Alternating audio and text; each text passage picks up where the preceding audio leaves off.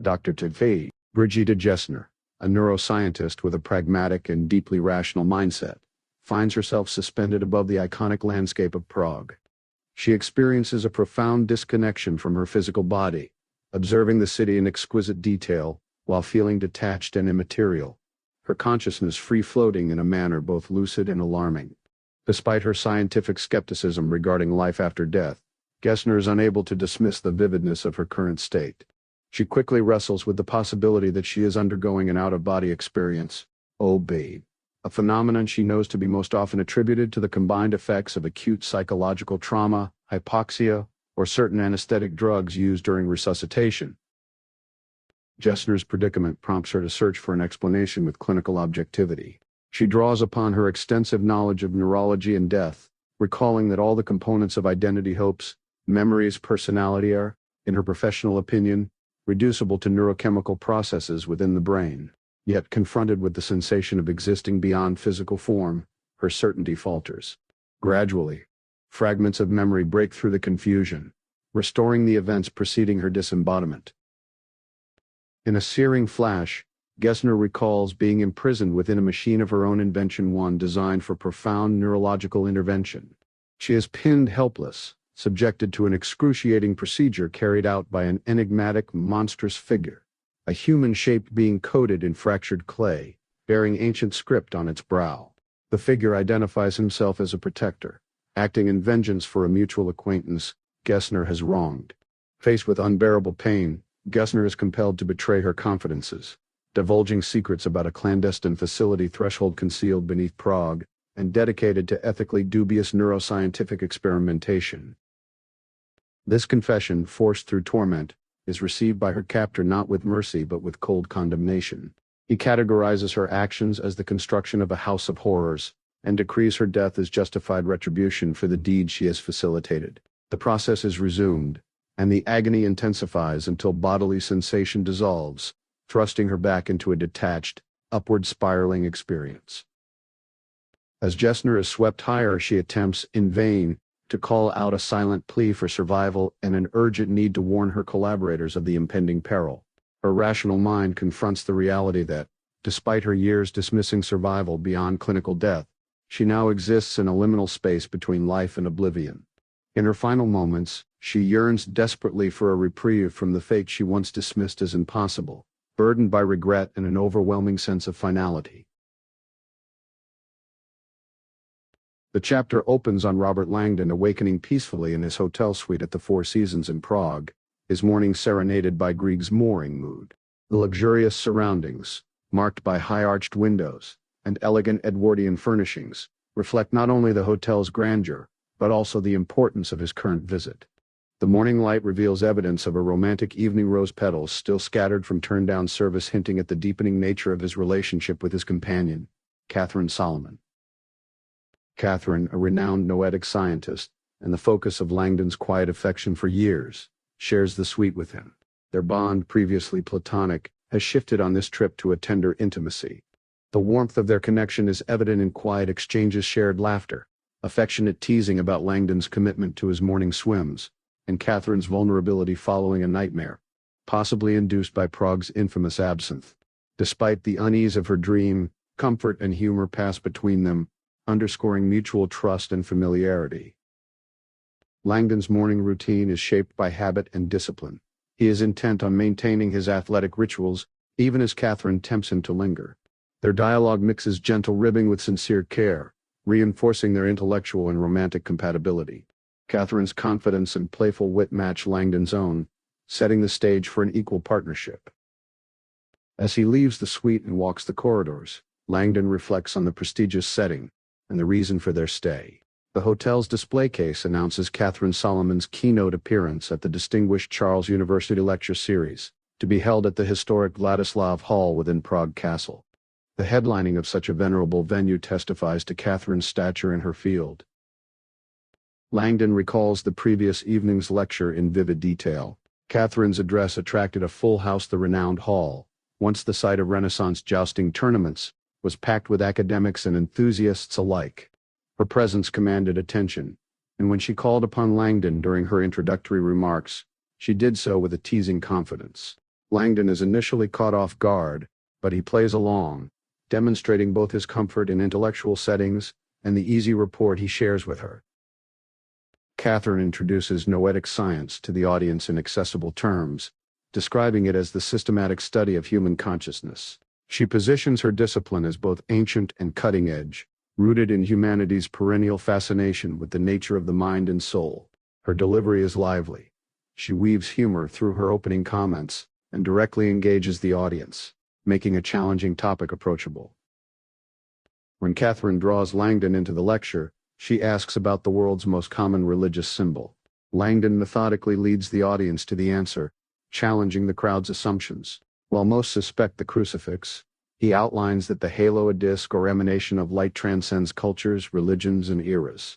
From the Egyptian god Ra to Buddhist iconography, from Renaissance masterpieces to the Statue of Liberty, the halo symbolizes divine enlightenment or advanced consciousness.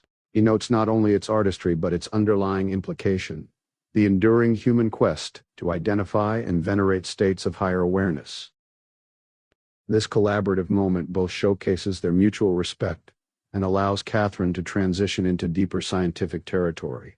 She next poses the seemingly straightforward question of what consciousness is, prompting a typically scientific response: self-awareness, generated by the brain. Katherine guides the audience to affirm this standard neuroscientific assumption, then immediately challenges it, declaring that the brain does not create consciousness, and furthermore that consciousness is not confined to the brain at all. Her assertion is deliberately provocative, intended to unsettle received wisdom and whet the curiosity of the audience. Katherine's approach places her at the boundary between rigorous empirical science and more speculative philosophical inquiry. Through dramatic pacing and Socratic dialogue, she details that noetic science seeks not merely to describe consciousness, but to demonstrate its non-local properties, hinting at phenomena that traditional neuroscience cannot easily explain. The narrative conveys that Katherine is poised to alter the foundational paradigm of her discipline, a fact later reinforced when she mentions her forthcoming book. Langdon, privileged to have glimpsed fragments of her research, remains both intrigued and slightly apprehensive, aware that Katherine is withholding her most startling theories for the future. The narrative then reorients to Langdon's point of view, as he leaves behind the reverberations of the lecture and heads for breakfast, still lost in thought about Katherine's electrifying performance and the audience's reaction. His musings are interrupted by the recollection that Katherine has a scheduled meeting with Dr. Abridged, the noted Czech neuroscientist and their host. Langdon's memory of their brief encounter with Gessner is less favorable. Her demeanor left him hoping Katherine might skip the meeting. As he enters the hotel's main lobby, the mood shifts subtly. The elegant womb of hospitality is pierced by the presence of two armed police officers with German shepherds, their demeanor serious and purposeful. The hotel manager diplomatically reassures Langdon of the innocuous nature of last night's incident, a supposed false alarm requiring extra precautions, but Langdon's instinctive unease hints at deeper tensions beneath the surface of this diplomatic visit. The chapter closes with Langdon preparing to set out for his morning swim, determined as ever to maintain his routine despite an incipient sense of unease. The interplay of luxury, romance, scholarly pursuit, and underlying suspense sets a tone that intertwines personal revelation with the tantalizing prospect of larger mysteries soon to emerge. The reader is left attuned to themes of consciousness, individual, collective, and non-local, and to the subtle suggestions that both Langdon's expertise and Katherine's paradigm-shifting research may be tested by real-world dangers lurking just beyond the safe walls of their hotel and the halls of academia.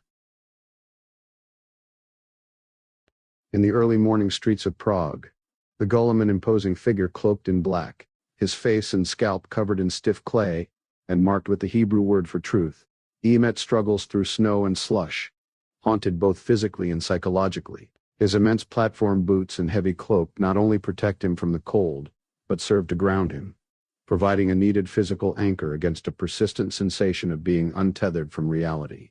When an episode of the ether, an overwhelming psychic or neurological force, begins to overtake him, he counters it by pressing a metal rod against his clay-plastered head, delaying its effects until he can safely release in the comfort of his own dwelling.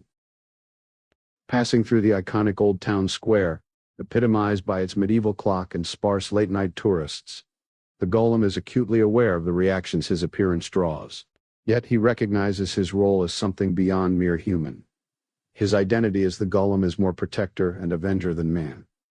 He is defined by his connection to Dr.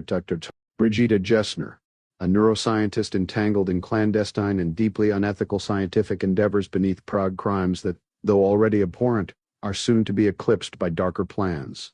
He reflects on his recent acts against her and her colleagues, recalling the confession of secrets and horrors he extracted, and crystallizes his determination to obliterate the underground project before more damage is done. The pace of his mission is dictated by a narrow window of opportunity, and the pressure is mounting.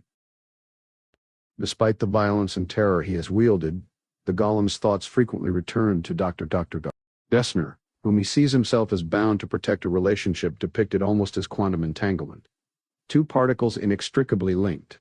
His commitment to her well-being and his role as a silent guardian feels deeply personal and noble, shaped more by selfless devotion than recognition. Yet, he acknowledges that his protection has always been anonymous, an angelic duty performed in darkness. Navigating Prague's labyrinthine alleys past cafes for writers, secretive bars, and bizarre museums, he tries to stave off another overwhelming wave of the ether with his ritual of metal and clay. Simultaneously, somewhere in London, Everett Finch, an American operative, involved with the shadowy Threshold project, grows increasingly anxious about Gessner's unexplained silence. Who had recently received disturbing communications from her and expected a detailed update, finds her lack of response deeply troubling. Relying on his honed instincts, Finch senses that something has gone seriously wrong in Prague, foreshadowing imminent repercussions and involvements from powerful forces determined to protect their secret underground creation. In this chapter, the narrative tightly follows both the golem's disquiet and sense of mission as well as Finch's escalating dread, establishing the urgent, conspiratorial atmosphere that will define the conflict over the Threshold project and its consequences for everyone involved. Langdon's run through Prague is infused with both historical reverence and personal reflection, as the winter landscape and the city's preserved architecture elicit a powerful sense of enchantment. The city's nickname, with 100 spires, understates its true grandeur, as hundreds of church steeples and towers are scattered throughout, their forms illuminated against the night sky. Memories of the previous night's cultural events mingle with awe at landmarks like the Clementinum, home to a Baroque library that Langdon holds in particular esteem, and the iconic Charles Bridge, whose saintly statues and storied past evoke the layered spiritual and historical legacy of Prague. The city's undamaged skyline and mythic reputation reinforce for Langdon the sense of Prague as a crossroads of the mystical and the tangible. His thoughts intermingle with recollections of recent interactions with Katherine Solomon, blending professional camaraderie with growing affection. A recent invitation to accompany Katherine to a lecture at the prestigious Vladislav Hall had been couched in playful banter, revealing both her tenacity as a noetic scientist and an underlying warmth in their relationship that has begun to deepen in the evocative setting of Prague. As Langdon remembers their moments exploring the city and stealing a kiss in Old Town Square, he contemplates the role of circumstance or perhaps some ineffable guiding force in bringing them together and kindling this unexpected intimacy. Elsewhere in the city, the golem returns home after his nocturnal undertakings, offering a stark contrast to Langdon's experience. His journey into a hidden, lightless apartment reveals his deliberate creation of an atemporal environment where the absence of conventional light cues liberates him from normal rhythms. The interior, swathed in darkness and illuminated only by black lights, becomes a liminal space that blurs the boundaries between night and day, wakefulness and sleep, the worldly and the otherworldly. For the golem, this deliberate isolation and sensory manipulation are necessary for the execution of duties that require unpredictable hours. His existence is defined by secrecy, service, and a profound sense of detachment from ordinary life. Preparing to ritualistically purify himself, the golem avoids reflection on his own body, which he views as an impermanent vessel for his being. Rejection of mirrors or refusal to acknowledge the corporeal form signifies his discomfort with identity and selfhood.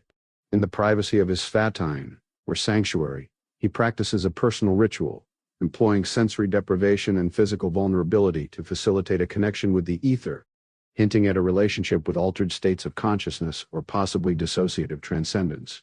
This sequence not only underscores the golem's isolation and psychological complexity, but also foreshadows the enigmatic and mystic dimensions that permeate the larger narrative centered on consciousness, identity, and the interplay of hidden forces in Prague. In the early hours of morning, Robert Langdon enjoys a rare solitude at the Strahov swimming center, relishing in the tranquility of a private swim. As he eases into the pool, the meditative rhythm of swimming triggers memories of Katherine Solomon's lecture the previous night, which left a profound effect on both him and the audience. Katherine, a noetic scientist and Langdon's companion, had captivated her listeners in Vladislav Hall by challenging the conventional scientific view that consciousness is exclusively a byproduct of brain activity and anchored within the human skull. She drew historical parallels to moments when prevailing scientific models were upended due to their inability to explain growing inconsistencies, such as with the flat Earth and geocentric solar system theories. By referencing these shifts, Katherine set the stage for her assertion that another major scientific paradigm shift, this time in the understanding of human consciousness, is imminent. She argued that anomalous experiences such as extrasensory perception, ESP, precognition, telepathy, and out-of-body experiences have been consistently validated in controlled laboratory settings and witnessed throughout history, despite their dismissal by mainstream science as paranormal, a label, she said, that minimizes them as mere flukes, thus evading deeper inquiry. During the lecture, she used perceptual illusions, specifically the Hermann grid, as an analogy to demonstrate that human sensory experience is fraught with blind spots. This led to her central question, not whether these anomalous phenomena exist, but why most people remain oblivious to them. She cautiously suggested that the inability to accept these experiences as genuine may itself be a flaw in current models of perception and consciousness, a flaw as critical as those that once rendered humanity blind to the Earth's curvature or heliocentric orbit. Katherine concluded that a scientific revolution is underway, one that could soon transform understanding of reality, consciousness, and the brain's true role. As Langdon returns from his swim, his mind churns with thoughts of Katherine's as-yet unrevealed discovery, which promises to be at the heart of her forthcoming book. Even to Langdon, Katherine has kept the details closely guarded, hinting only at its potentially explosive ramifications for neuroscience and philosophy alike. As dawn nears, Langdon walks back toward his hotel, savoring the atmospheric silence of Prague's pre-dawn streets. Crossing the Charles Bridge en route, he reflects on Prague's storied past, a city where alchemy, mysticism, and revolutionary thought have long flourished. The bridge itself, haunted by macabre legend, serves as a reminder of the city's history steeped in the supernatural and the transgressive pursuit of hidden knowledge. The imposing figures on the bridge and spectral quality of the falling snow heighten the city's mystical aura, reinforcing the sense that Prague is truly a threshold between worlds material and immaterial, historical and speculative. This liminal feeling intensifies as Langdon encounters a woman dressed entirely in black.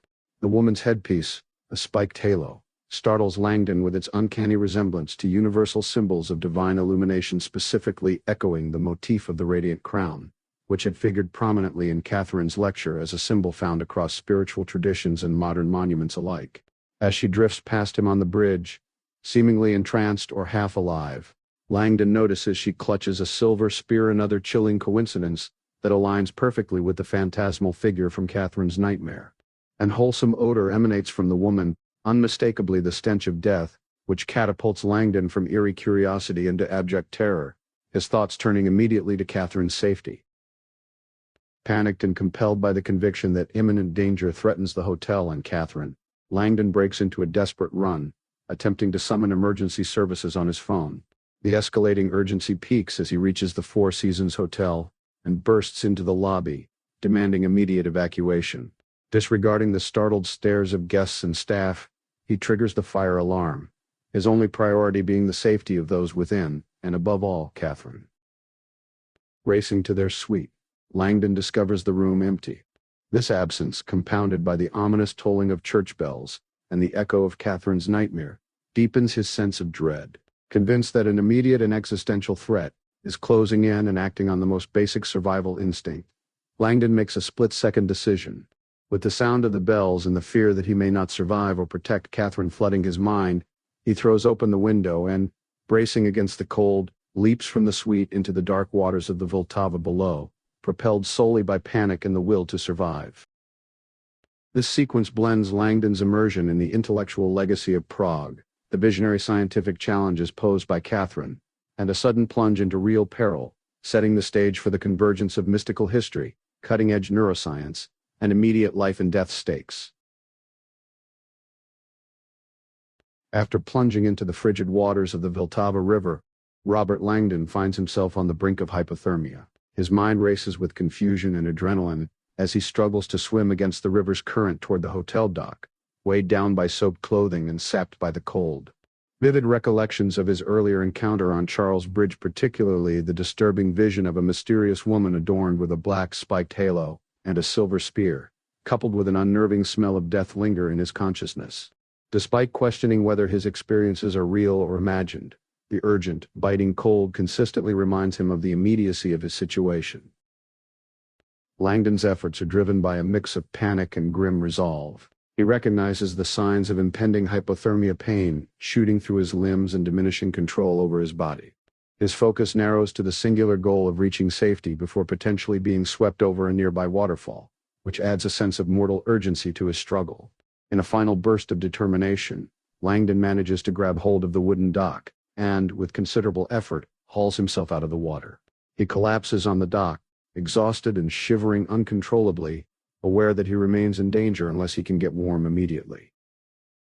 Upon his rescue by the hotel manager and a security guard, Langdon is confronted about the commotion he has caused.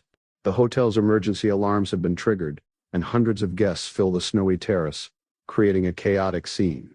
The manager's inquiries are sharp and increasingly frustrated, demanding to know what prompted Langdon's actions specifically, why he sounded the alarm, and whether there is any real danger to the hotel and its occupants. Langdon is unable to provide a coherent explanation. His mind lingers on the inexplicable events he has witnessed, but he ultimately reassures the manager that the hotel is indeed safe, albeit while displaying the confusion and distress that he feels internally. Langdon is escorted back to his hotel suite by the guard, who makes it clear that he should not leave, as authorities wish to question him further. Back in the suite, Langdon closes the window from which he made his escape, reflecting grimly on the history of defenestration in Prague, and hopes that his recent actions have not escalated matters unnecessarily. Most pressing in his mind is Katherine Solomon's safety. He searches for his phone but realizes it has been lost to the river.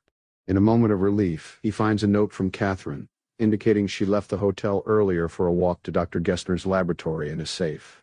Comforted by this knowledge, Langdon attempts to recover physically and mentally, opting to warm himself in a hot shower, still fully clothed, as he tries to process the extraordinary events of the morning. In the aftermath of a profound mystical experience induced by the ether, the golem lies on a hemp mat, enveloped by a euphoric sense of spiritual unity with the universe. He regards these transcendent episodes not as delusion but as glimpses into a deeper, ineffable reality that the ancients had once recognized. For him, the human body serves only as a vessel for earthly experience, reinforcing his separation from conventional thinking. Rising in darkness, the golem lights candles before a personal shrine dedicated to a woman whose photograph occupies a place of honor. He feels a deep protective connection to her, perceiving himself as her unseen guardian against powerful and far-reaching threats she faces. Despite her current happiness, which he views as a dangerous distraction, he believes her new partner to be unworthy and incapable of understanding her true nature as he does. Consumed by this conviction, the golem admits to mentally watching her most intimate moments, yet he never reveals himself. His presence is confined to silent thoughts, determined to safeguard her from the shadows without her ever knowing. Jonas Falkman, a seasoned editor at Penguin Random House, is spending another late night at the publishing giant's nearly deserted Manhattan headquarters. With the building empty and New York's nocturnal rhythm faint beyond the glass, Falkman relishes the quiet, prepping to read a highly anticipated manuscript by Katherine Solomon, an emerging name in noetic science. His past year has been shaped by his excitement for this project, as Katherine, encouraged by their mutual friend Robert Langdon, had promised a work that could reshape readers' understanding of consciousness and the mind itself. Falkman believes her book has the potential to stand among pivotal scientific works, given the rapidly growing prominence of research into human consciousness. Amidst his anticipation, his solitude is pierced by a late-night visit from Alex Conan, a young, casually dressed employee from data security, there to investigate an anomaly. Alex reports a flagged access event to company data, originally thought to be a minor technical hiccup, but the conversation quickly reveals otherwise. When Alex mentions that the system detected an unverified user accessing data from Faulkman's account, concern escalates. Faulkman clarifies he hasn't logged in, intensifying the urgency. Alex reveals the security breach reached one of Faulkman's secure virtual workspaces, SVWs, a specialized, newly adopted digital environment intended to safeguard critical manuscripts against piracy and theft. This system, while robust, is highly dependent on author-set passwords and centralized server security, echoing the publishing industry's growing anxiety over digital vulnerabilities. Faulkman's heart sinks as he remembers he had urged Katherine to use such a workspace, believing it would protect her groundbreaking manuscript, which until that very day no one but the author could access. The protocol was that Katherine's manuscript would stay private until she was ready for editorial scrutiny. Just hours before, she had given Faulkman her password, entrusting him with her year-long, secretive effort. But now, that sense of security is shattered when Alex identifies which SVW was targeted. Upon hearing the project title, an acronym meaning Solomon Untitled Manuscript, Faulkman realizes to his alarm that Katherine's closely guarded work was the true objective of the breach. The situation suggests not just a random hacking but a pointed, potentially high-stakes act, casting a shadow over the landmark book and its implications for both the author and the broader search for consciousness. The chapter opens with Robert Langdon attempting to recover from a series of unsettling events as he enjoys the warmth of a hotel shower, seeking both physical and psychological relief from the confounding morning. Despite changing out of his wet clothing, he remains haunted by confusion and an ominous sense of dread, stemming from a terrifying apparition he witnessed earlier. The memory replays relentlessly. A woman adorned with a black spiked halo, wielding a silver spear, permeated by the stench of death, and set against the backdrop of Ljubljana's Charles Bridge and tolling bells. These details disturb Langdon not only for their vividness but also for his own uncharacteristic, panic-stricken reaction, a rare loss of composure for a man typically so rational under duress. In seeking meaning, Langdon reflects on the events of the previous night when Katherine Solomon, his companion and a noetic scientist, awoke from a vivid nightmare. In her dream, a shadowy, deathly woman appeared at the foot of their bed, muttering threats and portending imminent explosions, culminating with a sense of burning alive. Langdon rationalized these details at the time as plausible results of contextual stimuli. Discussions of halos during Katherine's lecture, conversation about silver spears with Dr. Dessner, the pervasive scent from their visit to Hot Springs, and disturbing news reports viewed the day before. He chalked up her distress to nerves and possible after-effects of absinthe. Nevertheless, following his own harrowing experience that morning, Langdon finds himself questioning whether rationalization suffices to explain events so uncanny. The narrative then pivots to the lingering question: did Katherine's nightmare actually predict a real event, or had reality itself somehow responded to her dream? This intersection of precognition and the boundaries of scientific understanding forms the core of Langdon's turmoil. He recalls Katherine's lecture delivered at Vladislav Hall the previous night, which featured historical anecdotes of precognition, such as Carl Jung's visionary dreams, Mark Twain's foreknowledge of his brother's death, the prophetic nature of Joan of Arc, and Abraham Lincoln's chilling vision before his assassination.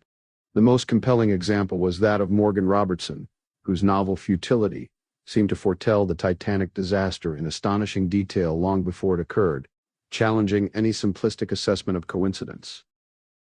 Pressing further into the subject, the recollection shifts to Katherine's experimental demonstrations of noetic science. She described a replicated laboratory protocol wherein subjects, monitored via brainwaves, viewed randomized, emotionally charged images. Curiously, and most provocatively, the subject's neural activity spiked moments before the image actually appeared, specifically, before the computer's random number generator had even selected which image to display. To all present, including the skeptical Langdon, this implied that consciousness might be temporally non-local, capable not only of predicting, but perhaps also shaping reality itself. Katherine had invoked parallels with major spiritual teachings and creative luminaries that reality is, in essence, mind-made. From Buddha, Christ, and Hindu scripture, to voices like Robin Sharma and Picasso, the theme recurs. Thoughts and imagination proceed and mold the fabric of existence.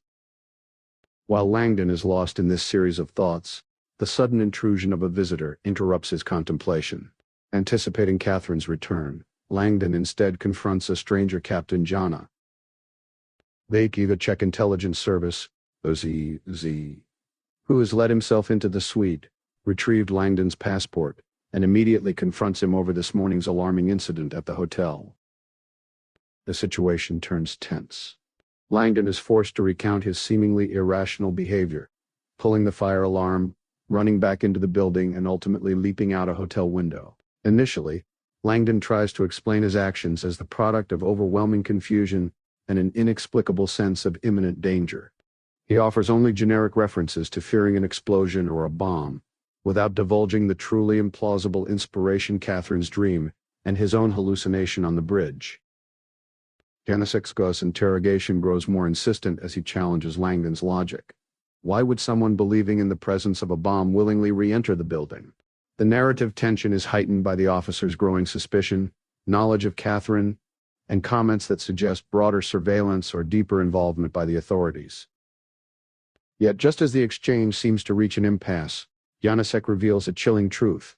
Early that very morning, Czech intelligence did in fact discover and defuse a bomb in the hotel, precisely timed for detonation at 7 a.m., the very scenario Langdon had come to fear, even without concrete evidence. The revelation upends Langdon's attempt at rational explanation, leaving him and the reader to question the boundary between subjective foreboding, non-local consciousness, and reality, a convergence of precognitive intuition, psychological suggestion, and genuine threat that lies at the heart of both the incident and the broader narrative. The golem, immersed in ritual and solitude, contemplates his purpose in the flickering light of his sanctuary.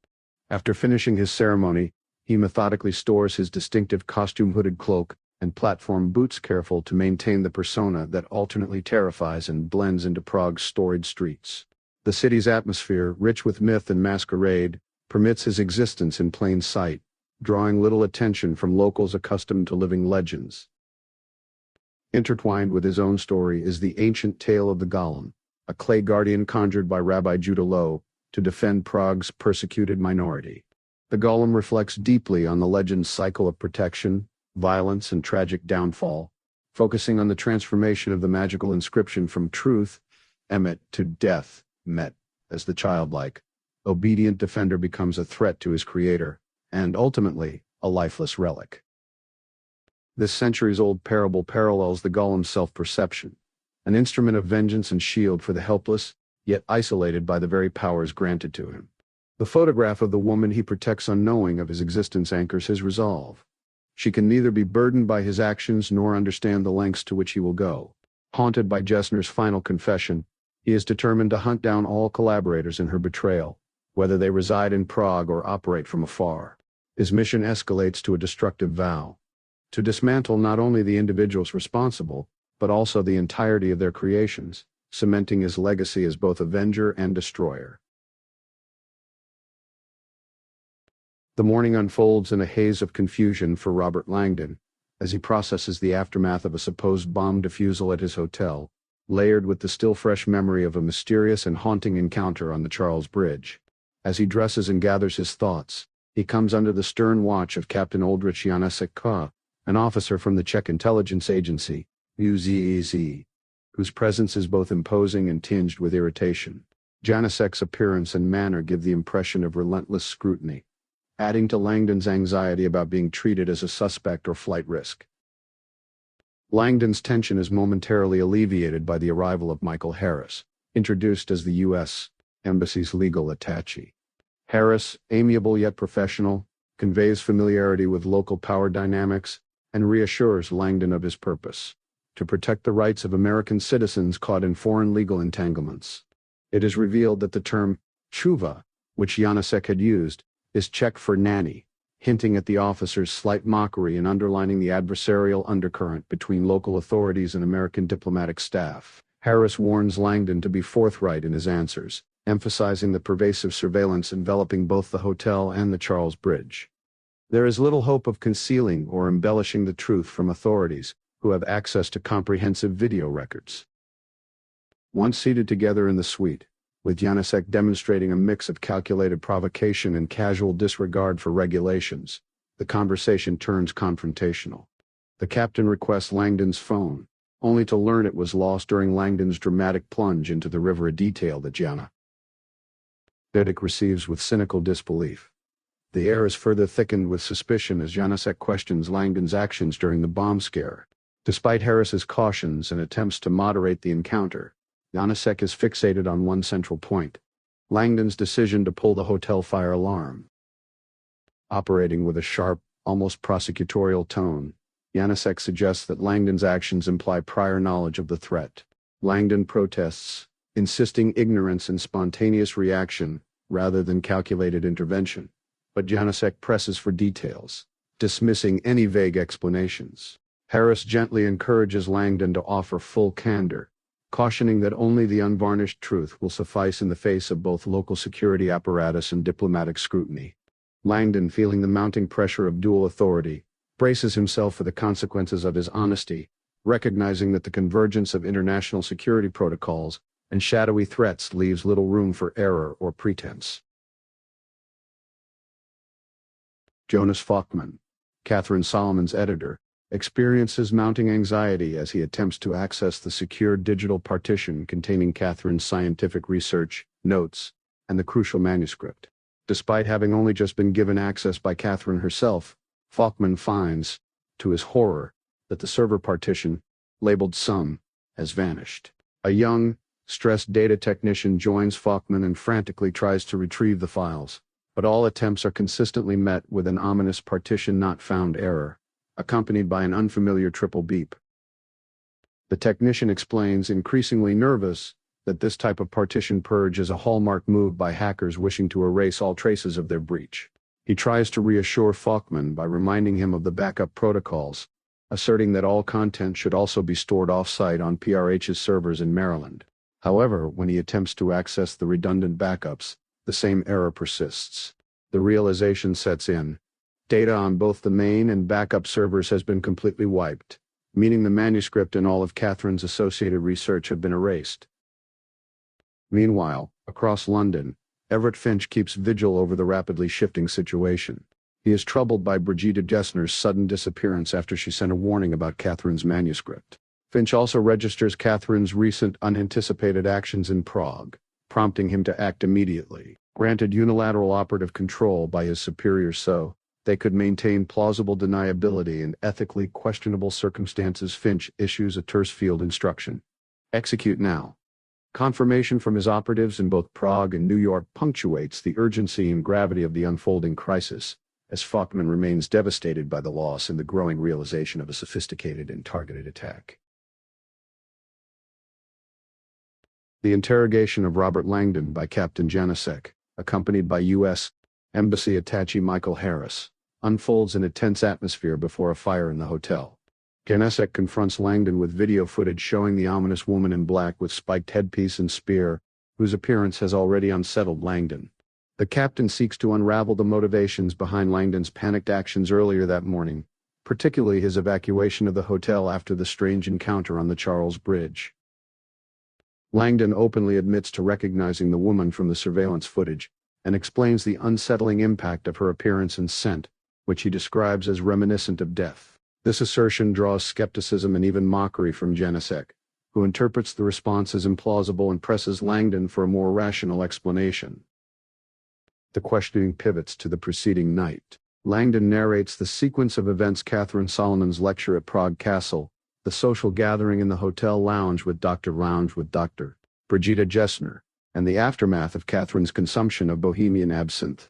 Langdon recounts Katherine's subsequent nightmare: a vision of a woman, adorned in black spiked headgear, and brandishing a silver spear, materializing by their bed, forewarning of imminent death, followed by a catastrophic hotel explosion. Janacek grows increasingly agitated, dismissing the reference to a prophetic dream as fantasy, and repeatedly accuses Langdon of fabricating the story. The captain's skepticism intensifies as he fixates on the apparent congruence between the dream and real events: the evacuation at precisely 7 a. coinciding with the discovered bomb's set detonation time. Janicek insinuates that Langdon and Katherine's actions stem from foreknowledge of the attack and maintains the notion that such information could not have arisen from a dream. Janicek probes deeper into motivations, suggesting with evident cynicism that Katherine stands to benefit from the incident. He speculates that the spectacular escape and correlations to her dream could serve as powerful publicity for her forthcoming book, which explores noetic science, consciousness, and parapsychology, especially topics like ESP and precognition. This theory, Janicek posits, would undeniably boost Katherine's credibility in book sales, implying that Langdon and Katherine might have orchestrated the event as a viral publicity stunt. Langdon firmly rejects these suspicions, but Janicek persists, citing his extensive investigative experience. The captain accuses the Americans of leveraging the hotel incident as an elaborate media strategy. He presents a possible scenario. The setup was intended to be safe, with a small bomb detected thanks to their anonymous tip, thus guaranteeing no casualties but maximum news impact. As the interrogation grows more accusatory, Harris repeatedly attempts to defuse the situation and defend Langdon and Katherine against the captain's conjectures. However, Janicek's suspicion deepens. He claims that, should Katherine genuinely have dreamt the event beforehand, her capabilities would border on the supernatural, and presses Langdon for Katherine's whereabouts. Langdon, increasingly wary, tries to protect Katherine's interests, but is ultimately forced into a corner when Janicek produces the note from their hotel room, and both their passports. When pressed for details about Katherine's location, Harris unexpectedly intervenes, divulging that Katherine is meeting with Dr. Gessner at Crucifix Bastion. The chapter closes with the realization that the authorities are now focused on the lab, setting the stage for further conflict and escalation. Under increasing scrutiny following a bomb scare at their Prague hotel, Robert Langdon finds himself closely watched by Captain Janicek of Czech intelligence, accompanied by Michael Harris, the U.S. Embassy's legal attaché.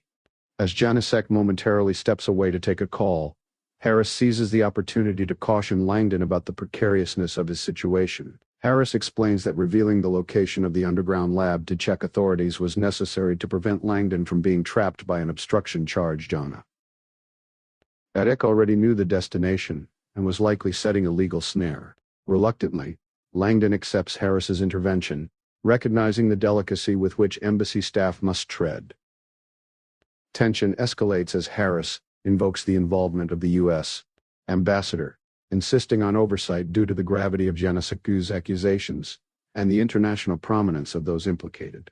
Janicek dismisses the gesture with thinly veiled sarcasm, refusing to relinquish custody of Langdon, and making it clear that prompt interrogation of Katherine Solomon is imminent. Harris counters by requesting an emergency meeting with the ambassador and offers reassurance to Langdon, promising to regroup at the lab shortly. Their exchange, though civil on the surface, bristles with mutual distrust and unspoken power plays, emblematic of the broader political and legal intrigue swirling beneath the surface. Harris's departure in a cab, marked by his command of colloquial Czech, reveals layers of his personal history and professional complexity. Raised bilingually by a Czech nanny, he possesses an unusual fluency that surprises local drivers unused to Americans like him. Harris's internal monologue exposes his advancing entanglement with embassy politics. Recent covert assignments for the ambassador, skirting legal and ethical boundaries, have left him anxious about future ramifications. The episode on Charles Bridge, now cast by Janicek as a possible publicity stunt for Katherine's work, adds further ambiguity and suspicion, forcing Harris to question both the motives of his adversaries and the integrity of his own actions. Amidst the icy streets and subtle antagonism, alliances shift and doubts deepen. Langdon is swept away in an intelligence vehicle, uncertain about Katherine's safety, as Harris races to shield embassy interests while surveilling an ever-widening spiral of espionage and personal risk. Their entanglement illustrates the fragile balance between diplomacy, law enforcement, and clandestine maneuvering that underpins the international crisis brewing in Prague. In the early hours of the morning, the golem navigates the twisting, narrow alleyways of Prague's old town, moving with deliberate caution and purpose. These ancient labyrinthine passages form a protective warren that both conceals his movements and evokes the city's long history of mysticism and secrecy. The golem, still feeling the aftereffects of his recent encounter with the ether, a term suggesting a state or realm beyond ordinary consciousness, consciously tries to steady himself, knowing that his next steps must be calculated and discreet. He is dressed in plain, inconspicuous clothing, blending with the city's early risers, tourists, and locals. The anonymity of his current attire stands in contrast to the dramatic clay costume he sometimes dons, both for the psychological effect it has on his targets and for the physical anonymity it provides in a surveillance-heavy city. He reflects on how the people of Prague, accustomed to masks and costumes through tradition and necessity, use disguise as both a shield from surveillance and as a means to occasionally escape themselves. For the golem, however, costume is essential not just for concealment, but also as an expression of his deeper identity, a guardian, forged from myth, who bears the emotional and existential burdens of others. Recent events remain vivid in his mind. The night before, he confronted Dr. Brigida Jessner in his intimidating golem guise, eliciting from her a full confession about the secretive horrors constructed underground. The information he extracted about the atrocities, the conspirators, and a key method to bring down their operation now forms the cornerstone of his strategy for revenge. However, there remains a crucial detail he must still obtain, and his approach is to seek it invisibly, so as not to draw suspicion or alert those he plans to undermine. Weaving through the awakening city, the golem is largely untempted by its physical pleasures or distractions. His connection to the ether offers him a transcendence far outside the realm of bodily satisfaction. Even as he passes the suggestive displays of a museum dedicated to mechanical sexual devices, he regards it with disinterest, focusing instead on past and future obligations. Imbued with a sense of mission to protect, even to the point of contemplating acts he views as mercy for those he cares about, he internalizes the role of the golem, carrying the suffering of others, intervening in their fates as necessary. Upon entering the old town square, he observes the blending of Prague's religious, occult, and touristic identities. Costumed figures mimicking devils and saints, an undercurrent of both spectacle and genuine folklore in the square. He notes, with cynicism, the commodification of the city's darker myths, suspecting that most performers are in it for easy profit rather than true belief. The golem heads toward his ultimate destination for the morning, Black Angel's Bar, a subterranean establishment beneath an old hotel, steeped in myth about magical elixirs and promises of the impossible. This setting, a Gothic stone cavern dating from the 12th century, and steeped in legends of alchemy and transformation, symbolizes the hidden knowledge and power he seeks. It is in this secretive, mystical environment, at what he hopes will be the threshold of the impossible, that the golem sets out to quietly acquire the last piece of information he needs to fulfill his dangerous mission, guided by the memory and symbolism of the Angel of Death. Jonas Falkman, a seasoned editor, finds himself staring out his office window in Manhattan during the early morning hours, deeply troubled over the disappearance of Katherine Solomon's precious manuscript from the publisher's digital systems. Instinct tells him the alleged technical glitch is far more sinister, targeted hacking, with only Katherine's digital files erased. Falkman wrestles with the weight of responsibility, knowing he encouraged Katherine to rely on the publisher's supposedly secure network. He contemplates alerting her but holds off, sensitive to the devastation the news might cause her in Prague. Despite his anxiety, Falkman draws solace from one fortunate decision. He recalls his long-standing habit of editing on paper, a tradition reinforced by sentimental value. His editing mug, a gift from Langdon, symbolizing years of professional trust. Retrieving the hidden key from this mug, Falkman unlocks his desk and extracts the one remaining printed copy of Katherine's manuscript. Relieved but acutely aware of its vulnerability, he resolves to secure a digital backup as insurance. Yet wary of the compromised company network, including connected scanners and copiers, he decides against using any in-house technology. Instead, Falkman plans a cautious route. Intending to make an anonymous copy at a nearby 24-hour FedEx facility, he packs the manuscript, equips himself for the cold, and quietly exits the building, exchanging brief pleasantries with the lobby's night watchman. Unbeknownst to Falkman, a black van tracks his movements discreetly, signaling further danger as he sets off through the deserted city streets. Simultaneously, at the publisher's data security center, technician Alex Conan struggles to come to terms with the extent of the breach. Every trace of Katherine's manuscript, and related research has been irrevocably erased, without leaving any evidence within system logs, altered files, or suspicious network activity. This sophistication, combined with the absence of conventional hacking markers, suggests involvement by highly skilled adversaries. The gravity of the loss quickly turns the situation from a recovery attempt to one of pure damage control. Conan, anxious and aware of the professional consequences, contemplates alerting senior management, but instead focuses on attempting to trace the hackers, entertaining thoughts of counter-hacking if given the opportunity. Within this interwoven crisis, Faulkman's old-fashioned editorial habits serve as a lifeline for Katherine's endangered work, providing a fragile safeguard as invisible forces converge, threatening both the manuscript and the well-being of those connected to it. Robert Langdon, wedged uncomfortably in the back seat of a Czech intelligence car, is shuttled through Prague under the increasingly oppressive watch of Captain Janasek and his muscular young driver. The captain, intent on keeping Langdon and Katherine Solomon isolated from one another, openly declares his intention to interrogate Katherine separately at their destination, the Crucifix Bastion. Langdon is quick to identify Janasek's growing suspicions that the Americans are manipulating recent bizarre events for their own agendas and privately worries over the safety and mental state of his colleague. As they speed along the Vltava, Langdon's observations of Prague's harmonious blend of historical and avant-garde architecture only underline the dissonance of his current predicament. He notes landmarks like the stately Zofen Palace and the unconventional dancing house, reflecting on Prague's unique character and its vibrant tradition of both curated and spontaneous public art, which stand in stark contrast to the tense atmosphere inside the car. Langdon's thoughts inevitably turn to the enigma surrounding Katherine's recent precognitive dream of vision, eerily accurate in predicting the uncanny events on Charles Bridge. Despite his deeply entrenched skepticism toward all forms of clairvoyance, Langdon is unsettled by Katherine's vision, which seems to transcend mere coincidence. His historical perspective reinforces his disbelief.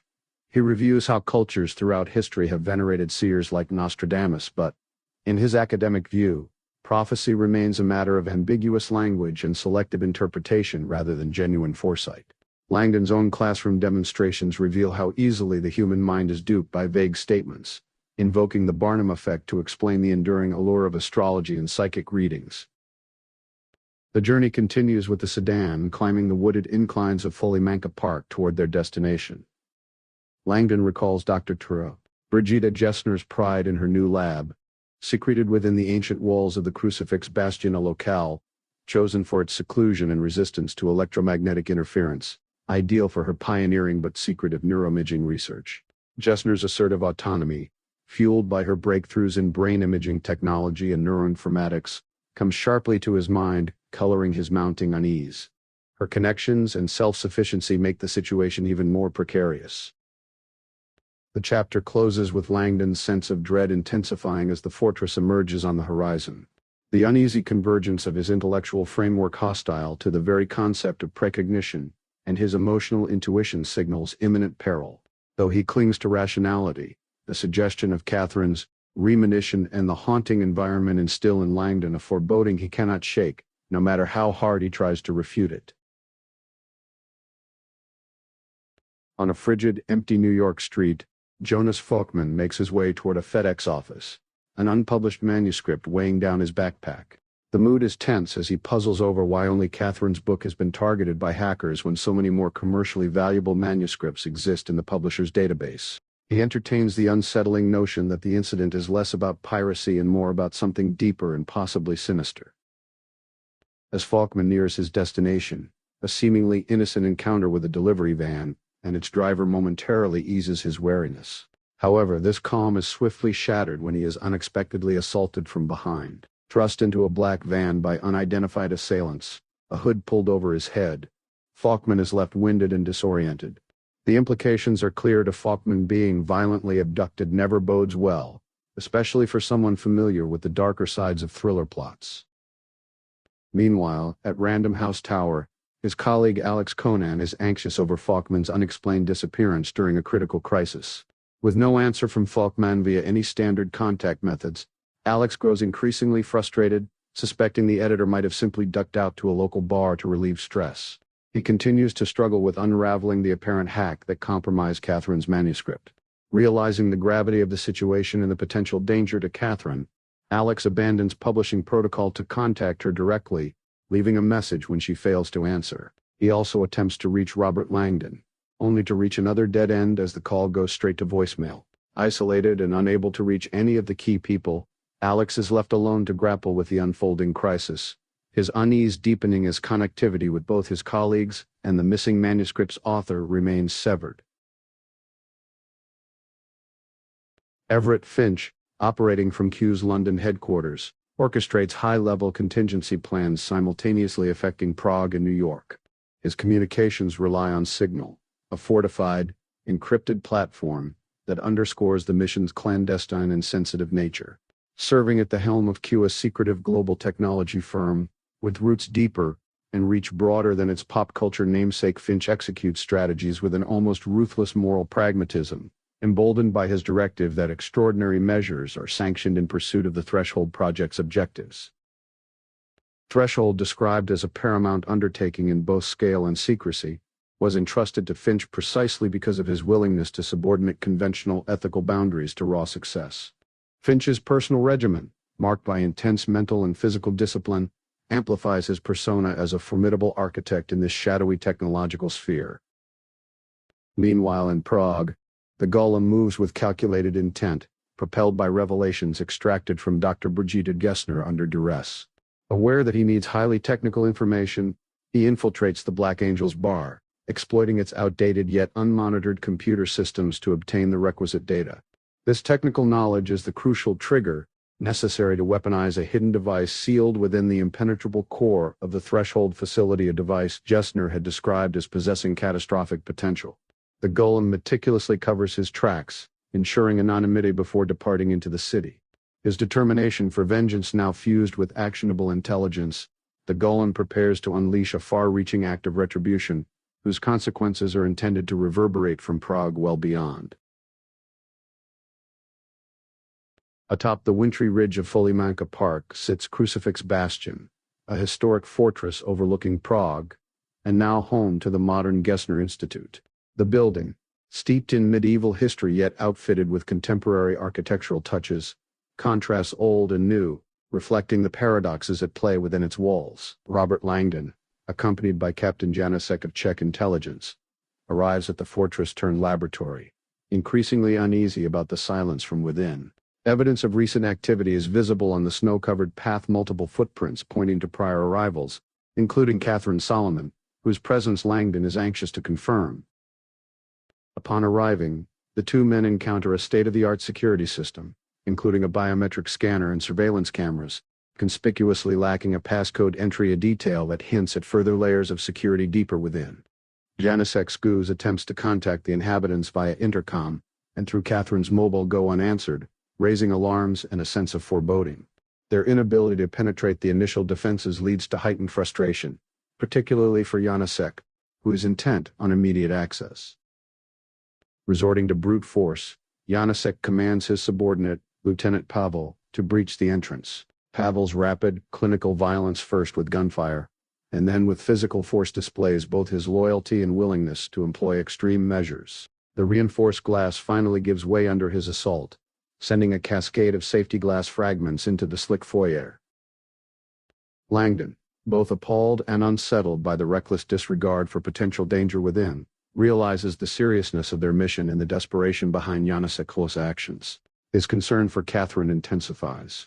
The silence, lack of response, and now the violent entrance all point to the possibility that something has gone terribly wrong inside. The episode ends with Langdon nervously entering the breached fortress, uncertain what he will find within a place now transformed from impregnable lab into a potential crime scene, layered with mystery and imminent risk.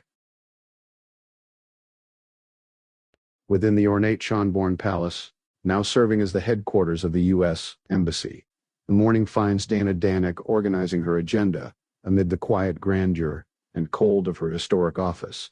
Dana, a bilingual and technologically adept media liaison, is unexpectedly visited by Michael Harris, the embassy's charismatic and enigmatic legal attaché, with whom she shares both a professional connection and a clandestine romantic relationship. Harris's demeanor this morning is subtle but urgent. He requests Dana's help in identifying the movements of a woman seen earlier on Charles Bridge, distinguished by a black spiked tiara. The specificity of the request, combined with Harris's recent secretiveness, stirs a mixture of professional curiosity and personal suspicion within Dana. She senses a shift in their relationship, her mind toggling between jealousy and the confidence that Harris, knowledgeable of protocol, would not misuse official resources for personal intrigue. Despite these inner doubts, duty prevails. Dana agrees to assist, resolving to query the city's vast surveillance apparatus. She navigates the embassy's restricted surveillance interface, aware of the moral and political tensions that surround the echelon system, a U.S.-funded network of over 1,000 cameras, justified as anti-terrorism but criticized by privacy advocates and resented by Czech authorities. Her actions have an undercurrent of risk and rationalization.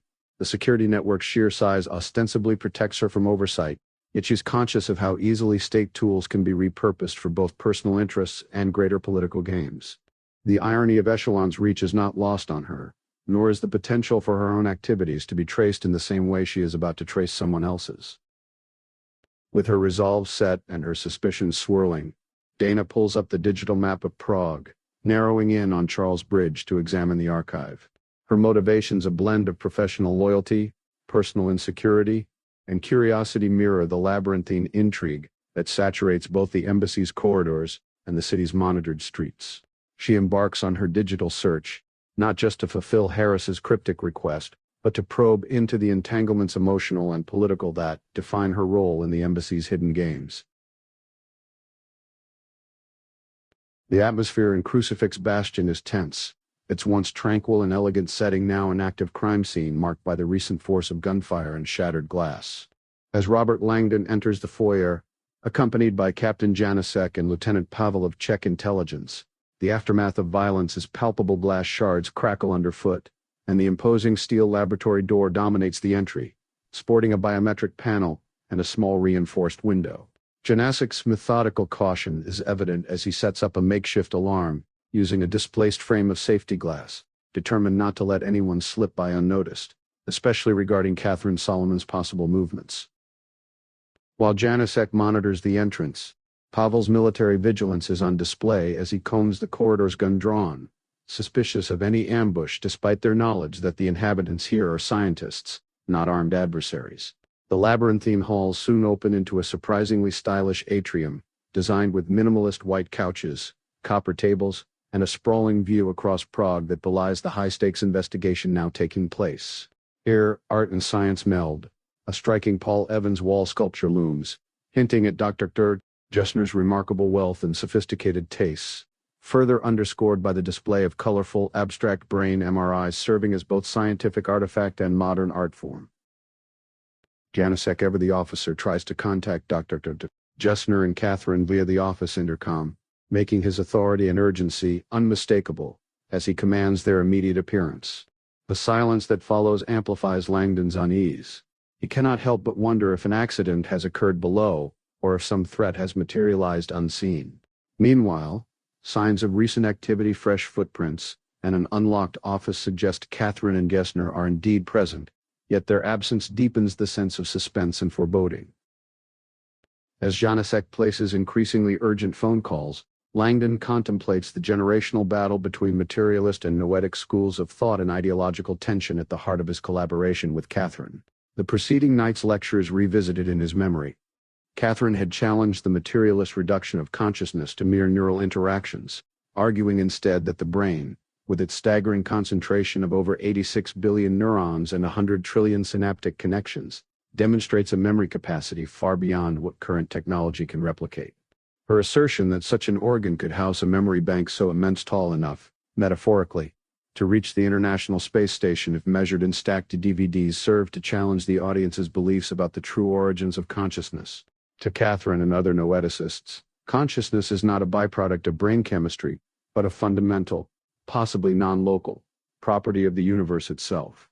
Materialists, meanwhile, continue to search for meaning within the confines of the brain's physical processes. While reflecting on this, Langdon is distracted by the improper display of Gessner's valuable art, revealing his irritation at seeing masterpieces removed from public appreciation and handled carelessly by private collectors. Yet, as he scrutinizes the piece, he notices something curious. The Evans sculpture is not mounted but merely propped up, suggesting it could conceal more than artistic ambition, perhaps a secret mechanism or passage hidden by its weight and size. Langdon, acting on his intuition, approaches the sculpture, only to be intercepted by the overzealous Pavel, whose quick escalation to drawing his weapon brings the latent threat of violence back into sharp focus. Janacek quickly reassures Pavel in check, and the situation diffuses, though Langdon is forced to retreat, his suspicions and curiosity left unsatisfied. This charged moment underscores both the tension between the investigative team and the uncertainty pervading their mission. Suspicion and misunderstanding abound, even among supposed allies. Meanwhile, elsewhere in Prague, the Golem, having tortured Dr. Dessner the previous night for information regarding the clandestine Threshold facility, now advances his own agenda with methodical precision. Dessner's confession revealed the existence and location of the Threshold lab, an immense and secretive installation buried beneath the city's historic grounds, accessible only by those possessing both knowledge of its hidden entrance and a specialized RFID key card. Despite extracting both the critical knowledge and Gessner's card, the Golem has since realized the key card alone is insufficient for entry, a last act of resistance by Gessner. Frustrated but undeterred, the Golem deduces that another item, also linked to Gessner's private lab, is required for access. With this revelation, he hails a cab bound for the Crucifix Bastion, determined to secure the missing element and implement his plan of vengeance and liberation against his enemies. Thus, the chapter weaves together a convergence of quests: Langdon, Janacek, and Pavel pressing their investigation at the gates of scientific innovation and ethical ambiguity, while the Golem navigates a parallel track of violent retribution and calculated infiltration. Suspense escalates as both lines of pursuit are drawn ever closer to the concealed heart of Threshold, and the deeper mysteries of consciousness, secrecy, and human ambition buried beneath the historic city.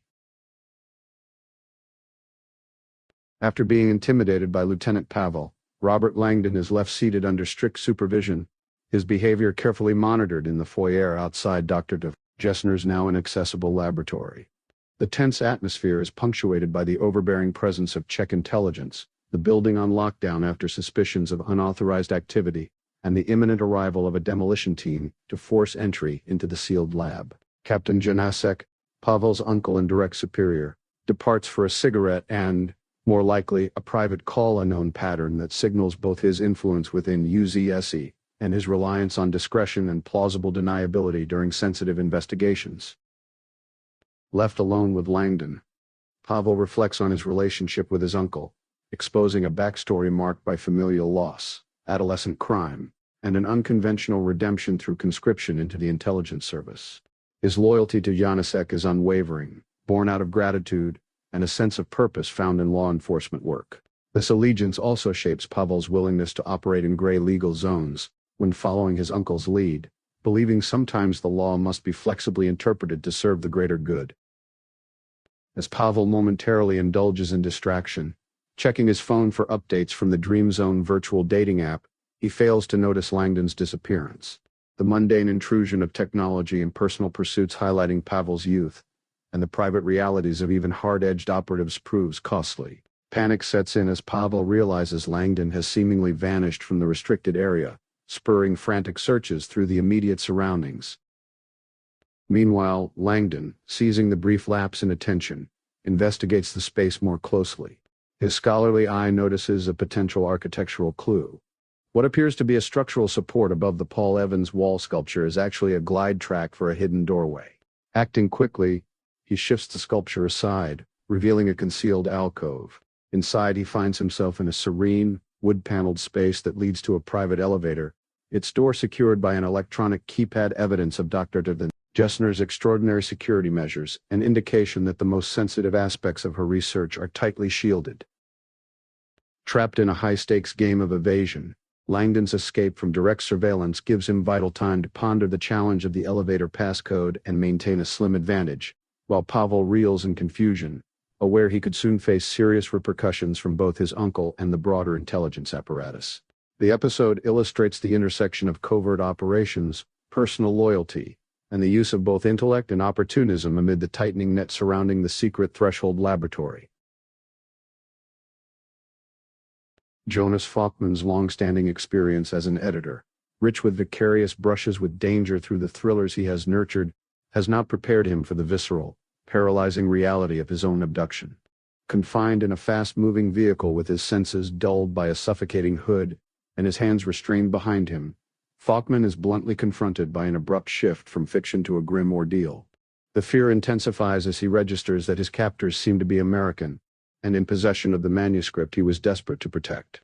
The sense of violation deepens when shown images of his ransacked apartment, making it evident that these people have meticulously tracked his movements and broken into his private life. Once unmasked, Falkman is threatened and interrogated by a cold, muscular operative with a military demeanor, leveraging intimidation and calculated violence to extract information. The dynamic is designed to break psychological resistance, combining physical blows with invasive personal knowledge that leaves Falkman unsettled and vulnerable. The use of a surveillance camera, equipped with an AI-driven veracity analysis system dubbed Avatar, signals the sophistication and thoroughness of the conspirators. Falkman's attempt at humor, and later, at subterfuge drawing upon fictional techniques for evading lie detection proves futile in the face of advanced technological scrutiny. The psychological battle becomes a matter of survival, hinging not just on what Falkman says, but on how his micro-reactions are analyzed by machines. In his desperation, Falkman shifts tactics, claiming other versions of the manuscript exist, but the AI immediately senses his deception. The captors clarify that all digital copies at the publishing house have already been purged, revealing the purpose behind his rush to create physical duplicates and underlining his powerlessness. His admission that the physical manuscript in his possession was the last copy is met with the chilling confirmation that it too has been destroyed. This eradication of evidence signals a campaign with stakes far beyond the literary. A shadowy network is intent not only on suppressing information, but also on neutralizing those who hold it. Simultaneously, Alex Conan, working in the PRH Security Center, becomes aware of the catastrophe unfolding.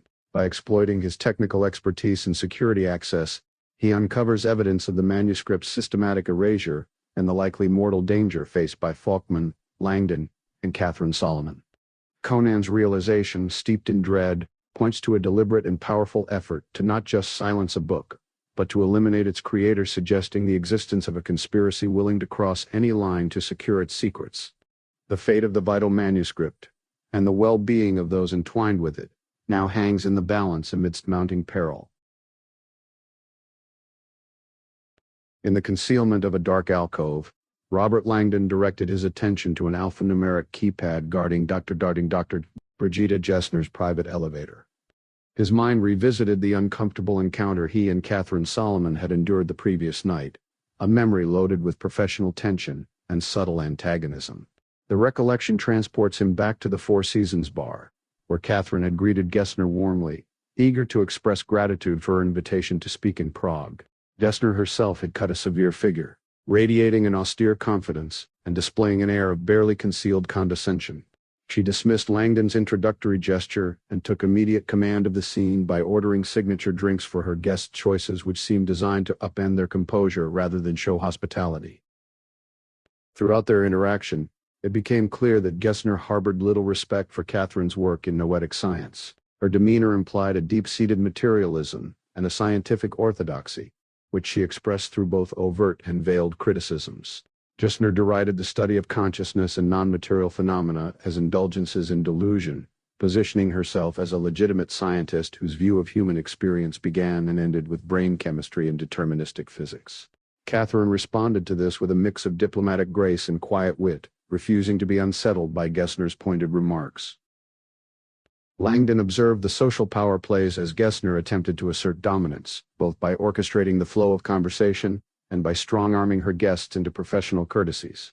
She brought up Katherine's reference to her article, The Brain Chemistry of Epilepsy, in a tone that balanced skepticism and vanity, questioning Katherine's ability to faithfully interpret her material. Gessner's maneuvering continued as she asked for a preview of the manuscript and dangled the possibility of a celebrity endorsement, only to be politely but firmly redirected by Katherine. During the conversation, Gessner abruptly shifted to discussing the need for a non-disclosure agreement before visiting her lab, signaling both her guardedness and her self-importance. Producing the NDA from her briefcase, she presumed compliance.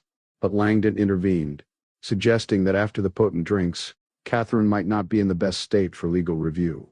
Gessner reluctantly conceded, agreeing to handle the paperwork at the lab the next day.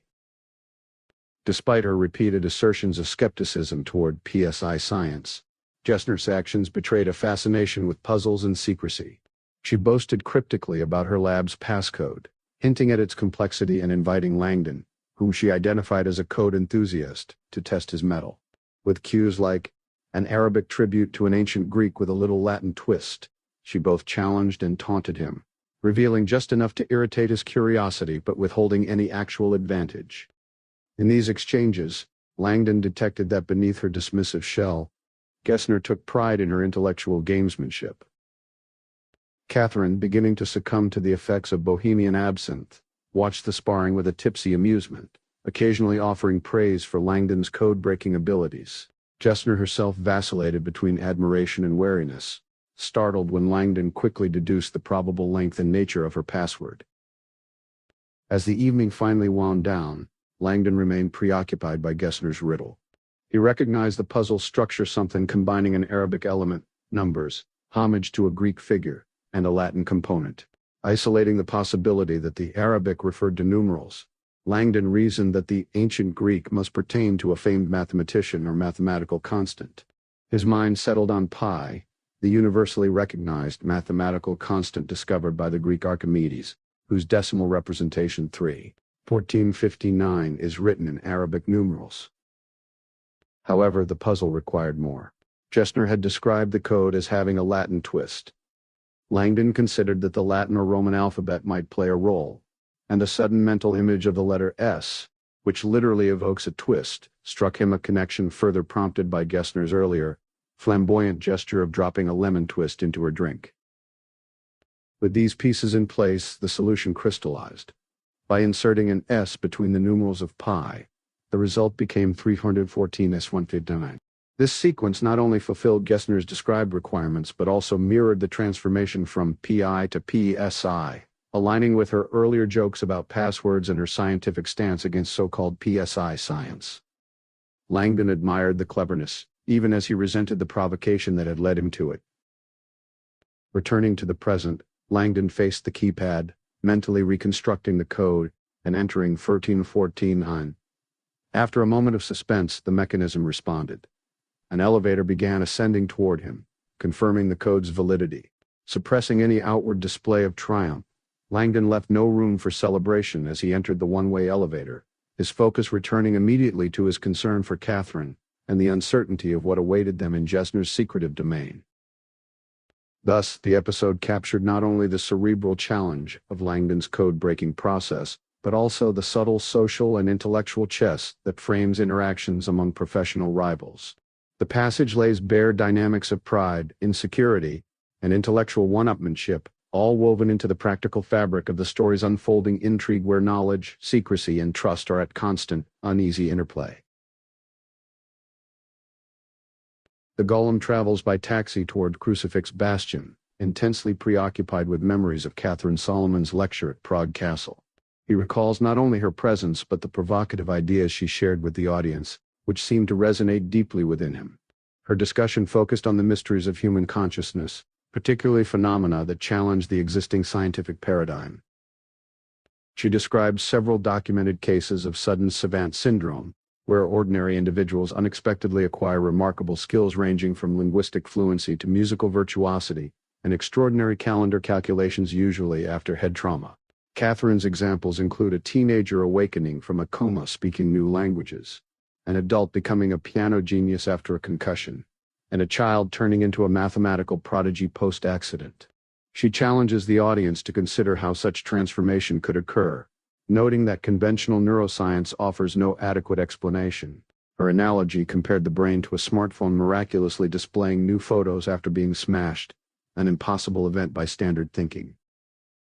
Katherine continues with stories like that of a Navy veteran awakening with a new identity and full fluency in Swedish, and of a young boy haunted by apparent memories of a World War II pilot, whose details eerily matched recovered military records. These anomalies, Katherine asserts, fundamentally undermine mainstream models of consciousness. She contends that such evidence forces science to reconsider its materialist assumptions and acknowledge that nobody yet understands the true origins of thoughts, talents, or ideas.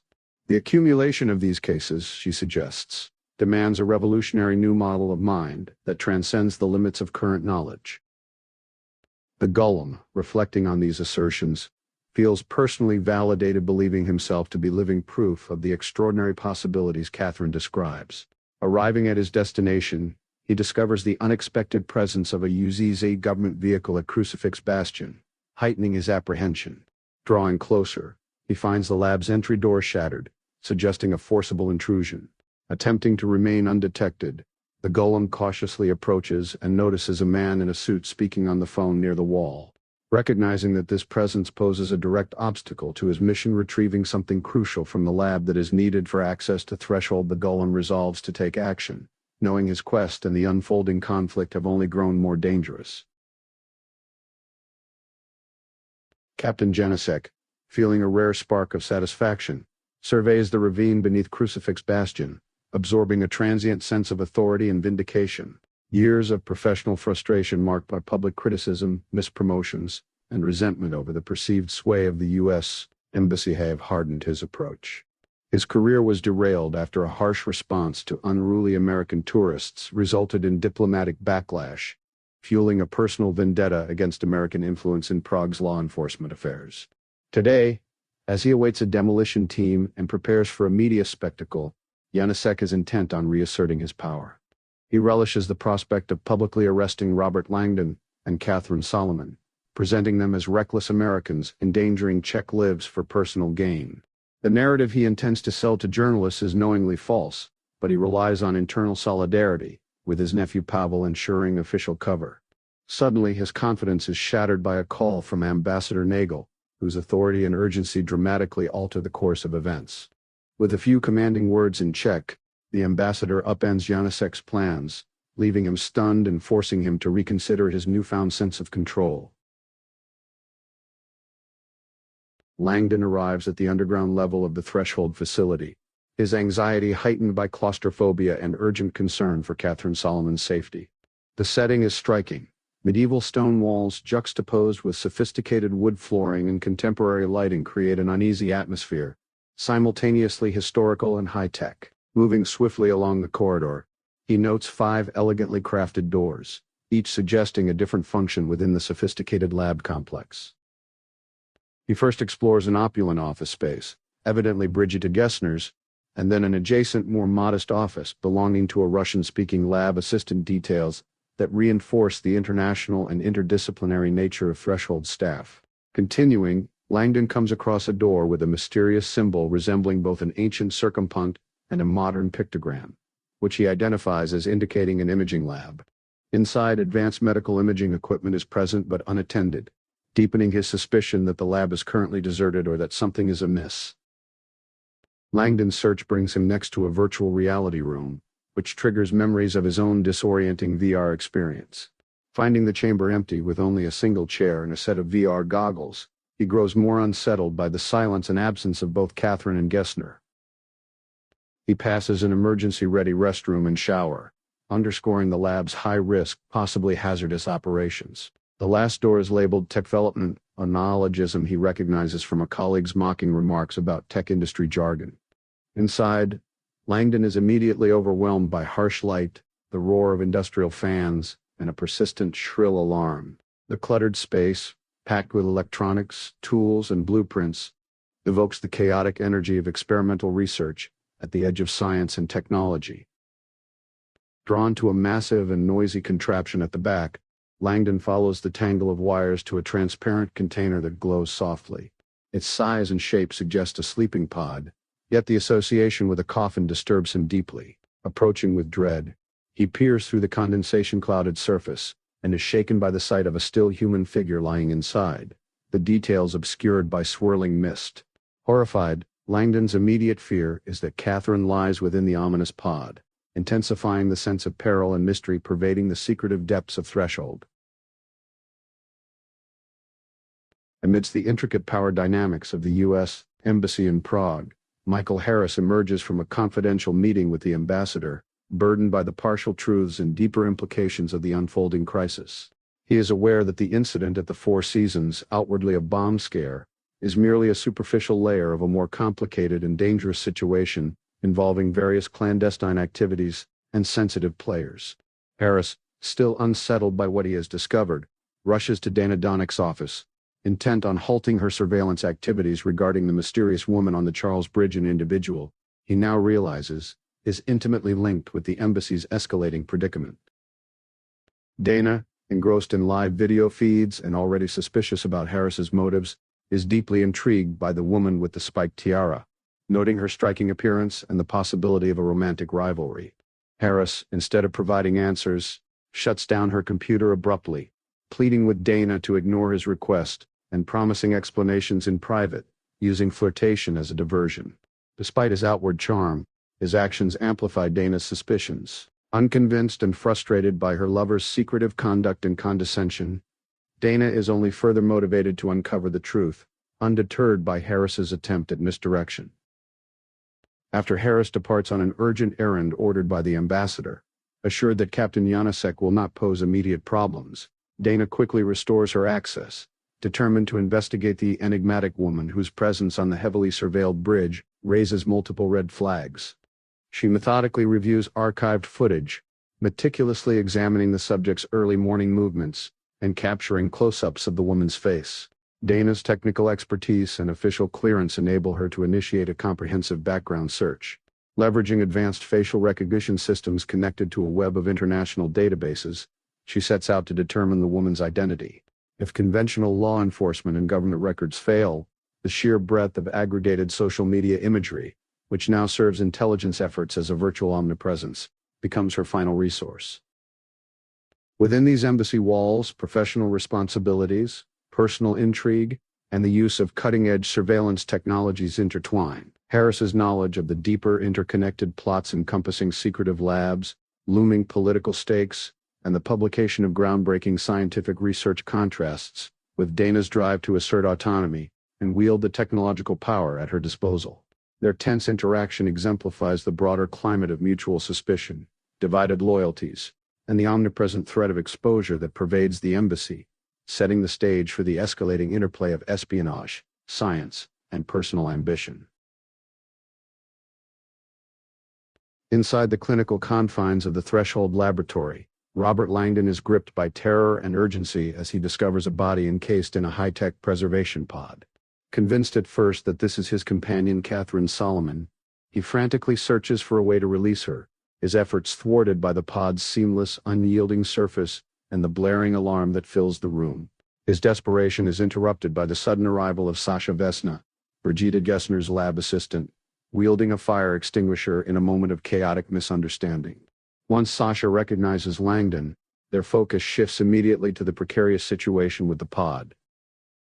Sasha's technical know-how becomes crucial as she attempts to reverse the intricate preservation process.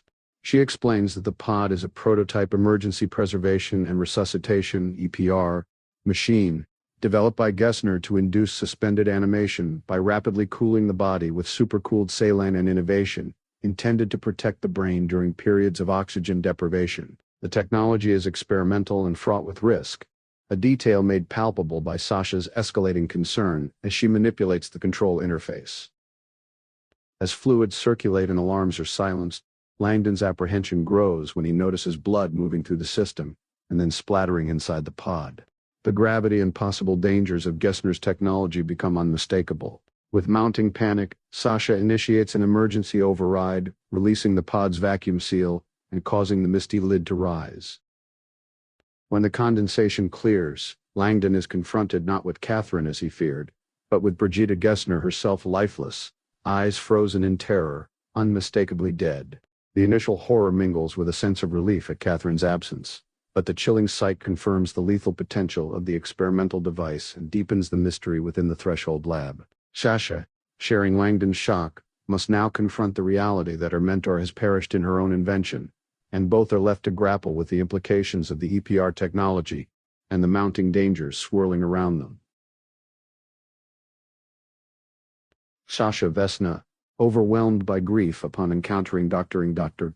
Brigitte Gessner's lifeless body in the Emergency Preservation and Resuscitation (EPR) pod, collapses to her knees in anguished disbelief. Her reaction is deeply emotional. Uncontrollable sobbing, punctuated by mounting alarm as she frantically pats her pockets, realizing that something crucial, presumably her anti-seizure medication, is missing. Her distress manifests physically as she struggles to stand, only to falter and sink back to the ground, on the cusp of a seizure. Robert Langdon, witnessing the rapid escalation of her distress, rushes to assist her, instinctively searching her handbag for anything that might help. Despite his urgent fumbling, he finds only mundane items and nothing suitable for seizure intervention. Sasha's seizure begins in earnest. Her body shakes violently, and her consciousness withdraws. Langdon, recalling training for such emergencies, gently supports and cushions her head, refraining from any harmful or outdated interventions. He observes the evidence of her difficult medical history and her facial injuries, multiple scars, and a poorly healed nasal fracture likely caused by previous convulsions. During Sasha's convulsions, Langdon's thoughts turn to recent conversations about the paradoxical nature of epilepsy. While the physical toll of seizures is undeniable, cultural and scientific accounts throughout history reference the profound, sometimes transcendent, mental after-effects. Katherine Solomon, in her lecture, had cited epilepsy as a window into altered states of consciousness. Historical luminaries known to be epileptic thinkers like Van Gogh and Dostoevsky described their seizures utilizing language of ecstasy and spiritual awakening, a view echoed in scriptural and artistic traditions. Many mystical religious experiences chronicled in Western art and scripture bear striking resemblances to the phenomenology of epileptic seizures, pointing to a deep, if mysterious, connection between neurological events and the perception of encounters with the divine. Langdon cradles Sasha, allowing her seizure to run its course until her body finally lies still. Her breathing normalizes, and she becomes motionless, entering a period of postictal exhaustion, a common aftermath of seizures rendering her unconscious and unresponsive. Langdon waits patiently, aware of the need for recovery time, and reflects on the chaos that has overtaken his day. Merely hours ago, he was engaged in mundane routine, while now he sits beside two strangers, one dead, one unconscious in the aftermath of a traumatic laboratory discovery, with the whereabouts of Katherine Solomon uncertain.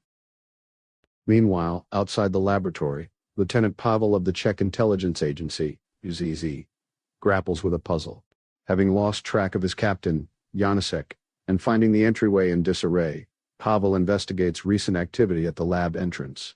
He observes the biometric lock's unusual status, now blinking green and evidently disabled by a shard of safety glass that prevents the door from closing. This accidental breach allows him access to the lab, and the realization fills him with a sense of opportunity. He imagines earning his superior's approval by personally apprehending the Americans, whom he presumes to be unarmed and easily controlled. Emboldened, Pavel draws his weapon and prepares to execute an arrest, mentally rehearsing how the surprised fugitives will respond compliantly at gunpoint. Simultaneously, Captain Janacek is in a state of extreme physical distress, having been pushed from a ridge, his body battered at the bottom of a ravine. Disoriented and ebbing away, he reflects with a mix of resignation and philosophical calm on recent events. His failed maneuverings with the American embassy, a high-level call from London that urged him to fabricate charges against 2 American suspects, and the humiliating realization that he had become a pawn in a greater scheme. As Janacek's consciousness ebbs, he finds himself emotionally detached from his physical suffering, experiencing a surreal sense of peace flowing through him. Even as blood pours from his wounds, the captain feels himself receding from his broken body, utterly unafraid, embracing a strange serenity as life slips away. Across these interwoven perspectives, the chapter encapsulates the chaos and vulnerability of its characters. Sasha's body betrays her at her moment of loss. Langdon is thrust into the role of caretaker amid bewildering tragedy. Pavel, despite his authority, is outmaneuvered and unaware of the true dangers. Janacek, having played both agent and victim, drifts toward death with unexpected tranquility. Underlaying these personal crises are broader themes central to the novel. The thin, often fragile boundary between life and death, the neurobiological roots of mystical experience, and the moral ambiguity that threads through human action in times of institutional intrigue and crisis. Dana Danik, persistently monitoring surveillance feeds, grows frustrated with the slow progress of facial recognition efforts to identify the mysterious woman seen earlier on Charles Bridge. Despite the holdup, Dana continues her analysis using available video data. She trains her attention on the woman in the distinctive tiara, observing her peculiar, ritualistic behaviors. Taking a brief phone call, splashing her coat with an unknown liquid, and producing a metallic rod resembling a silver spear. These actions, coupled with the woman's detached demeanor as she crosses the bridge, suggest preparation for a covert or symbolic act. Dana's curiosity intensifies as she watches a jogger, Robert Langdon, interact with the woman. The brief encounter, marked by the woman's blank indifference and Langdon's subsequent hasty retreat, hints at psychological tension or an unspoken threat. Unable to fully interpret the exchange, Dana replays and scrutinizes the footage, applying the system's automated tracking tools to monitor the woman's continued movements. As the woman crosses the bridge, she stops beside the statue of St. Augustine and methodically divests her distinctive items, discarding the tiara and spear into the river, donning a nondescript cap, and carefully folding her black coat, which she leaves at the statue's base, imitating the tradition of leaving offerings for the needy. This transformation demonstrates her resourcefulness and determination to obscure her identity. She then slips down a little-used stairway, vanishing from the direct line of sight in a calculated bid for anonymity. Dana fast-forwards through additional security footage and observes the woman making her way through Campa Park, purchasing coffee, and responding to another phone call.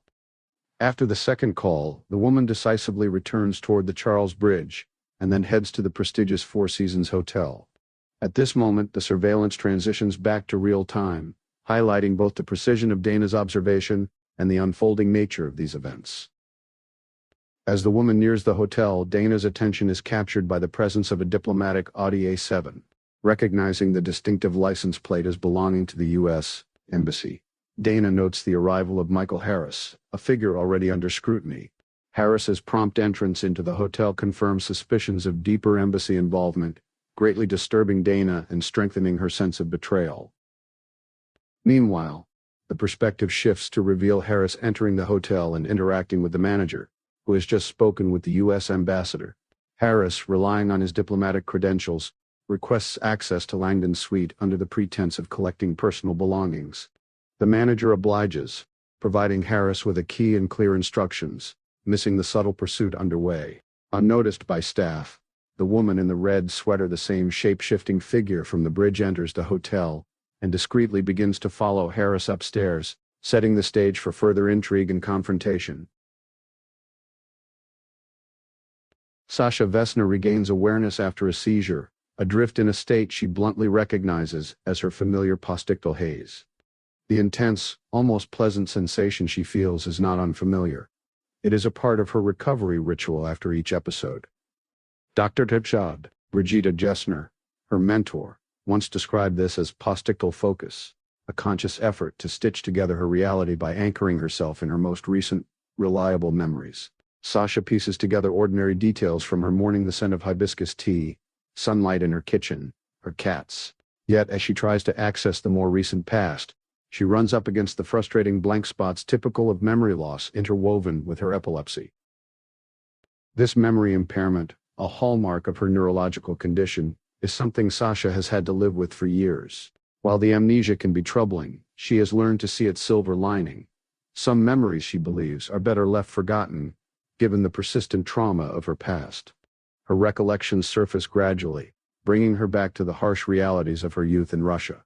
Sasha endured relentless bullying at school, and her family, despite seeking medical help, ultimately abandoned hope for her recovery.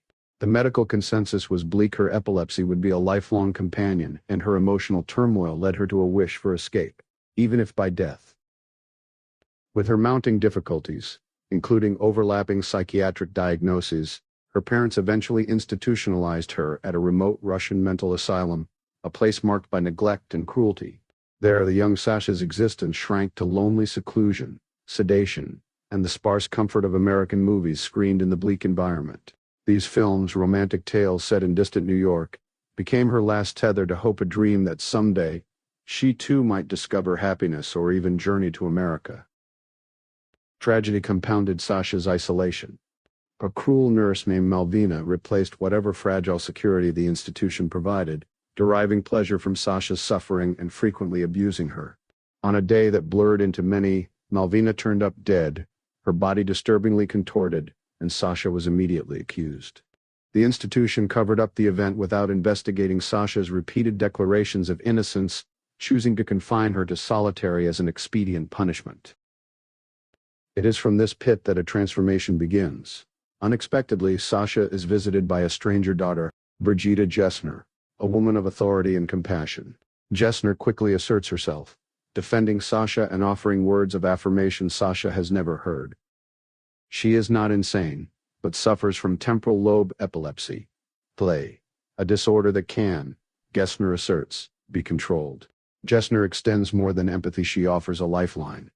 Relocation to Prague, installation of an experimental neurostimulation chip that can quell her seizures, and astonishingly, all at no personal expense to Sasha. For Sasha, the prospect defies belief.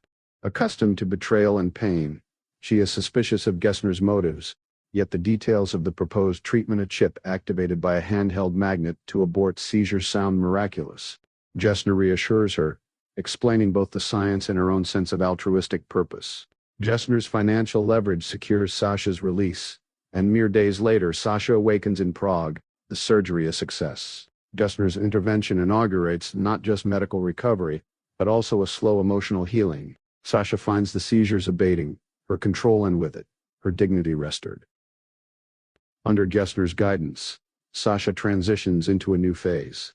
Gessner employs her as a lab assistant, providing stable work, continued treatment, and a safe apartment, everything Sasha imagined as the farthest reaches of fantasy. The arrangement suits them both, and Sasha's skills grow under Gessner's tutelage, from basic tasks to assisting with the research itself, and exploring therapeutic possibilities for her remaining enterical memory issues. Gessner monitors Sasha's brain, offering her technological and emotional support, with even moments of escape through VR simulations of the world Sasha yearns to see. But this hard-won stability is shattered by loss. As Sasha emerges from her latest seizure, the warm liminality is abruptly dispelled by grief, as she recalls the irreplaceable fact Gessner, her savior and friend, is dead. Confronted anew with the depth of her solitude, Sasha re-enters the present, greeted by an unfamiliar but compassionate face. The chapter closes as Sasha, devastated by the weight of memory, clings to the offered comfort of the man by her side. Jonas Falkman, chilled and restrained in the back of a van, endures an interrogation by two unidentified men who had forcefully abducted him. Deprived of his coat, he worries about the fate of his cell phone and considers, in desperation, trying to trigger a digital assistant for help. His abductors, one stocky and severe with a buzz cut, and the other glued to a laptop in the front seat, are intensely focused on extracting information regarding the recent theft and obliteration of Katherine Solomon's manuscript as well as her whereabouts and connections. Through their questioning, it becomes clear that these men possess unauthorized access to surveillance data and publishing server records, revealing intimate knowledge of Katherine's movements in Prague and her interaction with publisher systems. They reference her login activity at the Hotel Business Center and assert, with manufactured confidence, that she printed a complete copy of her manuscript before supposedly leaving with it. Falkman, while unsettled by their detail, immediately senses inconsistencies. As a seasoned editor, he recognizes their attempt to fracture his loyalty to Katherine with fabricated facts and the classic good cop bad cop approach. Despite the psychological intimidation, the display of weaponry and deliberate exposure to the freezing cold, Falkman remains combative and sarcastic, even correcting their grammar mid-interrogation. The men test his responses for authenticity, appearing to rely on technology, possibly a remote lie detector or AI system referred to as Avatar, to gauge the veracity of his answers. When pressed for details about Katherine's supposed printout and her alleged contact with him or Robert Langdon, the monitoring equipment confirms that Falkman is unaware of these events and is telling the truth. As the cold grows more intense and one captor mockingly worsens his discomfort, Falkman's anxiety escalates, especially as he recognizes the external sounds of jet engines through the van's open window. This auditory clue leads him to the ominous realization that he may now be inside a secure, military-controlled area, underscoring both the stakes of the interrogation and the professional capabilities of his captors. The sequence reveals the convergence of high-level surveillance, technological monitoring, and forceful intimidation in pursuit of the scientific and intellectual secrets carried by Katherine Solomon's vanished work. After experiencing a severe epileptic seizure, Sasha Vesna gradually regains consciousness in the lab's emergency preservation room. Still disoriented but regaining composure, she thanks Robert Langdon for his help. Despite Langdon's attempts to find her medication, Sasha assures him what she needed was stashed in a hidden compartment. She works to regain motor control, indicating a practiced familiarity with these post-seizure moments. The lab is uncharacteristically silent. The whirs and beeps of machinery have ceased, signaling that a critical procedure was interrupted. Sasha, temporarily exhausted, reclines and uses deep breathing techniques before re-emerging with a more collected demeanor. She requests water, pointing toward her office where she usually keeps a magenta bottle. Langdon obliges, collecting the bottle, but the process gives him a moment alone to process recent traumas, the gruesome discovery of Dr. Brigida Gessner's body and his mounting fears for Katherine Solomon's safety. Noticing Gessner's briefcase near the emergency pod, he retraces the events and suspects that Katherine might have stumbled into this nightmare upon her arrival for their scheduled meeting. Langdon is suddenly ambushed while filling the water bottle in the lab's restroom. Lieutenant Pavel, a muscular and aggressive Czech intelligence officer, corners him with a firearm, accusing him of hiding both Gessner and Solomon. The threat is visceral. Langdon's arm is wrenched painfully behind his back, his head pressed to the mirror, the cold barrel of the gun dug into his ribs. As Pavel's interrogation becomes more violent, a loud metallic sound cuts through the tension. Sasha attacks Pavel from behind with a fire extinguisher, rendering him unconscious. Although shaken, Sasha provides a quick medical assessment, noting the type of head trauma Pavel has sustained and confidently predicts he will recover, albeit with a headache. Assessing their predicament, Langdon expresses a need to reach the U.S.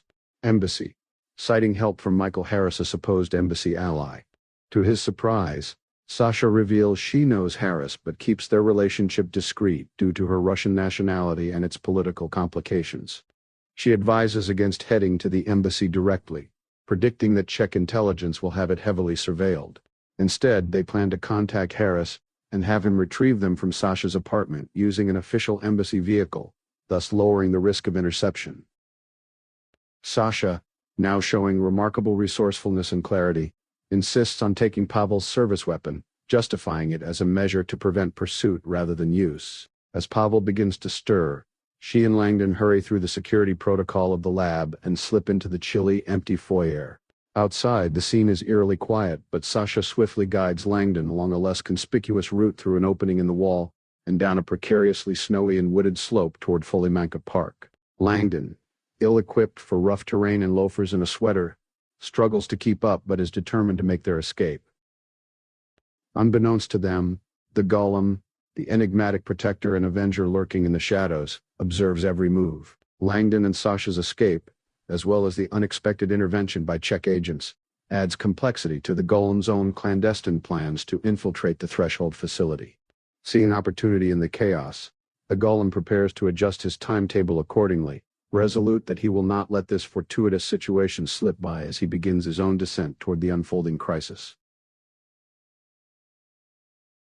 In the opulent lobby of the Four Seasons Hotel in Prague, Dana Danek, a determined U.S. Embassy employee, navigates her search for Michael Harris with a mix of irritation and professionalism. She leverages her embassy credentials to gain cooperation from the hotel concierge, seeking urgent face-to-face contact with Harris, whom she describes both with formality and with personal undertones rooted in their shared past. The concierge, polite and accommodating, directs her to the royal suite, an extravagant choice that both surprises and irks Dana. Emulating a staff member, Dana knocks on the suite door under the pretext of housekeeping. Inside, she finds the room uncharacteristically disheveled, signaling a frantic search has taken place. However, before she completes her investigation, she is confronted by an armed woman, Susan Housemore, an American operative with a calm, assured manner that betrays her experience with lethal force. The situation turns tense. Dana, never before on the wrong end of a gun, is forced to justify her presence. Through a blend of assertiveness and shrewd observation, She tries to glean information, confronting Housemore about the events on the Charles Bridge, earlier a reference to a peculiar encounter involving a distinctive crown of thorns. Despite Dana's probing, Housemore remains unfazed, dismissing Dana's concerns and curtly advising her to consult with her ambassador. The professional exchange is terse, with Housemore revealing that Michael Harris simply facilitated her entry into the suite and promptly departed. Housemore then firmly ejects Dana, her control and authority over the situation never in doubt. Alone again, Housemore contacts Everett Finch in London via a secure line, signaling the intricate web of intelligence operations underlying the scene. Meanwhile, across Prague, Michael Harris, riding in an embassy vehicle, reflects on the recent clandestine handoff at the Four Seasons. Content that his task is complete, Harris surveys the approach to Crucifix Bastion, the site of Dr. Gessner's lab. The current absence of Czech security presence reassures him, suggesting that diplomatic maneuvering has bought Langdon and allies additional time. However, as Harris approaches the lab, the shattered door and signs of violence alarm him. Inside, he finds a disoriented Uzi agent wounded and claiming that Katherine Solomon was the assailant, a claim Harris immediately suspects is a case of mistaken identity given what he knows about Sasha Vesna, Gessner's enigmatic assistant. Confusion reigns as Harris pieces together the situation. Langdon and Sasha appear to have fled, and the local police are in disarray. The scene turns grim as Harris and the injured lieutenant search the grounds, following tracks along a snowy ridge. They come upon Janicek's abandoned phone and, peering over the precipice, find his mortally wounded body sprawled below. The violent death shocks both men, bringing the swirling currents of espionage, deception, and political intrigue sharply into focus, underscoring the high stakes and personal costs now enveloping everyone connected to Threshold and its secrets. As Langdon and Sasha Vesna made their way down from the wooded bastion toward Folimanka Park, the physical discomfort from the snow and cold seemed secondary to the tension both felt. Sasha moved with purpose, leading Langdon swiftly across the park, while expressing her mounting concern about Katherine's whereabouts. She noted that the EPR pod indicated Brigitte Gessner had been inside since late the previous night, far too long for survival, raising doubts that Katherine had reached the lab at all. The uncertainty about Katherine's safety weighed heavily on Langdon, who was struggling with fears for someone who had become central to his life in mere days. Their friendship, dormant for decades, had unexpectedly deepened into a genuine romance during their time together in Prague. During these days, Langdon and Katherine had explored the city's peculiarities and legends. Langdon had introduced Katherine to relics and oddities, sharing stories and challenging her to embrace the city's quirks, from the ritual dressings of the infant Jesus of Prague to the massive and ominous Devil's Bible, and even sampling local dishes. They bonded not just through adventure but also through rich, thoughtful conversation. Katherine's mind was preoccupied with the anticipation and anxiety over her soon-to-be-released manuscript, and she confided her concerns about the public's readiness to accept new ideas, especially those challenging long-standing worldviews. Langdon recalled a particular conversation they had shared in a Prague cafe, where Katherine observed that both the scientific establishment and wider society resist paradigm shifts. Using examples from quantum physics, she described how certain scientific truths like instantaneous communication between entangled particles are dismissed or ignored long after experimental validation. She lamented how entrenched beliefs, whether religious or academic, are fiercely defended even in the face of contrary evidence.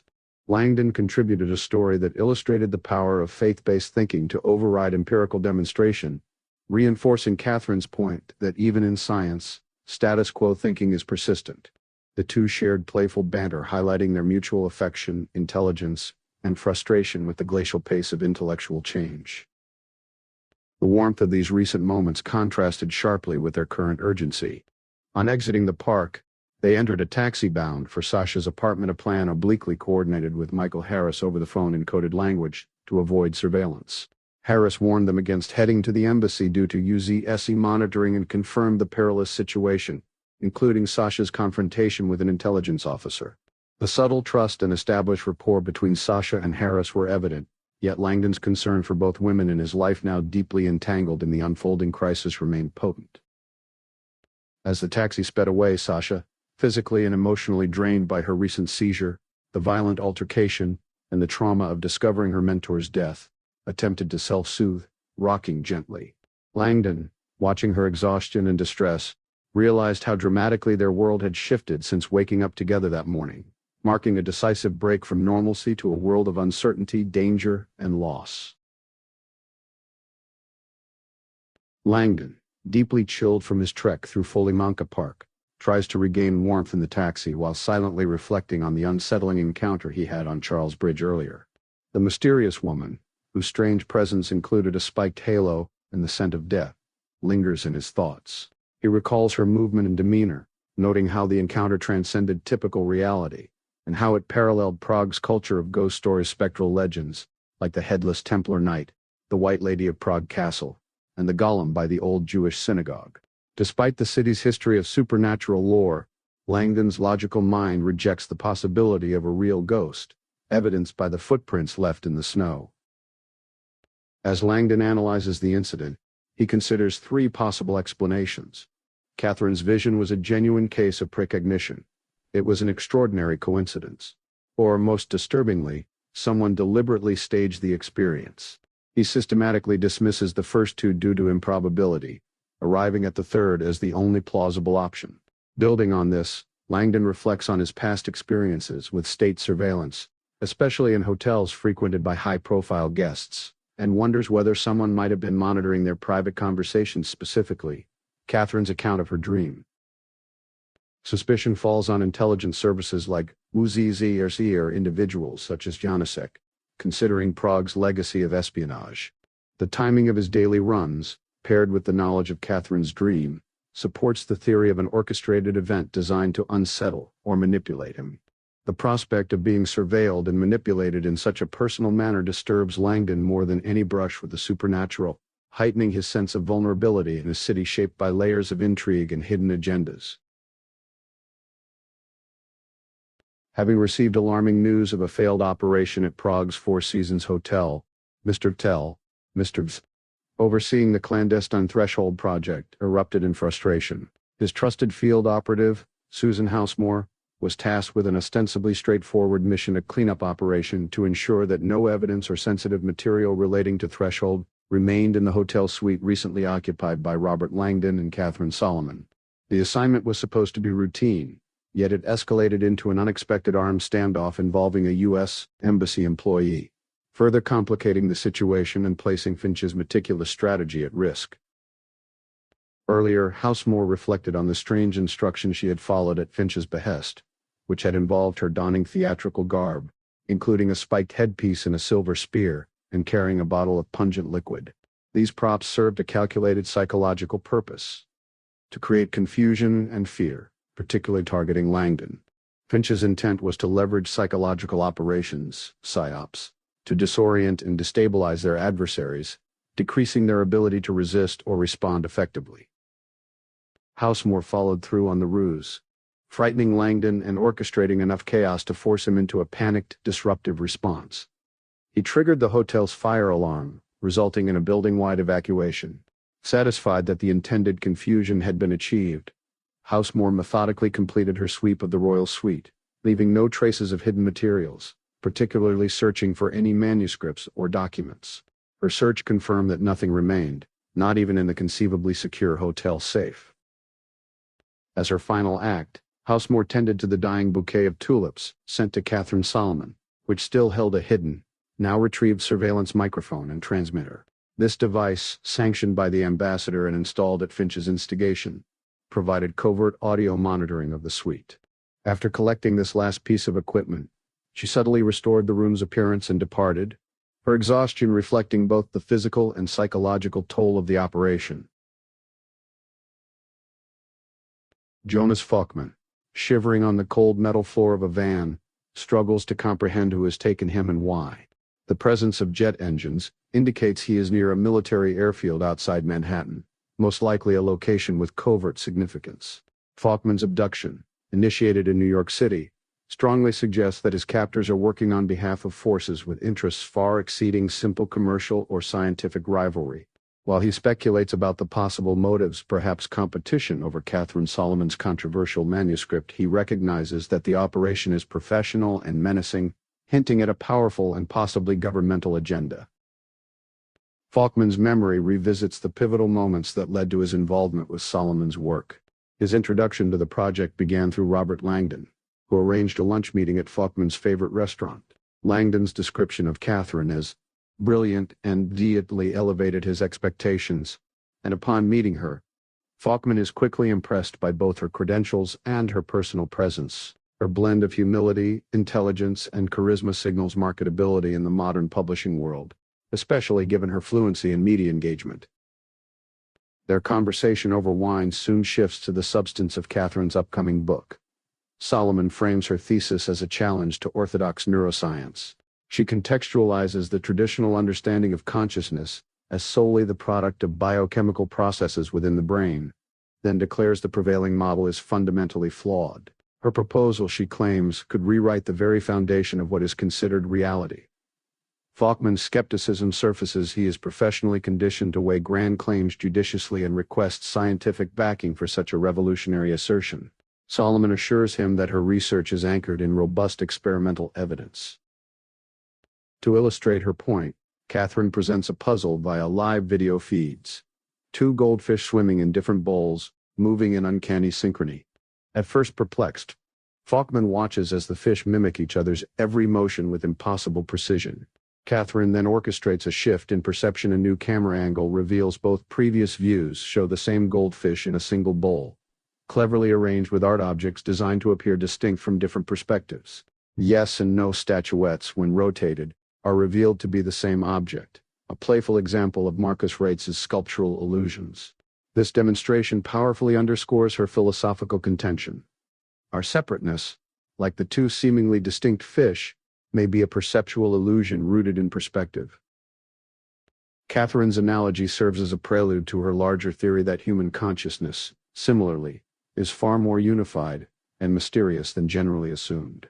She teases the existence of experimental data in her manuscript that could validate this paradigm shift, suggesting that humanity's current apprehension of consciousness is only a fraction of its true potential. The lunch, which extends into a profound and captivating session, leaves Faulkman energized and convinced of the project's significance. He commits to publishing her book, sensing its transformative promise both scientifically and culturally. Yet now, abducted and en route to Prague against his will, Faulkman is shaken by the lengths to which unknown actors are willing to go to suppress the work. The ordeal sharpens his confusion. How could a book about consciousness provoke such dangerous opposition?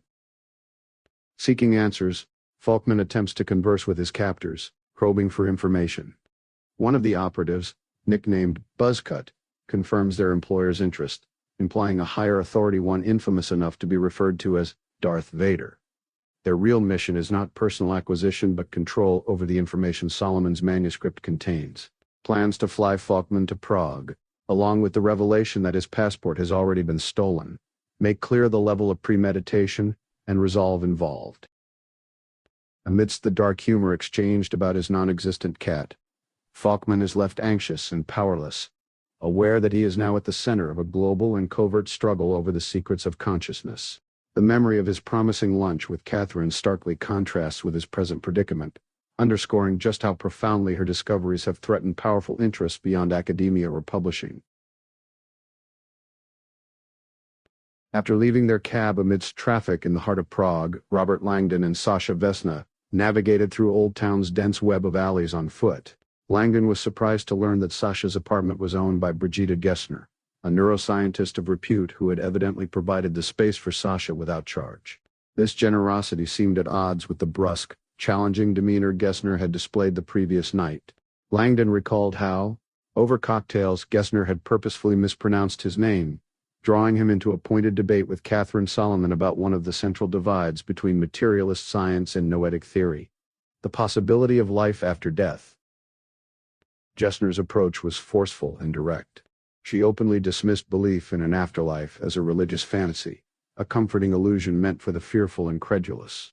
In contrast, Katherine's stance, publicly articulated, was that consciousness could persist independent of the brain, with out-of-body experiences as compelling evidence. It was a classic standoff. The neuroscientist defending a materialist, skeptical view versus the noeticist embracing scientific anomalies pointing to consciousness beyond the body. Unwilling to be drawn in, Langdon hedged, citing his background teaching thanatology while maintaining that the nature of life after death fell outside his expertise. Gessner was unsatisfied, pressing him further with a hypothetical. Would he, faced with his own impending death and observing his body from above, perceive the experience as evidence of an afterlife, or as a mere hallucination due to oxygen deprivation? Langdon, internally referencing Raymond Moody's influential work on near-death experiences, privately sided with the view that such visions were illusions, psychological phenomena shaped by longing and fear rather than proof of an enduring soul. Langdon reflected on how every major spiritual tradition posited some form of life after death, a universal aspect of religious texts and mythos. Yet despite the exhaustive cataloging of the afterlife across cultures, modern thanatology still grappled with the fundamental mystery of what happens at the moment of death. The notion of mortality, he mused, was the father of religion. Fear of death forged the fertile ground upon which religious ideas of immortality thrived. As the conversation in the bar wound down, Gessner's skepticism and materialist certainty clashed with Katherine's openness to unorthodox scientific phenomena. Before departing, Gessner took out her briefcase to give Katherine a business card for her lab at Crucifix Bastion, a location steeped in historical renown. Langdon's trained eye caught a peculiar black card among Gessner's meticulously organized belongings, shielded with a lead-lined sheath designed for high-security RFID keys. The symbol visible on the card was not an ordinary letter but a Vel spear, a Hindu symbol representing enlightenment and the piercing insight that conquers ignorance, a detail that Gessner waved off, implausibly claiming it was merely a health club membership. Langdon doubted this explanation, suspecting the card concealed access to something far more exclusive and clandestine, particularly given Gessner's dismissive response and the security measures for the card. The encounter left a lingering sense of ambiguity and intrigue surrounding Gessner's true intentions, her relationship with Sasha, and the possible significance of the symbol, raising further questions about the secrets hidden beneath the veneer of both the neuroscientist and the ancient city in which they moved. Inside Sasha Vesna's modest Prague apartment, a rare sense of domesticity emerges briefly amid the larger chaos. The living space is warm and well kept, accented by the aroma of Russian caravan tea and the lively presence of two Siamese cats, the pet's gifts from Dr. Brigida Gessner. Like the romantic comedy memorabilia on the wall, offer Sasha comfort and serve as subtle reminders of her connection to her late mentor. Sasha's fondness for American romantic films, particularly When Harry Met Sally, hints at her efforts to assimilate and learn English, while also underscoring her isolation and the importance of these small gestures of care in her life. Langdon, despite his own exhaustion and anxiety, attempts to settle into the unfamiliar yet welcoming environment. He finds himself momentarily distracted by both his memories of the previous lecture on consciousness and by his concern for Katherine Solomon's safety. The tension is quietly palpable, amplified by their fugitive status. Both are well aware that the Czech authorities may be closing in, their options narrowing as suspicion and surveillance increase around them. The sequence of ordinary actions, removing shoes, feeding cats, preparing tea, is interrupted by a sudden, sharp knock at the door. Both Langdon and Sasha are apprehensive. The visitor's identity is unknown, and the knock is eerily isolated, with no follow-up. Sasha's quick glance through the peephole yields nothing, but a slip of white paper beneath the door introduces a sinister shift. As Sasha retrieves the handwritten note and realizes it is meant for Langdon, dread overtakes the room. Langdon's immediate visceral reaction, rushing out into the snow in his socks, shouting in fear, signals the high stakes. The note implies a threat to someone dear to him, likely Katherine. Operating unseen, the golem observes Langdon's distress from the shadows, having orchestrated this moment deliberately. The delivery of the note is not only a tactical maneuver to draw Langdon out and separate him from Sasha, but also an illustration of the psychological methods employed by those manipulating the ongoing conflict around the secret threshold project. The brief sanctuary of the apartment thus dissolves into renewed peril, exposing the volatile intersection of trust, surveillance, and fear that permeates their lives. Langdon, driven by apprehension and emotional urgency, is set on a course that will further entangle him in the dangerous machinations orchestrated by unseen adversaries. Michael Harris's chapter reveals the complex web of personal and professional entanglements shaped by espionage and diplomatic subterfuge surrounding Sasha Vesna. The chapter opens with Harris racing across Prague, haunted by Sasha's urgent plea for help. This anxiety-ridden journey triggers a recollection of their first encounter, a seemingly innocuous meeting at a cafe, defined by playful banter, shared cultural references, and Sasha's hesitant candor about her medical past. Sasha emerges in Harris's memory as a profoundly isolated figure, marked by early abandonment and institutionalization in Russia, followed by life-saving intervention from Dr. Franz Gessner, who implants her with a specialized neurological device. She describes the onset of her seizures as a fog, and explains how a magnetic wand triggers the implanted chip to stave off episodes, a testament to her vulnerability and the cutting-edge science underpinning her existence. Harris responds with empathy, masking any discomfort or suspicion behind genuine warmth and supportive conversation, establishing the roots of his role as both confidant and observer. As their interactions evolve from casual conversations to deeper, mutually revealing exchanges, Harris grows intimately familiar with Sasha's reclusive lifestyle marked by solitude, her devotion to work at Gessner's lab, and evenings spent in the company of her cats and old films. Sasha's loneliness and social awkwardness foster a sense of protectiveness in Harris, but he is constantly plagued by moral hesitation. He is acutely aware that his relationship with Sasha is predicated on duplicity. His presence in her life is not chance, but a covert assignment crafted by diplomatic necessity. This internal conflict crescendos in a confrontation with Ambassador Nagel, who is portrayed as formidable and shrewd, a diplomatic strategist unafraid to wield personal leverage as a tool of statecraft.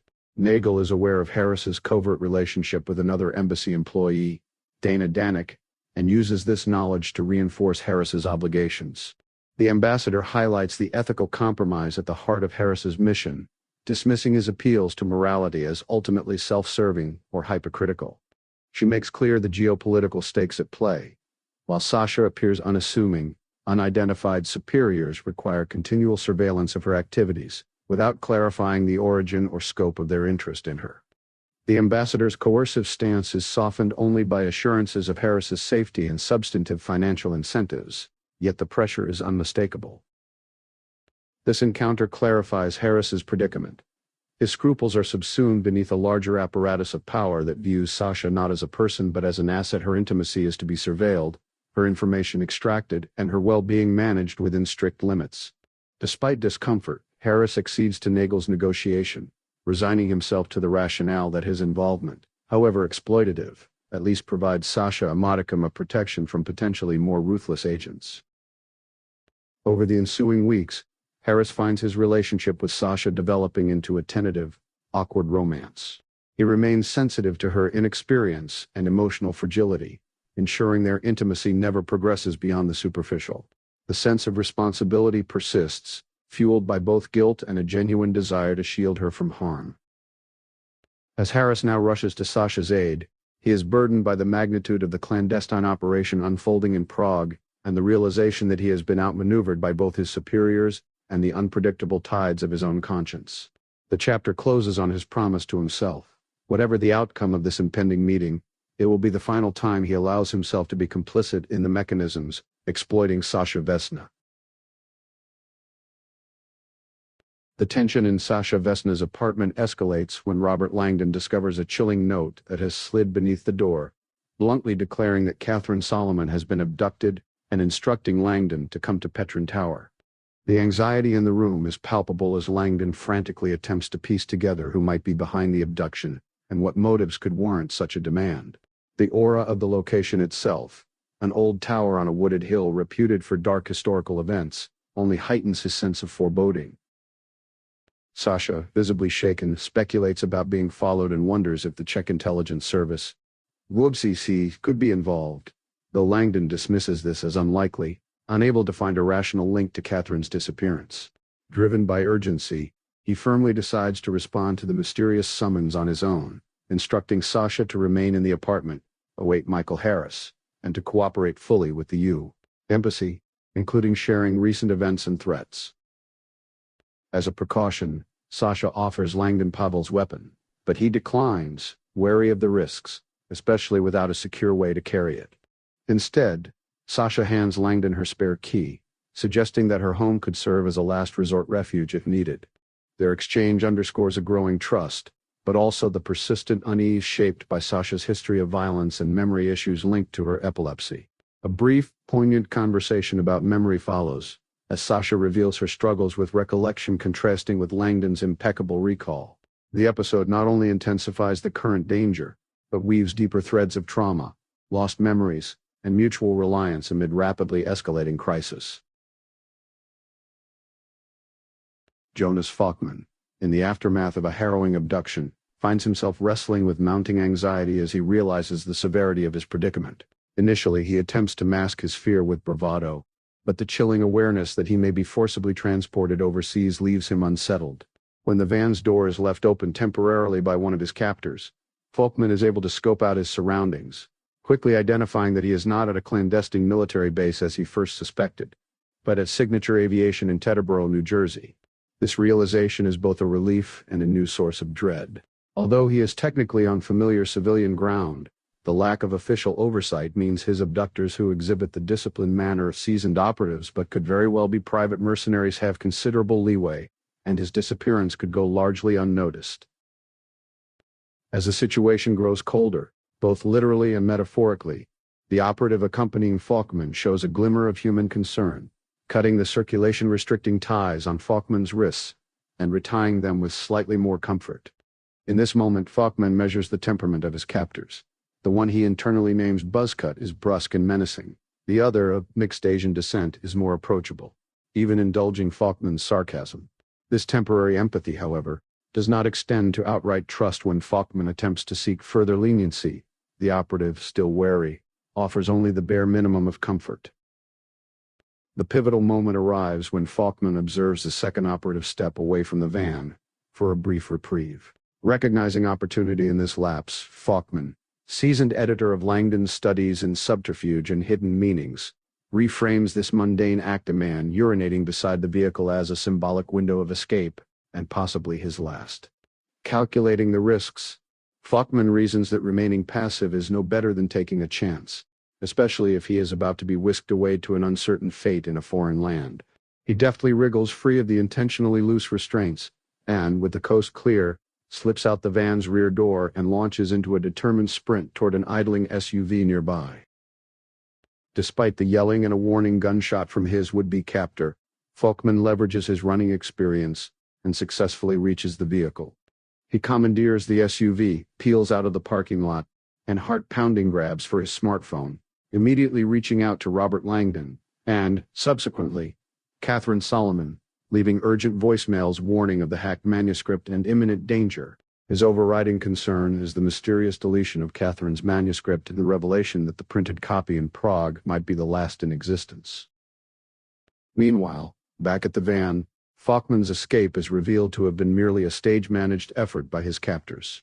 The entire scenario was a calculated ruse, the classic fugitive ploy intended to manipulate Falkman's instincts and provide the illusion of a spontaneous breakout. In reality, there was no outbound flight, no intention to fly him anywhere. Instead, while Falkman was blindfolded earlier, his captors had surreptitiously accessed and compromised his phone with sophisticated tracking and surveillance software, ensuring they had complete live access to his communications and movements. By orchestrating his escape and returning his phone, they could now track his location, intercept all his calls and texts, and monitor every word exchanged with Langdon and Solomon. The operatives Chinberg and Auger monitor Falkman's frantic voice messages in real time, acquiring both intelligence and confirmation that the Prague manuscript is the only surviving copy. This knowledge, vital to their boss Finch's interests, is now securely in their hands. Delighted by the successful psychological maneuver and the bonus intelligence, the operatives prepare to relay the information, their machinations unnoticed by their quarry, who now races unwittingly toward further peril. Lieutenant Pavel, battered from a recent altercation, struggles with the shock of his uncle Captain Janasek's apparent murder, which others, including attaché Michael Harris, insist was suicide. Pavel, however, is unconvinced, convinced of foul play and infuriated by Harris's transparent attempts to delay communication with headquarters. Recognizing the pattern of American interference in Czech investigations, Pavel anticipates that once the embassy learns of Janasek's death, they will maneuver to protect their own, leaving UZZ powerless and cut out of the investigation yet again. Resolved to seek justice beyond bureaucratic channels, Pavel contemplates taking matters into his own hands, and leverages the dead captain's personal phone as a means to execute a plan that would turn the situation to his advantage. Meanwhile, Dana Danik returns to her post at the embassy, unsettled by a harrowing encounter with a mysterious, threatening woman on the Charles Bridge, the same figure she has been investigating. Hoping to identify this woman, Dana checks the results of her earlier facial recognition query, only to find an empty result set. The system recognizes no matches at all, a highly unusual occurrence in an age of omnipresent digital surveillance. Dana concludes that the woman's absence from all databases suggests she has been deliberately erased, likely through government intervention, a tactic used to protect high-value operatives or officials, rendering them invisible in security archives such as Echelon. Her suspicions grow amid recollections of certain diplomatic symbols, specifically a tricolor tulip bouquet found in the royal suite, a gesture exclusively arranged for VIP American guests, and typically managed through official embassy channels. Dana, as PR liaison, finds herself excluded from these arrangements, further heightening her sense of being kept out of the loop. The sudden entrance of the ambassador interrupts Dana's train of thought, and a tense exchange ensues, exacerbated by personal tensions and professional boundaries. The ambassador pointedly addresses Dana's involvement at the Four Seasons Hotel and questions her judgment, underscoring the disciplinary consequences that blur between professional and personal entanglements within the politically charged environment of the embassy.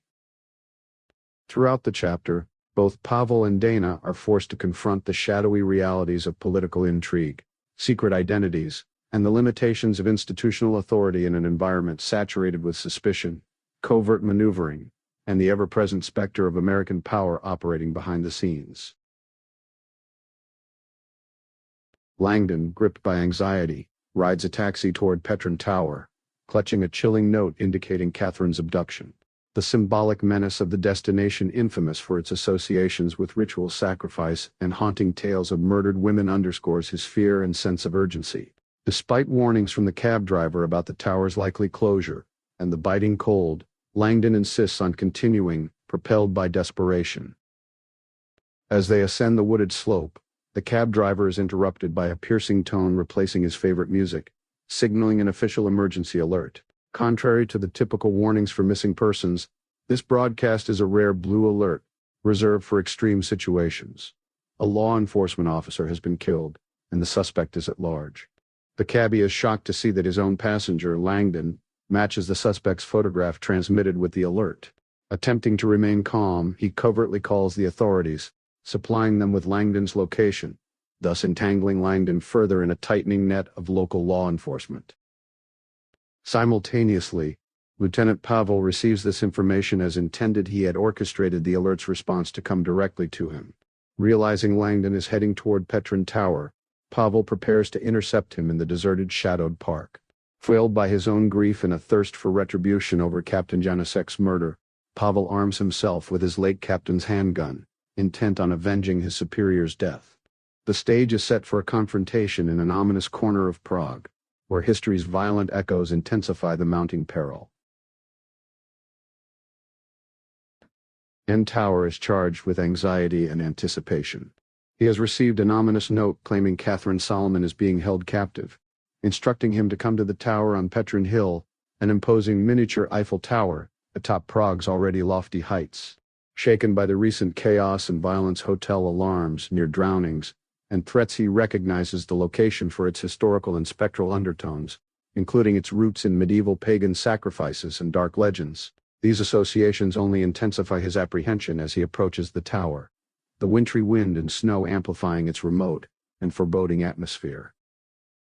Upon reaching the base, Langdon finds the visitors' center virtually empty, except for a young Czech attendant, adding to the sense of isolation. He learns that only 2 people are currently at the top of the tower, and immediately suspects they might be Katherine and her captor. He purchases a ticket and confirms that the only means of ascent, the tightly coiled, icy staircase, is closed for the season, leaving him no choice but to board the rickety, claustrophobic elevator that creaks upwards to the observation platform. As Langdon rises, anxieties crowd his thoughts. He wonders if he is prepared for a confrontation with a possibly armed abductor, and second-guesses his choice not to bring a weapon offered earlier by Sasha Vesna. As the elevator groans upward, He distracts himself with a tune, fighting off a mounting sense of claustrophobia and vulnerability. When the elevator doors finally part, Langdon is greeted with relief by the open sky, swiftly replaced with disappointment upon seeing that the only occupants of the viewing platform are a cheerful Indian newlywed couple documenting their honeymoon with selfies. The threat that propelled him here is nowhere in sight, and Katherine is conspicuously absent. Attempting to recalibrate, Langdon reasons that he may have arrived earlier than those who summoned him, which could offer a strategic advantage. Through the chill and the wind that enfold the exposed top of the tower, Langdon surveys the expansive views. Prague Castle, Charles Bridge, St. Vitus Cathedral, and the spires of Visegrad are laid out before him, their beauty tinged with his private dread. He is haunted by the possibility that Katherine's abduction could be tied to the content of her recent lecture or her controversial research into consciousness. Yet he is increasingly suspicious of the authenticity and logic of the anonymous note. The circumstances seem off, perhaps suggesting a manipulation or distraction. Langdon's reverie is interrupted by the young couple, who, with good-natured embarrassment, ask for his help taking photos for their social media.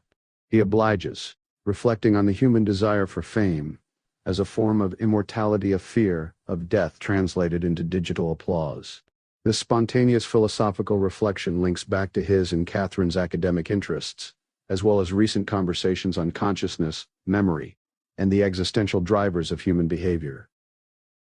After the photo session, Langdon, recalling that he lost his phone earlier, requests to use the woman's phone under the pretext of contacting Katherine. He calls the Four Seasons Hotel, quickly confirming that Katherine has not returned since her morning departure, intensifying his worry and confusion about her whereabouts. As the couple urges him to return their device, Langdon improvises a bit of theater, pretending to talk to Katherine, and takes the opportunity to check his own email through their smartphone, remembering only now that this was the means he and Katherine most often used to communicate prior to this trip. The realization that he has neglected this familiar thread is both a sign of his distracted state and a sliver of hope that a message might provide a clue. With a painfully slow connection atop the windswept tower, he finally accesses his inbox, scrolling through dozens of unread messages until he locates a blank email from Katherine, sent that morning. The message itself contains no text, but a photo attachment hints at coded communication, or a cryptic clue. As Langdon waits tensely for the photo to load, he faces the mounting impatience and suspicion of the couple whose phone he is using.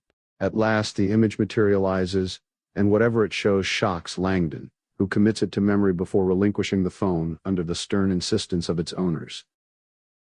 The chapter closes with Langdon left in suspense, holding only the enigmatic contents of Katherine's message, and the eerie absence of anyone fitting the profile of his would-be adversary. The moment crystallizes a sense of both peril and puzzle. He is stranded at the top of a symbolic tower, cut off from clear answers, compelled to rely on fragments of communication and his own deductive skills to make sense of Katherine's fate and the silent dramas that continue to unfold throughout Prague. Michael Harris approaches Sasha Vesna's apartment, burdened by the routine and his sense of shame about the repeated visits. Upon entering the apartment, he finds it unlocked and eerily quiet, noticing only Sasha's two cats. The scene in the kitchen, a trio of teacups and a steaming kettle, suggests that company was recently expected or present, yet no one greets him. Suddenly, as Harris turns to leave the kitchen, an unseen attacker emerges. Harris is incapacitated by a blast from a taser, rendering him paralyzed and disoriented on the floor. Before he can regain composure or see his assailant, the device is pressed again to his skull, and darkness envelops him. Standing over the unconscious Harris, the golem, Sasha's protector and avenger, methodically suffocates Harris using a plastic bag, ensuring the act is swift and relatively painless, a consideration prompted by his concern for Sasha, whose safety and well-being remain crucial to the golem. With Sasha deliberately sequestered and unable to intervene, the golem resists the pull of his own dissociative visions, focusing on the practical necessity of his mission. After disposing of evidence, he composes a handwritten note to Ambassador Hyde-Nagel, using Sasha's personal stationery, and leaves it atop Harris's body. With these affairs settled, the golem quietly departs, intent on completing further unfinished business. Langdon, standing atop the windswept Petrin Tower, finds his thoughts consumed not by the panoramic view over Prague, but by a mysterious screenshot recently sent to him by Katherine. The image contains a glowing sequence of 7 characters written in the so-called angelic tongue, invented by mystics John Dee and Edward Kelly in 16th century Prague. Katherine's only knowledge of this ancient script comes from Langdon, who had explained its origins and peculiar history on a recent city walk, mentioning even an Enochian translation app now available for smartphones. What initially seemed a playful private exchange now takes on a more unsettling significance, given the context of Katherine's disappearance and escalating danger around them. Langdon suspects the message is meant to be secretive rather than whimsical, but is frustrated by the apparent meaninglessness of its English transliteration. LXXADOC. He reasons that Katherine's potential error in the translation process would have gone unnoticed by her, obscuring whatever urgent information she intended to convey. His contemplation is jarred by the sight of a massive flock of birds, arcing in perfectly coordinated formation over the treetops below, triggering memories of Katherine's passionate lectures on behavioral synchronization in the natural world. She once described to Langdon and Faulkman how vast schools of fish, flocks of birds, and even hatching sea turtles demonstrated instantaneous, collective movement and decision-making phenomena too rapid to attribute only to direct sensory cues. Katherine cited recent high-speed camera experiments that appeared to record these synchronizations occurring faster than light could transmit information, suggesting that mainstream scientific paradigms were insufficient. Katherine's perspective was that these synchronized phenomena illustrated an underlying unity in nature, in which individuality was an illusion. She argued that in truth, all living things are part of a single, integrated organism, much as cells form the human body. The root of human loneliness, she asserted, was the mistaken belief in separateness, a delusion, echoed even by luminaries like Einstein, whom she quoted to reinforce her view that consciousness imprisons us with false divisions. Quoting Da Vinci, she reminded her audience, "Everything connects to everything else," a concept increasingly echoed by contemporary quantum physicists. As Langdon's reverie about Katherine's theories and her experimental work is interrupted, he is made acutely aware of his present peril. A dark official sedan, bearing the insignia of Czech intelligence, screeches to a halt at the tower's base. A heavily built agent emerges, brandishing a pistol and dashing toward the entrance, a clear sign that Langdon Tower has come to an abrupt and dangerous end.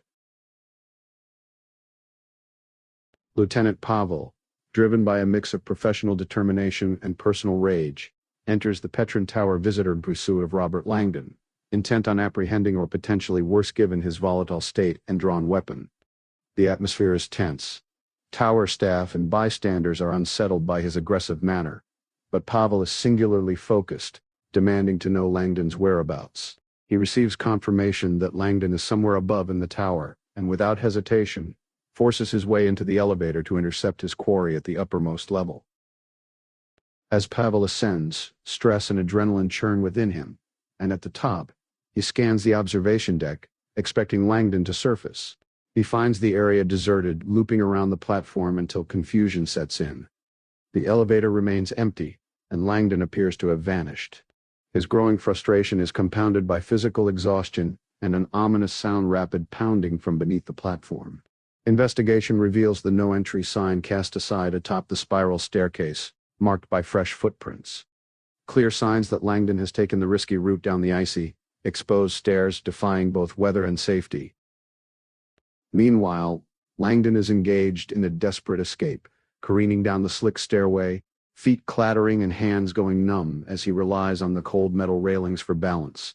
The elevator's movement serves as a parallel race, its downward motion threatening to deliver Pavel to the exit before Langdon can reach safety.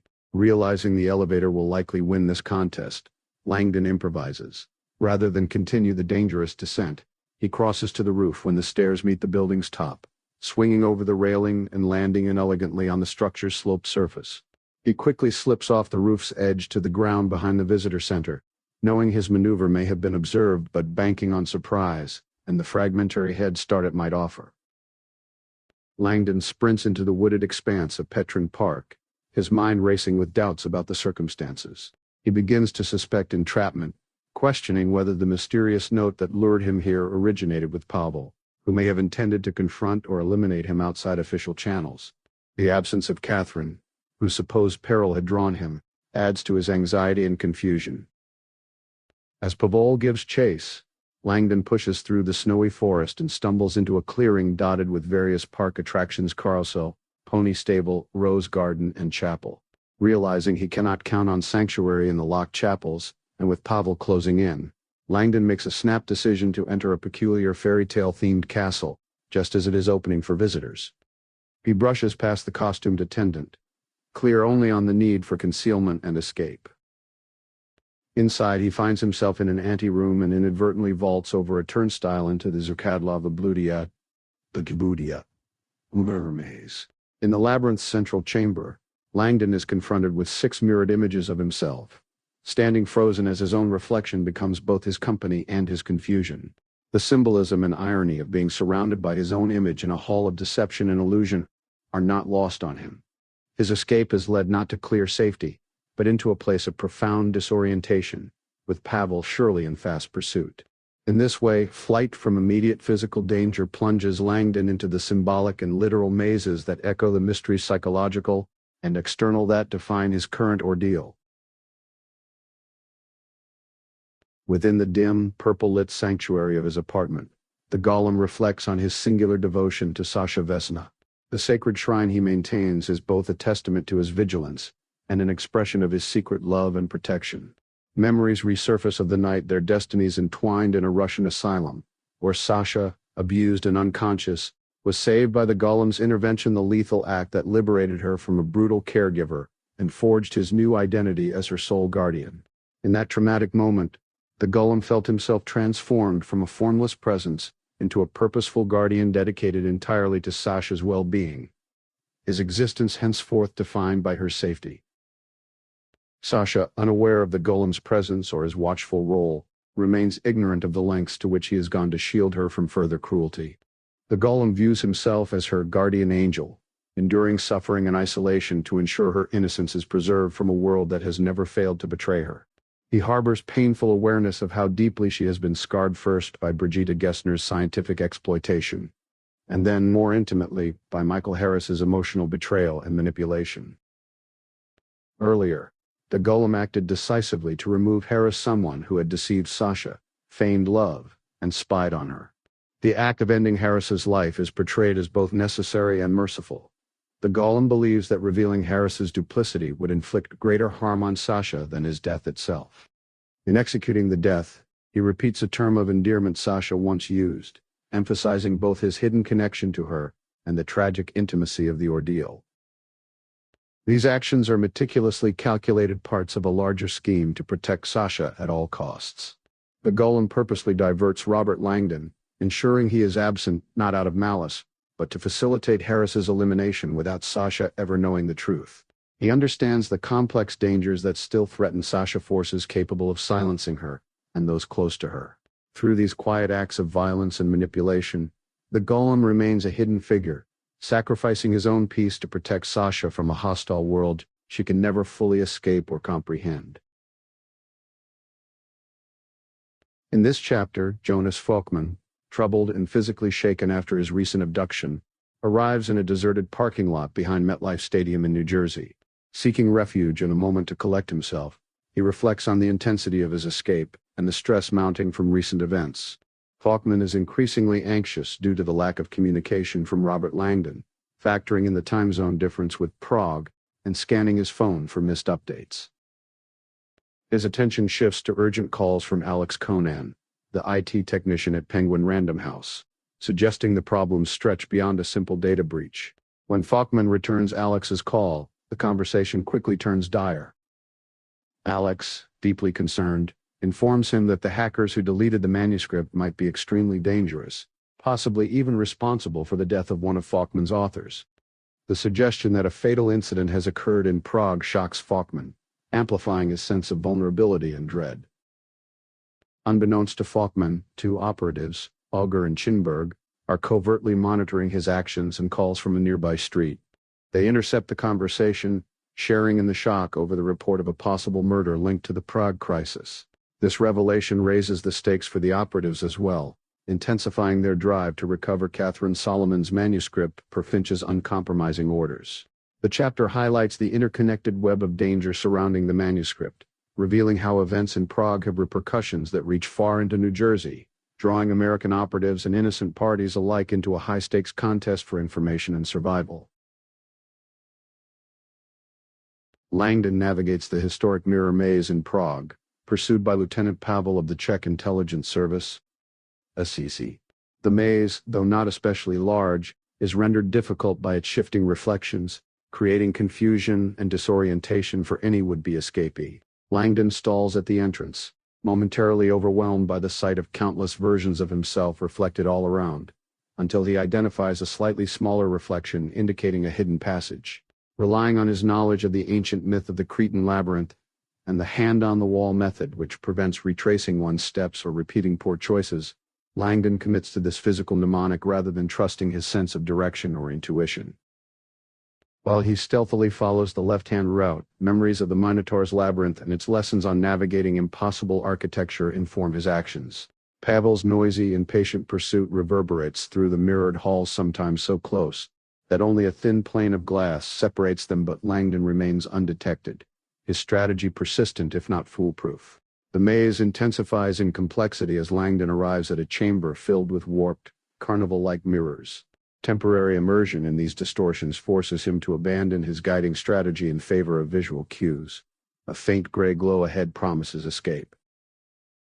Just as Langdon closes in on the exit, a confrontation seems inevitable. Pavel appears, aiming his gun directly at Langdon. Instinctively, Langdon raises his arms and shouts for mercy, but Pavel fires. Instead of a fatal wound, Langdon witnesses Pavel's image splinter and dissolve, the effect of bullets shattering a mere reflection. Somewhere nearby, the real Pavel roars in frustration. Taking advantage of the confusion caused by the maze's optical trickery, Langdon dashes toward the actual exit, narrowly missing another mirror before bursting out into daylight. He escapes the immediate vicinity of Prague Castle, sprinting away as Pavel's gunshots echo behind him. Elderly tourists on the wooded path provide brief cover before Langdon spies a new means of escape: the Petrin funicular railway. He slips into the waiting cable car just as its doors close, beginning a rapid descent into the city and out of immediate danger. In this moment, Langdon reflects that his risky choice to use the maze as a refuge has, against the odds, been his salvation. The narrative shifts perspective to the golem, who prepares for a new phase in his mission. He undergoes a ritual, applying Vltava river clay to his head and face, then inscribing the Hebrew letters for truth upon his brow with a mirrored shard. The golem ruminates on recent revelations. His investigations into Brigida Gessner had unmasked her true, manipulative nature, contradicting Sasha Vesna's naively trusting view. To protect Sasha from further trauma, the golem withholds these harsh truths from her. He also harbors animosity toward Michael Harris, aware of his duplicity and the calculated nature of his relationship with Sasha, seeing Harris's recent downfall as just retribution. Recalling his surveillance of Gessner, the golem relishes his successful extraction of information regarding both her collaborators and the secretive underground threshold facility objectives, which now guide his vengeance. However, physical entry to threshold eludes him, as Gessner's keycard alone is insufficient. This complication forces the golem to reassess his strategy, intending to return, better prepared to overcome remaining barriers. Before acting, the golem seeks to rejuvenate his spirit at a sacred site of burial ground steeped in mystical energy and legend, linking himself to his own golem ancestry. Donning his mask and persona with renewed conviction, he sets out, fueled by a profound sense of truth and a determination to vanquish those he holds responsible for the abuses perpetrated at Threshold and against Sasha. Dana Danik enters the U.S. ambassador's office apprehensive, aware that her actions, specifically her recent visit to the Four Seasons and her connection with Michael Harris, have put her job at risk. Ambassador Hyde Nagel, characteristically stern and direct, instructs Dana to turn off her phone and place it on the desk. Rather than immediate dismissal, Nagel presents Dana with a non-disclosure agreement, indicating that the information about to be revealed is highly sensitive. Nagel makes it clear Dana's unauthorized presence at the Four Seasons was a serious breach, but now leaves Dana little choice but to be brought into the circle of knowledge regarding the situation she inadvertently became entangled in. The ambassador demonstrates both authority and pragmatism, insisting Dana sign the NDA before any further conversation, acknowledging that Dana cannot simply forget what she has witnessed. This encounter sets the stage for Dana to become privy to confidential details, forced by circumstance into complicity and heightened stakes. Langdon finds himself riding the nearly empty Petron funicular as it makes its slow descent from the hill, relieved to have temporarily escaped pursuit by Pavel. His thoughts, however, are occupied not with his narrow escape, but with the riddle that now confronts him. Katherine Solomon's safety and the mysterious, encoded message she had sent him earlier that day. Langdon reviews the email in his mind, troubled that its contents had proven indecipherable. He patiently tests the message again, considering the nuances of Enochian transliteration and possible faults in the encryption process, like a confusion between recto and verso, the direction in which text should be read, something particularly important in languages read from right to left. On a hunch, Langdon reverses the letters, shifting from the meaningless sequence to a more familiar Codex L. He then realizes that his own division of the text may have been in error. Breaking it down differently, he recognizes it as Codex L. The phrase immediately conjures a shared scholarly reference, the Codex Gigas, more famously known as the Devil's Bible. The nickname Codex XL is a playful nod Langdon and Katherine had used to refer to this massive medieval manuscript, which they had visited the previous day at the Clementinum in Prague. Memories of the visit resurface. The Codex Gigas is the world's largest surviving medieval manuscript, weighing 65 pounds and measuring 3 by 2 feet. It is an artifact shrouded in myth rumored to have been penned in a single night with diabolical assistance, and containing not just the full Latin Bible, but also histories, incantations, and even an elaborate ritual for exorcism.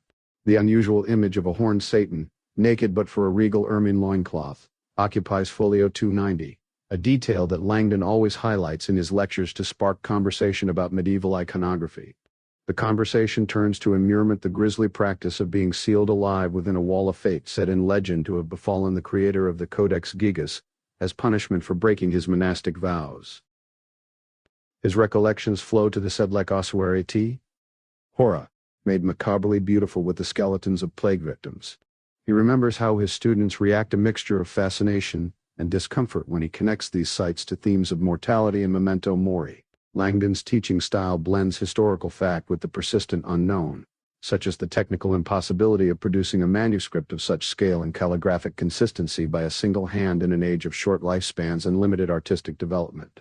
The consensus of experts that the entire codex was produced by one scribe, with unvarying penmanship from start to finish, only deepens the enigma.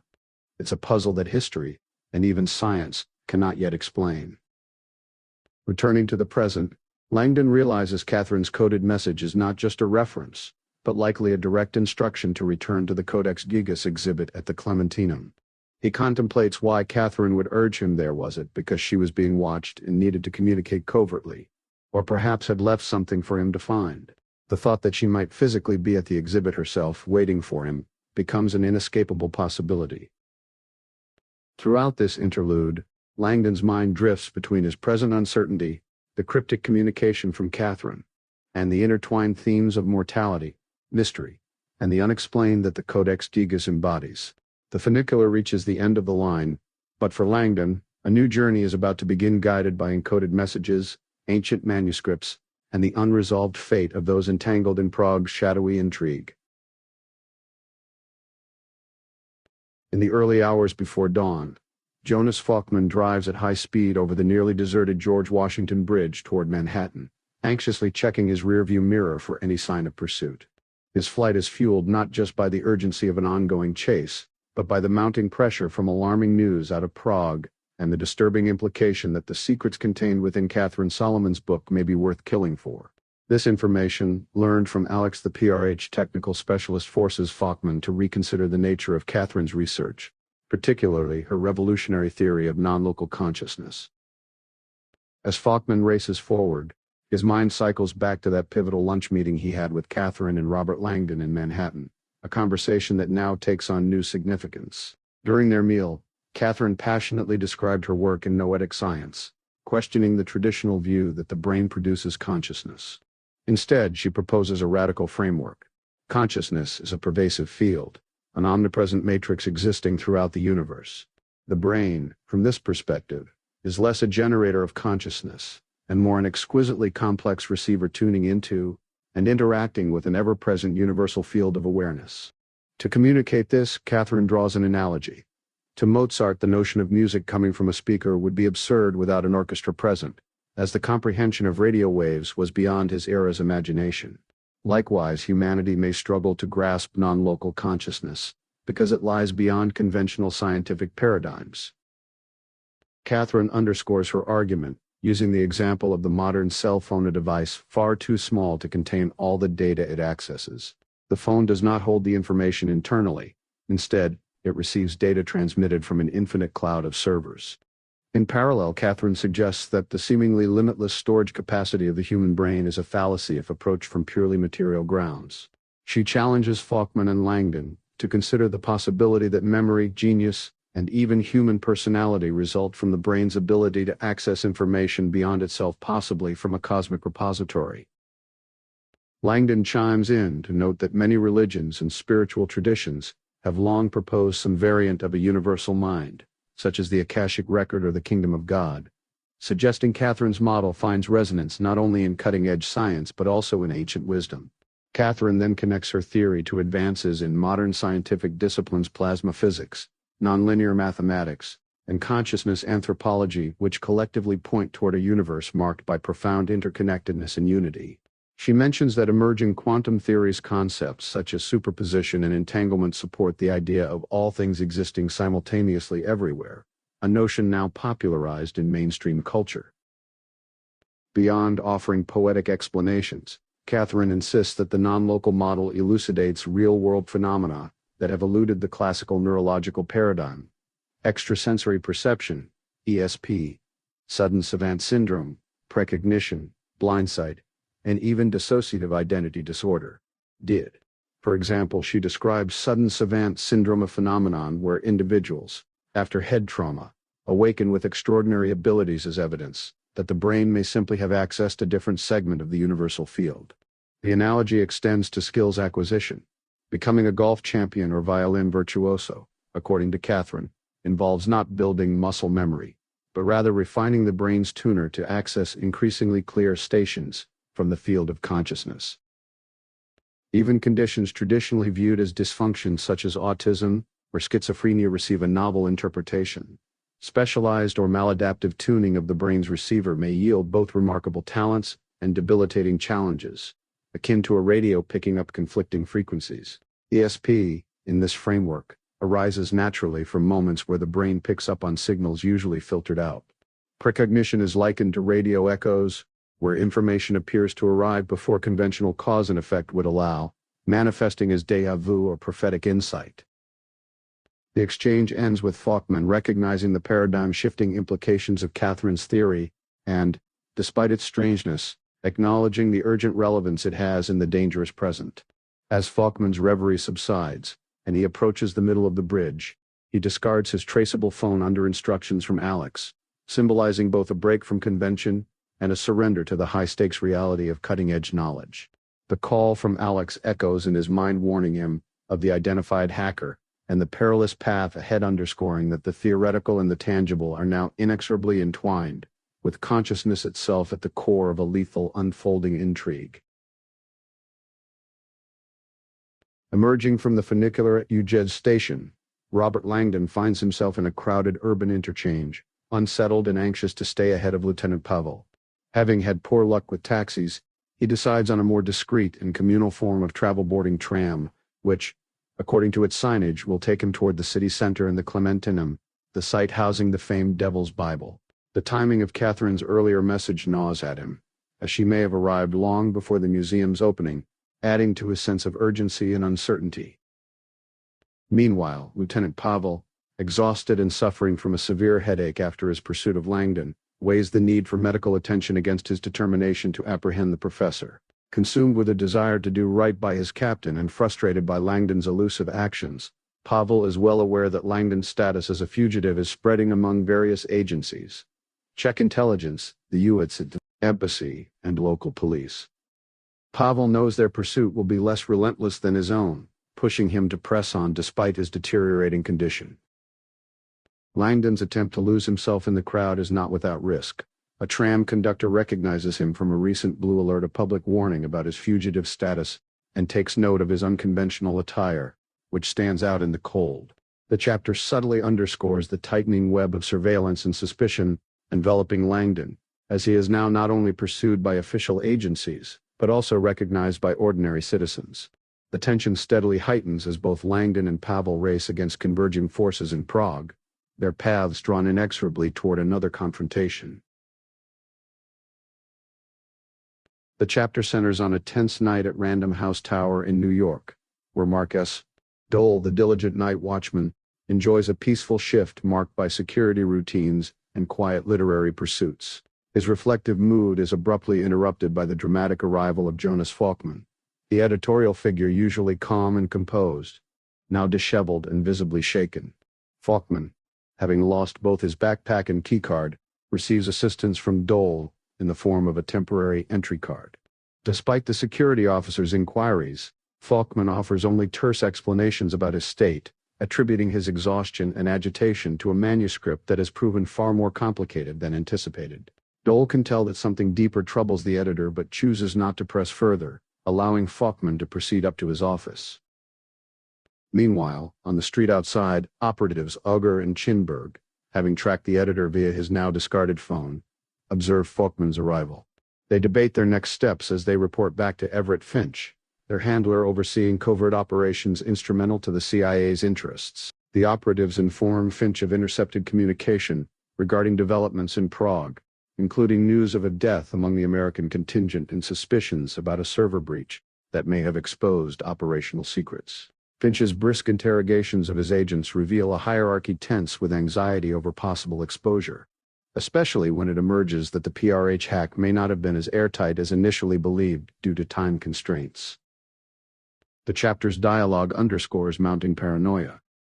Finch's insistence on containing the situation, however you deem necessary, exposes the lengths to which the intelligence apparatus is willing to go to preserve secrecy. As technical surveillance tactics fail, Folkman's phone, previously a window into his activities, now lies at the bottom of the Hudson. The focus shifts to direct action. Auger and Chinberg prepare to enter Random House Tower, determined to gather intelligence and neutralize complications by any means required. The calm mundanity of the night watchman's perspective is thus set against the shadow world of espionage operating literally and figuratively at the threshold of safety and danger, with Folkman caught precariously in the middle. In Prague, the U.S. ambassador Hyde Nagel faces mounting pressure and a rapidly deteriorating situation. She confides to herself that instilling fear in her media liaison, Dana Danik, may be the only way to maintain control amid the chaos. The ambassador's sense of order is further shattered when a U.S. Marine brings her urgent news.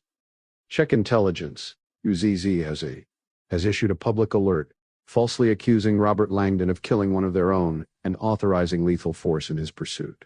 Nagel is appalled, realizing her previous threats. SEC have had no effect, and that diplomatic influence is waning. The Marine's warnings heighten the tension, underscoring the personal danger Langdon faces. Reacting swiftly, Nagel contacts Everett Finch, the CIA operative responsible for the broader operation in Prague. Their heated exchange exposes cracks in the command structure and a dangerous blame game. Nagel tries to assert herself, pointing out Finch's responsibility for the unfolding disaster, but is reminded of the precariousness of her position when Finch subtly asserts his authority and political leverage, making it clear she remains under his control. Elsewhere, Field Officer Housemore's exhaustion is punctuated by new orders from Finch. She is to proceed immediately to Crucifix Bastion and secure Dr. Brigitte Gessner's lab.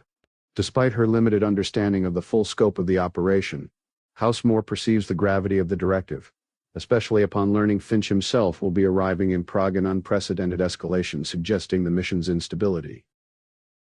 Meanwhile, the Golem traverses Old Town Square, moving among oblivious tourists. A guide, seizing the moment, links the sighting of the Golem's imposing clay-caked figure to Prague's rich folklore.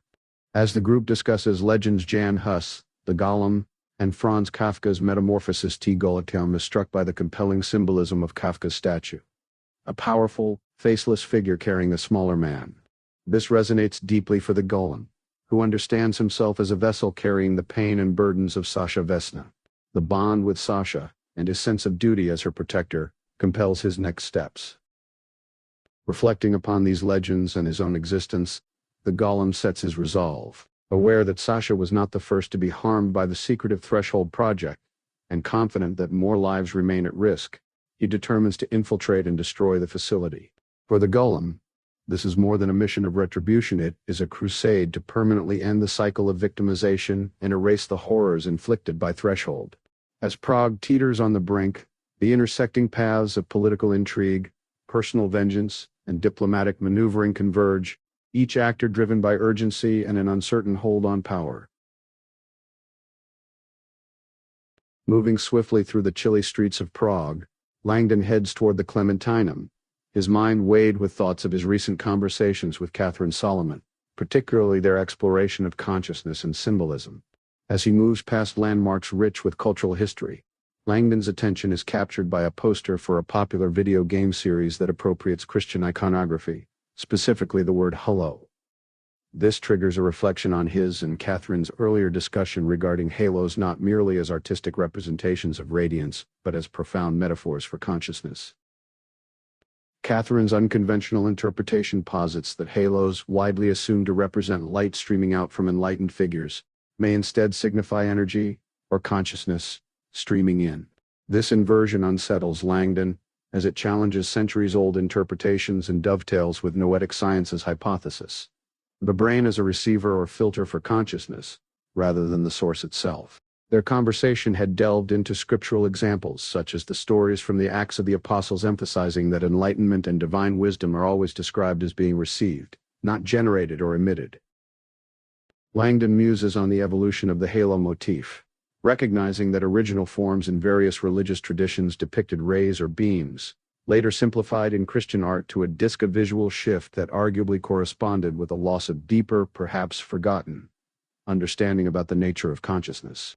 Katherine's theory suggests that this lost symbolism may align with emerging scientific challenges to the materialist paradigm, including anomalous phenomena like extrasensory perception, out-of-body experiences, and sudden emerging talents described as savant syndrome. They also addressed Langdon's remarkable eidetic memory, his ability to perfectly recall vast banks of visual data. Katherine challenges the conventional belief that such recall is due to storage capacity, asserting that the physical brain is simply not large enough for this task. Instead, she likens memory to cloud computing, presenting the brain as a mechanism finely tuned to access external sources of information rather than an isolated warehouse storing it all. According to this view, those with exceptional memory are simply endowed with a superior receiver for tapping into a broader, perhaps universal, data field. The exchange closes with Katherine's sly refusal to divulge all her findings, suggesting that Langdon will have to wait to read her upcoming book for a comprehensive explanation. This interaction further deepens the thematic interplay between faith, empirical evidence, and the evolving understanding of consciousness, leaving Langdon and the narrative poised between skepticism and the allure of previously hidden truths. Langdon hurried through the streets of Prague, his mind preoccupied with Katherine's cryptic message and the urgency their situation demanded. The Clementinum's historical significance as a Jesuit college and seat of scientific learning registered in his subconscious, but his focus was entirely on locating Katherine and deciphering her intentions. He arrived outside the Clementinum to find a bustling and unexpectedly lively scene. The library's new tourism initiative had attracted scores of jet-lagged travelers, their presence transforming the lobby into a makeshift lounge of caffeine and luggage. Langdon, momentarily baffled but grateful for the warmth and coffee offered, realized this early opening might have factored into Katherine's movements, raising the possibility that she had already been inside during the allotted admission window. Navigating the crowded lobbying, Langdon's urgency grew. He purchased a ticket, noticing a slight scrutiny from the cashier, then quickly proceeded to the Baroque library, a renowned chamber famed for its divine ceiling fresco, imposing shelves of venerable books, and air of reverent antiquity. He paused only briefly to register the grandeur of the space before concern for Katherine took precedence. The library's chilly air and time-regulated admission served as reminders of his limited opportunity to find her. He moved among the ongoing crowd, passing antique globes and information signs toward the main attraction, the legendary Codex Gigas, also known as the Devil's Bible. The Codex, encased in secure plexiglass, drew a quiet crowd fascinated by its notorious illustration of a demon, though Langdon scarcely gave it a glance as he scanned visitor faces for any sign of Katherine. Calling out to Katherine in low tones, Langdon drew the attention of some onlookers, followed by a rebuke from a docent for not maintaining the library's decorum. Despite repeated searches and a rising sense of desperation, he found no trace of her in the main chamber or on the upper balcony. The realization dawned that Katherine may have already departed, or perhaps was never there at all, leaving him frustrated and unsure in the vastness of the city. Meanwhile, Lieutenant Pavel pursued his own mission with methodical efficiency. Having issued a blue alert to law enforcement to be on the lookout for Langdon, Pavel received several tips about Langdon's movements, including reports from a tram conductor and a cab driver, which accurately placed Langdon at the Clementinum. Confident in the historian's affinity for the building's labyrinthine spaces yet certain of his quarry's capture, Pavel entered the museum with determination, flashed Langdon's photograph at the ticket booth, and quickly gleaned both proof of Langdon's presence and his likely location. As Pavel armed himself and prepared to close in, he demanded directions to the Baroque library, convinced that his search would soon come to an end. The threads of pursuit and evasion wove together within the ornate halls, adding further urgency and danger to Langdon's efforts to find Katherine and to remain one step ahead of those hunting him. Late at night, in Manhattan's Random House Tower, the otherwise familiar rhythms for night watchmen marked dull or shattered by the arrival of two unknown men, dressed in black military gear and exuding a sense of urgent authority. The men, strangers to Dole but in possession of a key card, create a thin pretense of structural emergency concerning the building's tuned M's damper massive water tank essential to the skyscraper's stability. Dole, unnerved but trying to fulfill protocol, is quickly and violently subdued. One intruder incapacitates him with a blow to the chest, zip-ties him, steals his key card, and places a gun against him as a clear warning to remain silent. The second man traverses the lobby to use the stolen credentials, disappearing deeper into the building while the first dons Dole's security cap and assumes his post with unsettling composure. Meanwhile, Jonas Folkman, recently embroiled in frantic transatlantic chaos and still shaken by threats to his colleagues and the apparent loss of a critical manuscript, has just arrived at the building's data security center. There he is greeted by Alex Conan, a tech specialist who appears visibly rattled by recent events. Alex's earlier panic was fueled by the mysterious hacking and the unnerving disappearance of contact with both Folkman and author Robert Langdon. However, Alex brings a measure of relief. Recent communications indicate that, despite initial fears, Robert Langdon remains alive, though now entangled with Czech authorities under troubling circumstances. Relieved by this knowledge, Folkman listens as Alex details his actions from the night. Desperate to locate his missing authors and publisher, Alex hacked their phones, exploiting Langdon's habit of recycling passwords to track their positions. Using this technique, Alex discovers that Langdon's phone last signaled from the Vltava River in Prague, then disappeared, an alarming detail that briefly convinced Alex Langdon might have died by drowning. Folkman recognizes the tech's overactive imagination, but can't entirely fault him, given the bizarre, dangerous events unfolding on both continents. Turning to the matter of the hack itself, Alex reveals he tried to contact Katherine Solomon, after realizing the attack was not random but targeted, hoping she could help identify possible adversaries from her own academic or professional circle. He instead found a technical trail left by the perpetrators. Their use of recycled copy-pasta code yielded digital fingerprints traceable through their forensic tools, but before he can explain fully, Alex is distracted. He believes he hears someone entering the secure computer area, and, momentarily, both he and Folkman are on edge, having internalized the ever-present threat that their adversary's reach is both global and intimate. The paranoia is justified. Folkman, drawing on his experience editing spy fiction, notices a blue light dot potential surveillance, or targeting gear reflected in a framed illustration nearby. Realizing that someone may be eavesdropping from the maze of server racks, he urgently moves the conversation to the computer, covertly communicating by typing messages that alert Alex to their dangerous situation. They wordlessly coordinate to avoid speaking aloud, knowing the room may be monitored.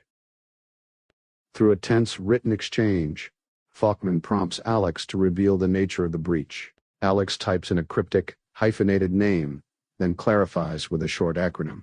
Faulkman is shaken by the answer. Their antagonist is both unexpected and deeply alarming. The revelation fits the pattern of everything that has gone wrong over the preceding hours, confirming suspicions that the conspiracy against them is orchestrated at the highest, most secretive levels. This raises the stakes dramatically, distinguishing between mere misinformation, accidental errors in information, and disinformation, implying a deliberate campaign of manipulation and control. As Faulkman and Alex sit, surrounded and surveilled inside their own facility, the chapter underlines themes of trust, technological paranoia, and existential threat. They are forced to communicate indirectly, unsure of who is present and listening, illustrating the pervasive reach of their unseen enemy, and setting the stage for an intense confrontation that blurs the lines between reality and the carefully crafted deceptions of covert operations. Amidst the ornate splendor of the Baroque library, Robert Langdon searches a crowd of visitors, piecing together that he has missed Katherine Solomon, who by now would have been asked to leave. The previous day's memory standing with Katherine, before the enigmatic Codex Gigas, and marveling at both the ancient tome and the breathtaking architecture contrasts sharply with his present predicament. Katherine, enthralled by the room's mystique, had astutely noticed the architectural riddle of a balcony with no apparent access, prompting Langdon to reveal a concealed spiral staircase hidden behind a hinged bookcase. These recollections are abruptly intruded upon by a staged emergency. A fire alarm called out in both Czech and English, ushering visitors toward the exit. Langdon quickly realizes the authenticity of the alarm is questionable, especially as he spots Lieutenant Pavel, the unwavering UZSC officer, scrutinizing each evacuee. Recognizing the trap, Langdon weighs his options for evasion, knowing that Pavel, having already demonstrated violent intent, poses a significant threat. The seemingly inaccessible balcony resurfaces in Langdon's mind, prompting him to consider the hidden staircase once again. Desperate, he attempts to access the alcove behind the bookcase, but finds it inexplicably locked. Suddenly, the possibility dawns that someone might already be inside. Whispering Katherine's name, he is rewarded with a telltale rustling, and the bookcase swinging open to reveal Katherine herself, her eyes brimming with tears. Reunited in the shadows of the alcove, they embrace quietly. Katherine overcome with relief at finding Langdon alive. The hidden space had provided her sanctuary from the unfolding manhunt, and together they cling to a fleeting moment of safety while threats linger just beyond the secret door. Within the shadowed confines of a Baroque library alcove, Katherine Solomon and Robert Langdon find themselves unexpectedly reunited. The tension and uncertainty of their ordeal melt briefly as Katherine, shaken yet relieved, presses herself close to Langdon, overwhelmed by the fear of nearly losing someone for whom she harbors deep affection. Years of friendship, subtly interlaced with unspoken yearning, come to a quiet culmination in this moment. Katherine's anxiety is evident as she recounts her harrowing escape, and describes the alarming events that forced her into hiding, a situation triggered by the erasure of her important manuscript and rumors of Langdon's supposed death. Earlier that morning, Katherine received a frantic voicemail from a PRH systems technician named Alex. When she called him back, he explained that the publishing house's servers had been breached, and her entire manuscript, which encapsulates crucial research into consciousness, had been deleted. What was even more disconcerting was Alex's belief that Langdon had drowned, based on a missing phone signal traced to the Vltava River. Alex warned Katherine to dispose of her phone, evade surveillance, and find a secure hiding place, as it appeared that both her pivotal research and their lives were targeted. The disappearance of Jonas Faulkman, her editor, heightened the sense of threat. As they processed these developments in the darkness, Katherine admits she managed to print a hard copy of her manuscript just before chaos erupted at the hotel. The unexpected fire alarm had forced her out of the building, causing her path to almost cross with Langdon's during the crisis. Carrying the only surviving version of her work, she sought refuge, and followed Alex's advice to keep the manuscript secure, eventually hiding in the alcove. Langdon pieces together the coded email Katherine had sent as a precaution, a cleverly veiled message in Enochian script, and Codex XL, selected to avoid interception. The implication is clear. The stakes are not only personal but academic and professional, with someone determined to obliterate breakthrough findings on consciousness. Meanwhile, outside the sanctuary of the alcove, Lieutenant Pavel of the Czech intelligence agency methodically searches for Langdon, convinced he remains trapped within the library after confirming his entry. Pavel commands the docent to seal the room, making it a contained killing box, and prepares for an inevitable confrontation. The scene juxtaposes the intimacy and vulnerability of Langdon and Katherine's moment, with the escalating external threat and atmosphere thick with both the promise of personal revelation and the looming danger posed by an unyielding pursuer. Set against the enduring presence of the Old New Synagogue in Prague's historic Josefov Quarter, the narrative follows the golem as he reflects on his own origins and purpose. The synagogue, flanked now by luxury storefronts, serves as a poignant reminder of faith's resilience amid profound change. For the golem, the synagogue is more than just an architectural relic. It is the site where he first felt a sense of belonging and understanding, spurred by the legendary tales of Prague's mythical golem recounted by a passing tour guide. Inside the synagogue's quiet embrace, filled with an atmosphere infused by centuries of worship and mysticism, the golem finds solace and inspiration. Upon reading literature about Rabbi Judah Loew ben Bezalel, the historic Maharal of Prague, who, according to legend, created the original golem to protect the Jewish community, the golem recognizes parallels between himself and the legendary creature. Concepts within Rabbi Loew's Kabbalistic and philosophical writings, such as the transmigration of souls and the merging of entities, resonate profoundly with him. He interprets his own existence as a soul awakened within an alien body for a distinct mission: to serve as a protector. This connection becomes more intimate as the golem recalls the formative moment when he first perceived his identity, triggered by witnessing an act of cruelty in a mental institution. Compelled by a protective impulse, he intervened with lethal force, acting decisively to shield an innocent victim, Sasha Vesna. That episode of violence, committed in defense of another, prompted his realization that his entire purpose was to be Sasha's unseen guardian. From then forward, he watched over her silently within the institution, coming to terms with the solitude and isolation inherent in his role, much like the ancient golem. Despite deep loyalty, the golem is acutely aware of the cost and secrecy of his actions, especially after having eliminated individuals who threatened Sasha. He bears the burden that she must never learn of these deeds, fearing that such knowledge would estrange her. This drives him to keep Sasha in ignorance, shielding her from unsettling truths for her own protection. The weight he carries is not only emotional but physical, his pockets laden with tools and weapons, preparing him for whatever dangers await. Moving through Josefov, the golem bypasses the synagogue to head instead for the adjacent cemetery, a place shrouded in legend and fear. His somber journey underscores the complex spiritual and moral threads intertwining his life, the legacy of the mythical golem, and the motif of unseen self-sacrifice that echoes through centuries of Prague's clandestine history. In the tense and shadowed quiet of an ancient Prague library, Lieutenant Pavel's pursuit of Langdon and Katherine is driven by a furious grief over his captain's and uncle's murder. Overcome by rage and suspicion, Pavel storms through the library, weapon drawn, convinced that Langdon is hiding on the upper balcony. Despite his shouts into the silent vastness, there is no response, which only deepens his resolution.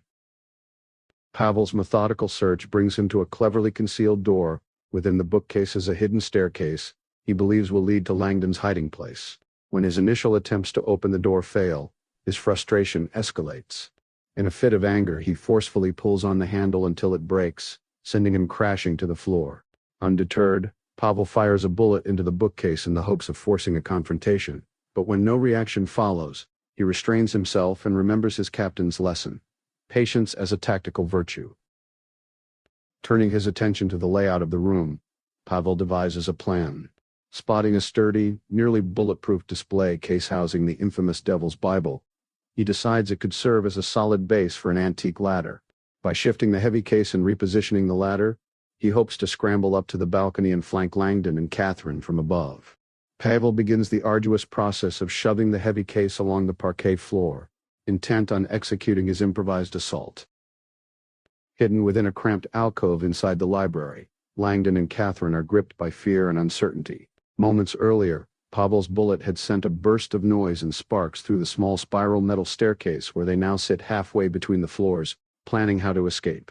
Langdon considers the possibility that Pavel, possibly even more unhinged by his head injury, has been ordered not only to seize Catherine's manuscript but to eliminate them as well. The pair realize their situation is urgent. They are trapped, with no means to call for help, and making any noise could fatally compromise their location. Determined to seek another way out, Langdon quietly ascends the spiral stairs in total darkness until he finds a trapdoor above. Peering through, he assesses the balcony, desperately scanning for any possible exit. The only views are centuries-old books, and the domed, frescoed ceiling above no apparent windows or doors. As Langdon quietly observes, he catches sight of Pavel maneuvering the transparent display case and preparing the ladder. The intent is unmistakable. Pavel is using patience and strength to reach the balcony, and soon their hiding place will be fully exposed. Pressed for options, Langdon's gaze drifts upward to the elaborate fresco above. Amidst the painted clouds and Jesuit saints engrossed in scholarly pursuits, a single, out-of-place metallic disc catches his attention. Disguised within the celestial artwork, the disc stands as a modern intrusion, an element the Renaissance artist could never have placed. Instantly, Langdon recognizes it as a potential solution, a faint but tangible chance for escape cleverly concealed in the very architecture of the room. In this moment of desperation, the incongruous metallic halo offers Langdon renewed hope for evading Pavel and surviving the ordeal. Field Officer Housemore approaches Crucifix Bastion, finding the scene eerily deserted with clear signs of forced entry, yet the most secure parts of the facility remain locked and untouched. Uncertain of the threat, she immediately contacts Mr. Britt, her superior, who instructs her with unusual urgency to lock down the building and use lethal force if necessary, underscoring a heightened sense of danger and the covert importance of the site. Meanwhile, in New York, the narrative shifts to the Random House Tower, where Jonas Fuchman, a publishing executive, is being monitored from afar. Operative Chinberg, deeply embedded within the organization's infrastructure, uses sophisticated surveillance, namely a laser microphone aimed at a glass panel, to covertly listen in on Fuchman's conversation with his young tech, Alex Conan. The operation is further secured by direct, real-time relay to Finch, who is aboard a private jet crossing Europe, highlighting the transcontinental reach and resources of the clandestine Q operation. The core of the overheard exchange centers on suspected cyber attacks against PRH's servers, with Alex mistakenly blaming Library Genesis, LibGen, the notorious pirating group known for purloining academic and literary works. Both Chinberg and Finch are greatly relieved by this misattribution, which diverts suspicion from their own agency, allowing their digital incursion to remain undetected. Chinberg reflects on the technical advantages and risks of their approach, but now feels secure that their operations trace has been covered by the decoy of LibGen artifacts, remnants of past intrusions, unrelated to Q. Back at the Random House Tower, security guard Mark Dole finds himself threatened by two agents working for the group behind the hack. The agents search through his personal belongings, intimidating him with references to his private life to ensure his silence. When they attempt to leave, Dole cleverly manipulates the building's automated security system. After a feigned compliance with the thugs' demand to be released, he manages to trap them in the oversized revolving doors, effectively reversing the situation. Taking advantage of their confinement, Dole calls the police, ensuring their apprehension while protecting his own family and reasserting his control. After the incident, Faulkman continues to play along with the surveillance, feigning outrage at LibGen to further mislead eavesdroppers, though he suspects the true motive and identity of the group targeting them are far more sinister. As he descends to the lobby, Faulkman discovers the two detained intruders now under police custody, much to his relief and satisfaction. He revels in the reversal of roles. Those who sought to intimidate and silence are now powerless and exposed, while his own staff remain unharmed.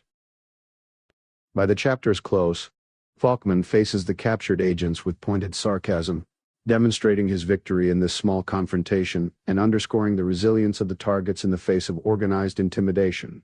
Despite the unresolved mystery of the larger conspiracy, this segment highlights both the small moments of resistance enacted by run-of-the-mill employees like Dole, and the strategic misdirection executed by those operating on the global stage. The intricate layering of surveillance, intimidation, and countermeasures deepens the atmosphere of paranoia and underscores the high stakes at play. In this scene, Urgency and desperation drive the actions of Robert Langdon and Katherine Solomon as they attempt to escape a perilous situation in an ancient library, a setting steeped in both historical significance and immediate danger. Langdon, having observed something alarming from the balcony, returns to Katherine with a plan to create smoke in order to activate the library's fire alarms and draw attention to their predicament, since previous sounds of gunfire had failed to summon help. His logic hinges on the premise that nothing mobilizes staff in such an environment more quickly than the threat of fire. Katherine, despite the pressure, begins frantically searching her belongings for anything that could be used to start a fire. Her bag is heavy, containing her crucial manuscript and a large water bottle, but she has no lighter or matches. They consider various unconventional options for igniting a flame. Katherine recalls she has a phone charger built into her bag, a modern amenity intended for convenience, now repurposed as their potential salvation. Langdon takes command, extracting the charger, stripping its wires using his teeth, and ingeniously using the foil from a granola bar wrapper to complete an improvised electrical circuit. When the wires connect, the foil filament briefly ignites, demonstrating Langdon's resourcefulness and understanding of rudimentary survival techniques. However, he recognizes that the brief flame produced won't suffice, considering the resistant materials available. Thinking quickly, Langdon resorts to the most flammable material at hand, the manuscript containing Katherine's groundbreaking research. He makes a pragmatic, if painful, decision to sacrifice the hard copy of her work, recognizing that the survival of both manuscript and its authors is unlikely. If they are caught, the book has already become a target, the subject of professional erasure, and fatal interest from unknown parties. Katherine's reaction is visceral. She is devastated when she discovers what is burning, acutely aware this is their only remaining copy. The flames consume her work rapidly, but Langdon insists it is their only viable option for escape, sharing with her the gravity of their situation. People have already been killed over what they know, including Brigitte Gessner, and continued possession of the manuscript places them in mortal danger. This moment pivots on the painful trade-off between personal legacy and immediate survival. Langdon appeals to Katherine's trust, underscoring that holding on to the manuscript has only made them targets, and that Gessner's death is a direct consequence of the knowledge they possess. Both are forced to acknowledge that nothing, not even the integrity of years of research, can be prioritized above their own lives and each other's safety. Meanwhile, Lieutenant Pavel, exhausted from moving a heavy display case across the library, prepares to search the balcony where Langdon and Katherine are hiding. He observes with disbelief as a column of black smoke rises from the far corner, signaling a fire. This quickly activates the library's alarm system, suggesting Langdon's plan has succeeded. The chaos and forced evacuation it triggers could provide the cover needed for Langdon and Katherine to escape. The narrative in this chapter is driven by escalating tension, quick thinking, and sacrifice. Langdon's decision to destroy the manuscript encapsulates the extreme duress they are under, where survival trumps all other considerations. Simultaneously, the scene illustrates how precious knowledge in the form of a scientific manuscript can also be perilous and burdensome, capable of attracting deadly attention. The broader events of the chapter operate against a backdrop of espionage and conspiracy, linking the immediate firefight to the larger dangers posed by the secret technologies, intelligence operations, and the ruthlessly determined adversaries seeking to control or erase the truth they have uncovered. In the dramatic scene unfolding within the confines of the Baroque library, chaos erupts as a fire alarm prompts immediate action from staff, overriding the strict instructions issued by Lieutenant Pavel of UZS. The smoke, quickly spreading from the balcony, sends a docent dashing into the room in a frantic attempt to protect the ancient space, while Pavel positions himself atop a display case and begins climbing toward the balcony, determined to ambush Robert Langdon. As the fire intensifies, more museum employees rush in, some wielding extinguishers in a desperate effort to breach the hidden bookcase from behind which the smoke emerges. The meticulously orchestrated ploy, using the fire as cover, is almost foiled by the escalating attention and confusion. Pavel, intent on carrying out his lethal objective against Langdon, ignores the alarmed shouts of a museum worker, who discovers him precariously perched amid priceless relics. With smoke swirling around him, Pavel anticipates his chance for a decisive attack, convinced that patience in occupying the upper balcony will give him a fatal advantage when Langdon emerges. However, unexpected intervention shifts the balance. A commanding female voice interrupts, startling Pavel as Dana Danik, accompanied by 2 U.S. Marine Guards in full embassy uniform, enters with authority, cutting short whatever Pavel had planned. The striking presence of American security, combined with embassy intervention, immediately forces Pavel to abandon his advantage and retreat, ultimately being detained. Meanwhile, Langdon, hidden within the stairwell, meticulously ensures all embers from the fire ignited using Katherine's hand sanitizer-laced manuscript as accelerant are extinguished.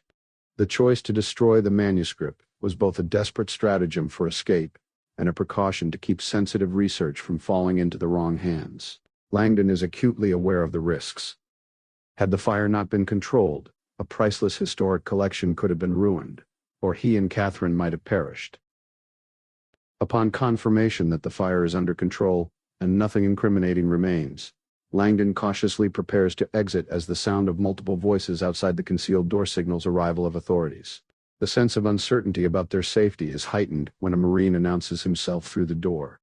Despite Langdon's skepticism, suspecting a possible UZZ ruse, the sight of an official U.S. embassy credential soon puts his concerns to rest. Parallel to this, Dana Danik anxiously awaits the Americans' emergence, aware that her hasty intervention at Ambassador Nagel's behest has averted catastrophe.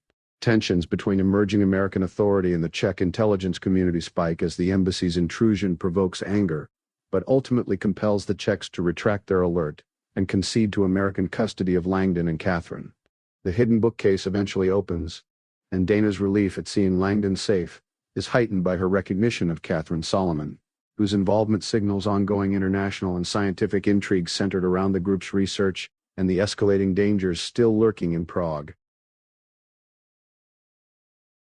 As Katherine recovered from her ordeal in the chilly stairwell, she found some comfort in the relative warmth of the historical Clementinum corridors. Alongside Robert Langdon, she noticed the U.S. Marines' intense scrutiny as they investigated the site, especially focusing on the burned remnants of her manuscript.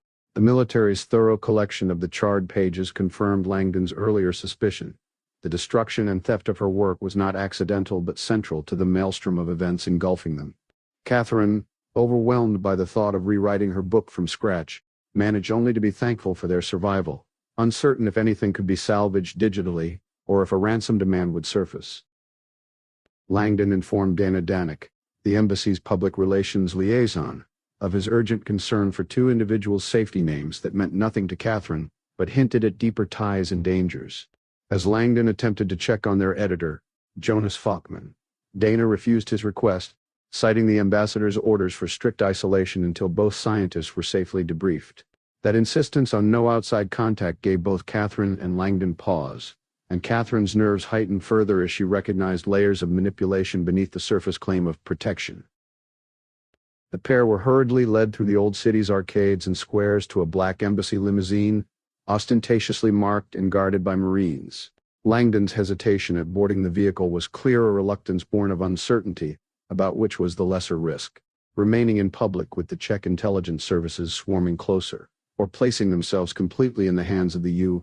embassy, whose intentions now seemed uncertain. Ultimately, the arrival of UZ sedans, sirens blaring, forced their decision. Langdon escorted Katherine into the car, trading open exposure for diplomatic custody. Observing the couple's departure, Dana Danik reflected on Langdon's unease, but quickly set about fulfilling urgent new responsibilities. She contacted Ambassador Nagel with troubling news about Sasha Vesna and Michael Harris, 2 names now identified as possibly in peril. Dana was surprised and somewhat apprehensive to discover she'd be sent herself to Sasha's apartment, accompanied by the ambassador's most trusted Marine. The stakes, she realized, were rising, and universal trust was now in short supply. In the limousine, Katherine and Langdon traded confidences. Langdon described his earlier experience and his delayed reaction to a crucial memory, triggered by the embassy's seal on the limousine, a motif he'd encountered that same morning on the card accompanying the embassy's floral arrangement. Langdon realized their hotel room may have been under covert surveillance. Among the flowers, he recalled seeing a small device that, in hindsight, resembled a parabolic microphone. The possibility that their conversation, in which Katherine had disclosed her disturbing nightmare, had been secretly recorded by the embassy significantly escalated the sense of betrayal and danger. Katherine was stunned, unable to imagine a benign rationale for such surveillance, or why anyone would go so far as to reenact her unsettling dream. Langdon, determined to confront the ambassador, grew even more concerned upon learning from Katherine that their limousine wasn't headed for the secure grounds of the embassy proper, but to the ambassador's residence, a location outside the legal protections afforded by embassy soil. This deviation left them vulnerable and heightened an already acute sense of exposure. Langdon interpreted this as a strategic move by the ambassador, removing their diplomatic immunity and leaving them at the mercy of ambiguous American interests. With the seconds slipping away before they would be further isolated, Langdon pressed Katherine to divulge the critical findings of her now lost manuscript. Recognizing that written explanations were no longer feasible, Katherine prepared to share her discoveries verbally, signifying a shift from academic confidentiality toward direct, immediate transparency. The stage was set for truths to emerge in real time, a necessity imposed by rapidly closing circles of both physical and political threat. The golem enters Prague's old Jewish cemetery, a place laden with history and marked profoundly by human intolerance. The cemetery is overwhelmed with over 100,000 interred bodies beneath a dense cluster of headstones, packed impossibly tight due to the constraints imposed on Prague's Jewish community over centuries. To accommodate so many within a confined plot, new layers of earth and tombstones had been repeatedly added, resulting in graves stacked as many as 12 deep, all contained by retaining walls, a silent testament to the endurance and marginalization of its people. Demonstrating respect, the golem selects a kippah from a box at the entrance, donning it as he quietly navigates the moss-laden pathways amidst cautious onlookers. His presence, hidden beneath a clay-marked exterior and dark cloak, draws attention, but his intent remains solemn. He progresses deliberately through the tangled field of monuments to the tomb of Rabbi Loew, the historical figure credited with the creation of the legendary Golem of Prague. Rabbi Loew's resting place is marked by an ornate, lion-adorned stone and covered with prayers and pebbles left according to tradition. Alone, the golem kneels before the tomb, engaging with feelings of unity and interconnectedness. Immersed in the sacred atmosphere, he contemplates spiritual oneness, recognizing the dissolution of perceived separations. In his meditative state, the golem senses a transfer of mystical strength, a renewal drawn from both the hallowed ground and the enduring influence of his mythic predecessor, leaving him fortified for the challenges to come. As the embassy limousine glides across Manuscript Bridge, Katherine Solomon begins to unpack for Robert Langdon the scientific and philosophical quandaries that haunt the field of consciousness research. She introduces the concept of the replication crisis, a persistent dilemma in contemporary science where certain experimental results, often dramatic and provocative, cannot be repeated by other researchers. While this issue plagues many disciplines, it is especially acute in studies attempting to prove or explore non-local consciousness, the idea that consciousness might exist independent of and possibly beyond the brain's physical boundaries. Katherine stresses the difficulty this creates for researchers in her field. Even meticulously executed and peer-reviewed experiments by reputable scientists are dismissed if other teams cannot reproduce the findings. This lack of repeatability forms the rhetorical backbone for skeptics, particularly materialists, to discredit noetic science and label its practitioners as charlatans. She draws parallels to Langdon's experience as a scholar of religious history, where controversies over authenticity, such as those surrounding the Shroud of Turin or the donation of Constantine, reveal how fiercely entrenched worlds can reject inconvenient or disruptive results. Expanding upon the battle in her field, Katherine brings up a particularly contentious set of studies performed in the early 1980s, the Ganzfeld experiments. Designed to test the existence of mental telepathy, these experiments produced compelling results in their first iteration, but failed to be repeated subsequently, leading to accusations of deceit and a legacy of skepticism. This controversy, she points out, exemplifies the intellectual war between proponents of local versus non-local consciousness models. Langdon, having researched in the hopes of better understanding Katherine's views, and perhaps to vet her sanity, discusses the Ganzfeld's legacy in the work of social scientist Darrell Bem. Bem's remarkable and controversial experiments suggested the possibility of retrocausality where future events influence the past. In particular, his work demonstrated that test subjects could recall words more effectively if they later were asked to memorize those very words, as if knowledge from the future somehow reached backward in time. Troubled by these implications, Langdon recounts seeking the opinion of a physics colleague, who introduces him to the delayed choice quantum eraser experiment. This long-celebrated quantum physics experiment demonstrates, counterintuitively, that some quantum phenomena appear to be influenced by decisions made after those phenomena transpire. That is, the universe seems to behave as though the present can alter the past, hinting at a reality where time is not strictly linear. Katherine elaborates, suggesting two possible ways to interpret these perplexing results. Either retrocausality is real, or the universe, as conceived by proponents of universal consciousness, operates as a timeless whole where past, present, and future coexist. She shares that this radical worldview sits at the heart of the intellectual friction between materialist and non-local models, and that her own work frequently exposes her to incredulity and skepticism. The conversation shifts to the standards of scientific proof. Katherine critiques the rigidity with which reproducibility is enforced in her field. She argues that, unlike in physics or chemistry, where macroscopic repeatability is standard, consciousness, an inherently elusive and subjective phenomenon, may not lend itself to the same criteria. The unpredictability that is a fundamental property of the quantum world, she contends, parallels the unpredictability and irreducibility of consciousness. Katherine explains that imposing a classical scientific demand for repeatability risks unfairly stifling legitimate lines of inquiry and destroying scientific careers. The comparison she draws between an athletic feat accepted at face value and a singular but unrepeatable scientific result underscores her belief that some truths elude the strictures of the scientific method as commonly understood. Langdon processes these insights, but remains uncertain as to why such controversy would engender the drastic measures taken against Katherine, such as the destruction of her manuscript or even murder. Katherine, noticing his skepticism, clarifies that her most consequential discovery is not merely theoretical, but tangible and experimentally validated.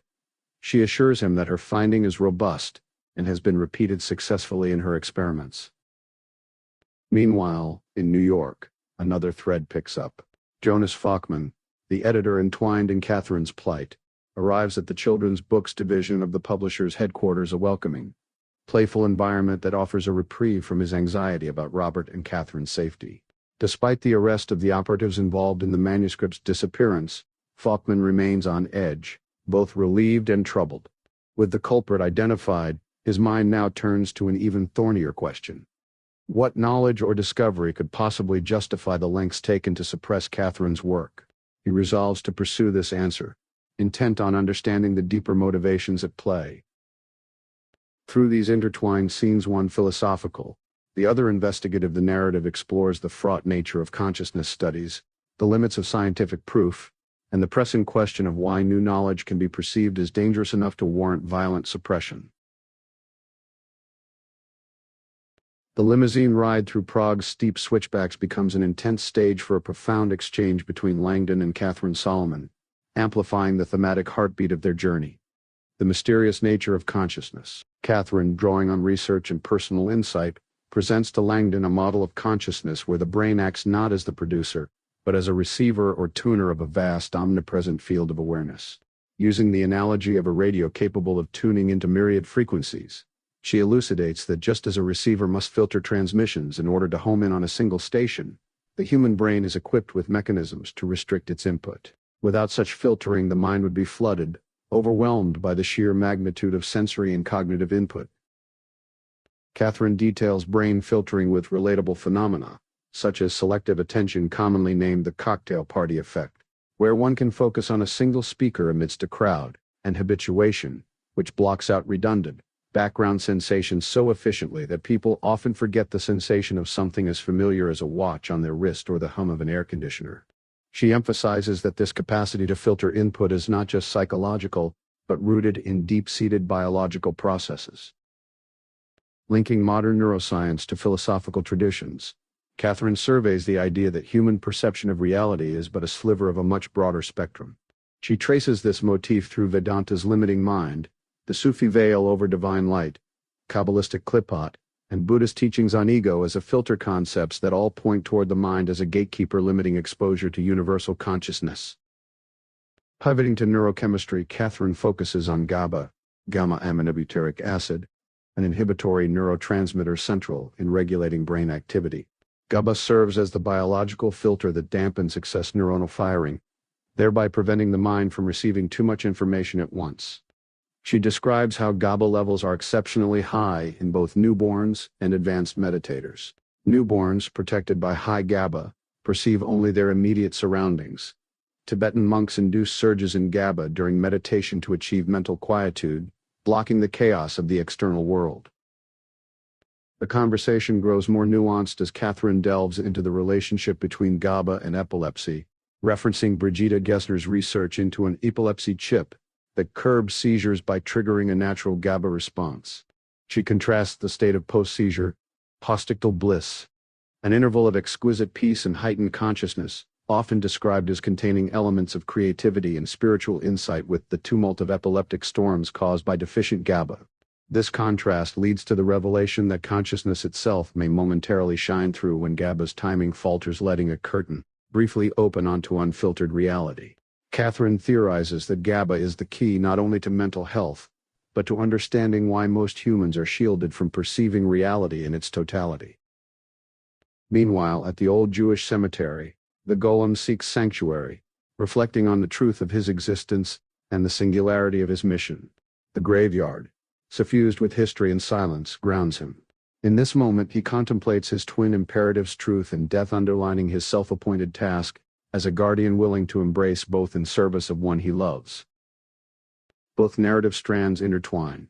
Langdon and Katherine's dialogue opens up scientific and spiritual vistas on consciousness and perception.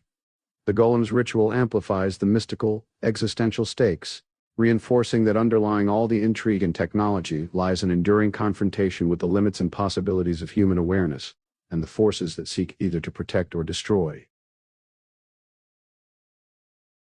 In the quiet confines of a limousine traversing the affluent neighborhood of Bubanek, the conversation between Katherine and Langdon unfolds, centering on the boundaries of conscious experience and the neural mechanisms that shape human perception. Katherine, drawing from her research into both epilepsy and near-death experiences, connects the profound, blissful sensations reported by individuals in these states. She explains how her studies on postictal experiences, moments following epileptic seizures, mirror the accounts given by people who have clinically died and returned. Both groups describe feelings of weightlessness, transcendent peace, and an overwhelming sense of connection to the universe.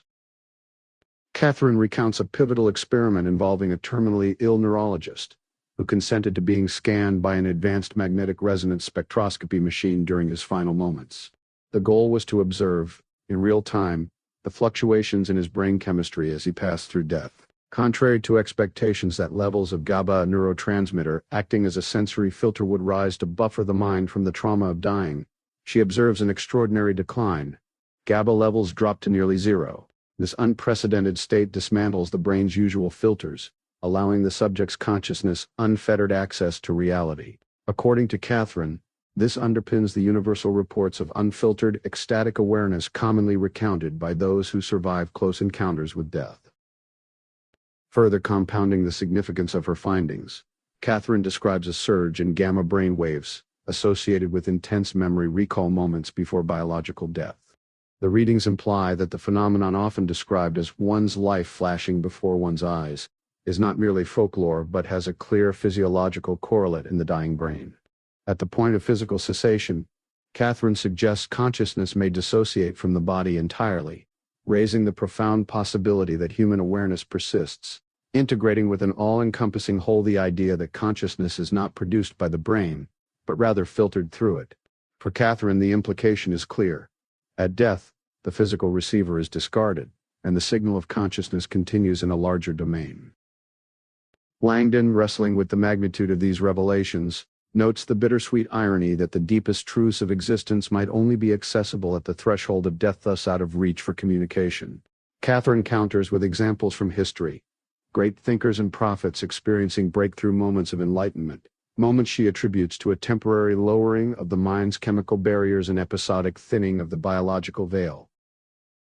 The dialogue then shifts to the effects of psychoactive substances. Katherine's research with psychedelic drugs, such as LSD, mescaline, and psilocybin, demonstrates that these compounds do not excite the mind into hallucinating, but rather reduce GABA levels, temporarily disabling the same filters that usually limit perception. Thus, the so-called hallucinations may, in her view, constitute a direct encounter with a broader reality, one typically inaccessible to ordinary consciousness. Katherine outlines how recent public interest in medical studies have highlighted psychedelics' therapeutic potential, referencing contemporary figures and organizations pioneering this research. She posits that expanding consciousness, whether through death, epilepsy, or psychoactive triggers, holds the key to overcoming societal discord. Connectedness, spiritual insight, and creative genius are innate human capacities, obscured by neurochemical barriers. If humanity could safely and intentionally lower these filters, Katherine imagines, unity and deeper understanding might flourish. Langdon is vividly struck by the transformative potential of Katherine's discoveries, though both remain aware that the political, social, and personal stakes are high. As their limousine approaches the ambassadorial residence under heavy security, an ambiguity lingers, whether this destination will offer answers and protection, or introduce new perils. Throughout, the tone balances scientific wonder with undercurrents of vulnerability, as both characters stand poised on the threshold of both personal and world-changing revelations. The chapter transports the narrative to the opulent Petchek Villa, now the U.S. ambassador's residence in Prague, a structure saturated with layers of historical trauma and grandeur. Once the home of Otto Petchek, a prominent Jewish industrialist forced out during the Nazi occupation, the villa encapsulates the darker chapters of European history. The property became a trophy for occupying powers. During the Nazi era, it was prepared as a celebratory representation of their intended victory, with its substantial art collection and furniture systematically catalogued, each curated item intended for display in the imagined museum of a defeated race. This lingering aura of conquest and loss permeates the villa's restored glory, a dual testament to resilience and remembrance. Upon their arrival, Langdon and Katherine are ushered through tight security and the meticulously maintained grandeur of the estate. Langdon, familiar with the villa's legacy through the writings of a former U.S. ambassador, is acutely aware of its symbolic importance. It stands not only as a diplomatic enclave, but also as a monument to the unbroken thread of history, from trauma to reclamation. Katherine, by contrast, is struck by the contrast between its palace-like American stewardship and the grim events it has witnessed. Her remarks blend awe with pointed irony about government expenditure. Their initial reception is handled not by the ambassador but by a congenial elderly staff member, who welcomes them with the warmth of freshly baked cookies and firelight. This calculated hospitality momentarily eases their nerves, a deliberate juxtaposition to the villa's physical fortress-like defenses and the emotional weight of its past. In the brief comfort of the living space, Langdon and Katherine are left to their thoughts, wary of surveillance and the compromises inherent in their situation, particularly after their candid conversation during the limo ride may have been overheard. Langdon's academic curiosity soon guides them to a chilling discovery in the dining room, an antique chair still bearing its original Nazi catalog sticker, complete with identifying numbers and insignia. The sticker's continued presence in the villa is explained as a conscious decision by the embassy not to erase uncomfortable history, but to perpetually remind its guests and staff of the atrocities committed, the dangers of forgetting, and the necessity of vigilance. The atmosphere quickly shifts with the arrival of Ambassador Nagel herself. Commanding and serious, Nagel's entrance disrupts the sanctuary of the living room. Her appearance immediately signals the gravity of the moment, and her somber demeanor sets the tone for what is to come. She briskly establishes control of the encounter, referencing the need for explanations from the U.S. government to Langdon and Katherine, a tacit admission of the complexities, betrayals, and secrets that have brought the two guests to her embassy. The chapter closes on the threshold of revelation, with the promise that whatever hospitality or history the villa might represent, it is undergirded by a maze of unfinished business and official reckoning. As Langdon and Katherine are ushered by Ambassador Nagel through the private wings of Petchek Villa, an atmosphere of tension hangs over their every step, underscored both by their own wariness and by the ambassador's tightly reined emotions. The group passes through opulent, classically decorated room spaces more reminiscent of state power than personal comfort before finally assembling in the secluded, book-lined intimacy of Nagel's library. The ambassador's tone is crisp and businesslike. The setting, though elegant, feels more like the stage for an interrogation than a sanctuary. Nagel's first act is candid but not comforting. She admits, on behalf of the United States government, that she authorized a covert listening device in Langdon and Katherine's hotel room. Her apology is direct, yet framed within the pragmatic logic of national security and her perceived duty to protect American interests. She asserts the order came from higher authority, and she claims ignorance of how the recordings would ultimately be used against her guests. This revelation confirms the couple's suspicions. Langdon, in particular, had already begun piecing together evidence of surveillance, from the ambassador's curious behavior to the cryptic events on the Charles Bridge, and now feels vindicated, but hardly reassured. Katherine's reaction is one of indignation at this breach of privacy, but Nagel counters with a hardened pragmatism, insisting national security necessitates such actions in dangerous times. She reminds them that threats are seldom visually obvious. In this world, any anomaly may attract surveillance. Despite her apology and overture toward transparency, the underlying message is clear. The government's interests outweigh individual privacy, and her personal sympathies are bounded by compliance to orders from unseen authorities. Nagel then pivots to the immediate issue at hand. Katherine's forthcoming book on consciousness is apparently considered a potential national security threat by unnamed, powerful entities. This assertion shocks Katherine, who sees her research as benign and strictly academic. Nagel has not been briefed on the details herself, instead informing them that an operative named Mr. Ben Finch will arrive shortly to discuss the matter further, a discussion contingent upon Langdon and Katherine signing strict non-disclosure agreements. The tension escalates. The two are given single-page NDAs, documents so broad in their blanket of secrecy that Langdon realizes they would irrevocably ban Katherine from discussing, let alone publishing, any topics that arise in this official meeting, particularly those related to her book. The recognition dawns that the effort to erase all manuscript copies was not merely an attempt at censorship. It was predicated on the belief that, legally restrained, Katherine could never rewrite or disseminate her findings. The threat is not just literary erasure, but a bureaucratic one ensured by their own signatures. Langdon pushes back, arguing that Katherine ought to consult legal counsel or her editor before signing away her rights. Nagel refuses, explaining that the directive prohibits any form of contact until after the NDA is signed, and Mr. Finch has spoken to them. Her power, she clarifies with a note of fatigue and cynicism, is limited. Permanent forces within the government, not transient diplomats, truly control events.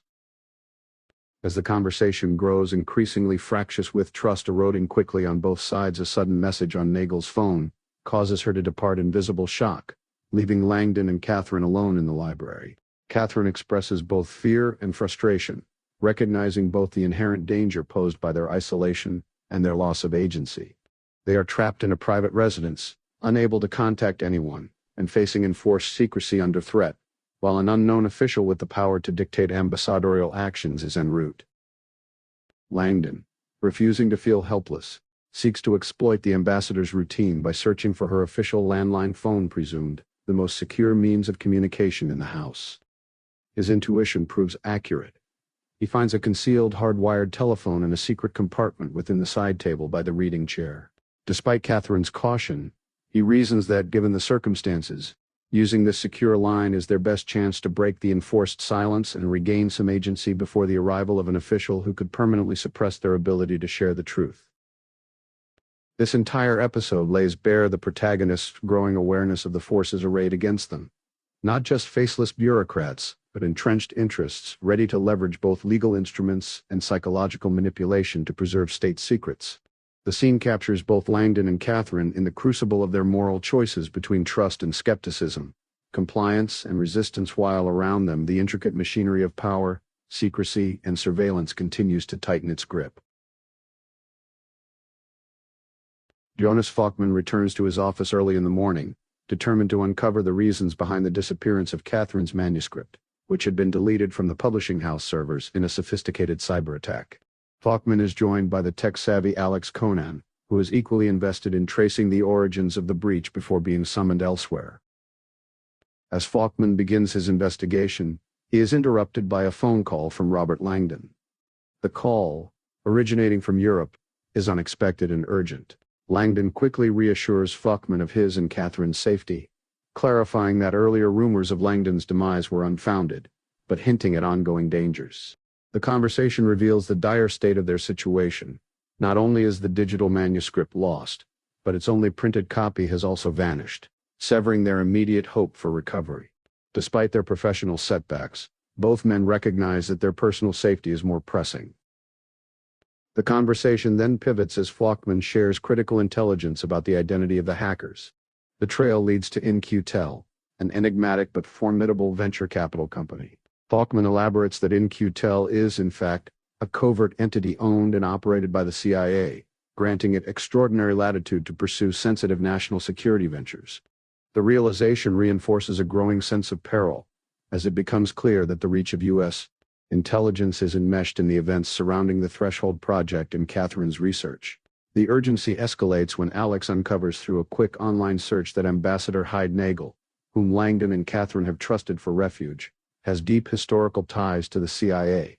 With this revelation, Faulkman urgently warns Langdon to leave the ambassador's residence immediately, as the dangers are far more pervasive and insidious than they feared. News of Michael Harris's death hits Ambassador Hyde Nagel with devastating force, pushing her to the brink of an emotional collapse. The grim update comes via a terse message from Dana, whose encounter with the murder scene is described in detail. Sasha Vesna's apartment is found unlocked. Harris lies dead, apparently strangled, and Sasha is nowhere to be found. Nagel's immediate concern is to preserve operational secrecy. She orders Kerbal, her Marine escort, to secure the site and keep the discovery out of public view, understanding that an American official's murder in Prague could trigger a diplomatic crisis. In the aftermath, Nagel is overwhelmed with guilt, reflecting not only on Harris's violent end but also on her own trajectory since arriving in Prague. Her appointment as ambassador, unlike the majority of her peers, who secured similar positions through political donations, had come ostensibly by chance, or as events reveal, by calculated design. The narrative shifts into Nagel's memories of her past with the CIA, unveiling the origin of her current predicament.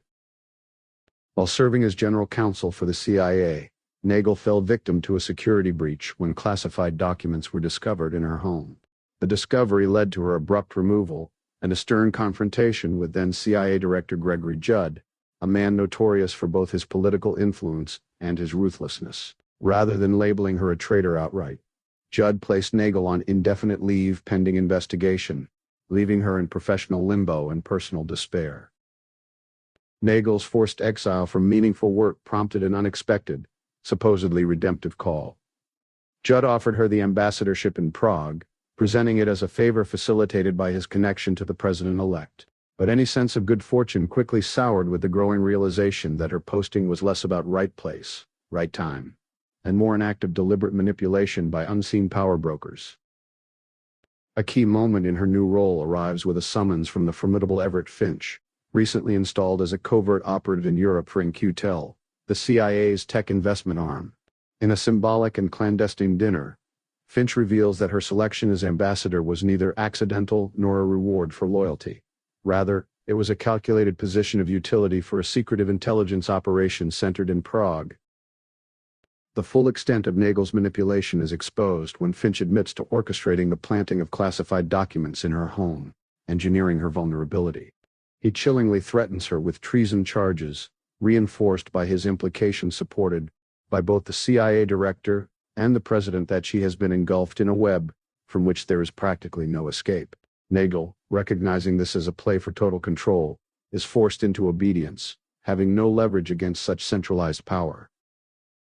Now, with Harris's murder as the latest in a string of catastrophic events, Nagel gazes at her reflection and makes a vow of resistance.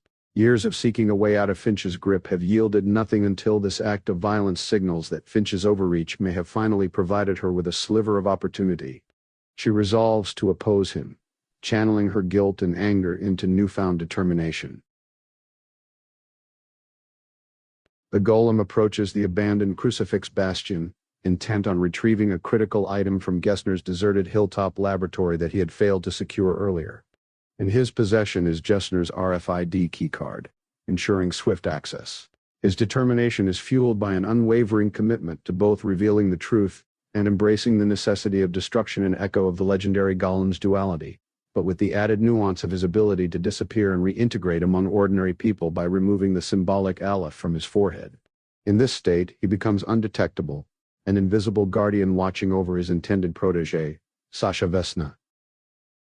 Inside the lab's foyer, the golem navigates the shattered remnants with confidence, making his way to a biometric security panel, unconcerned by the requirement.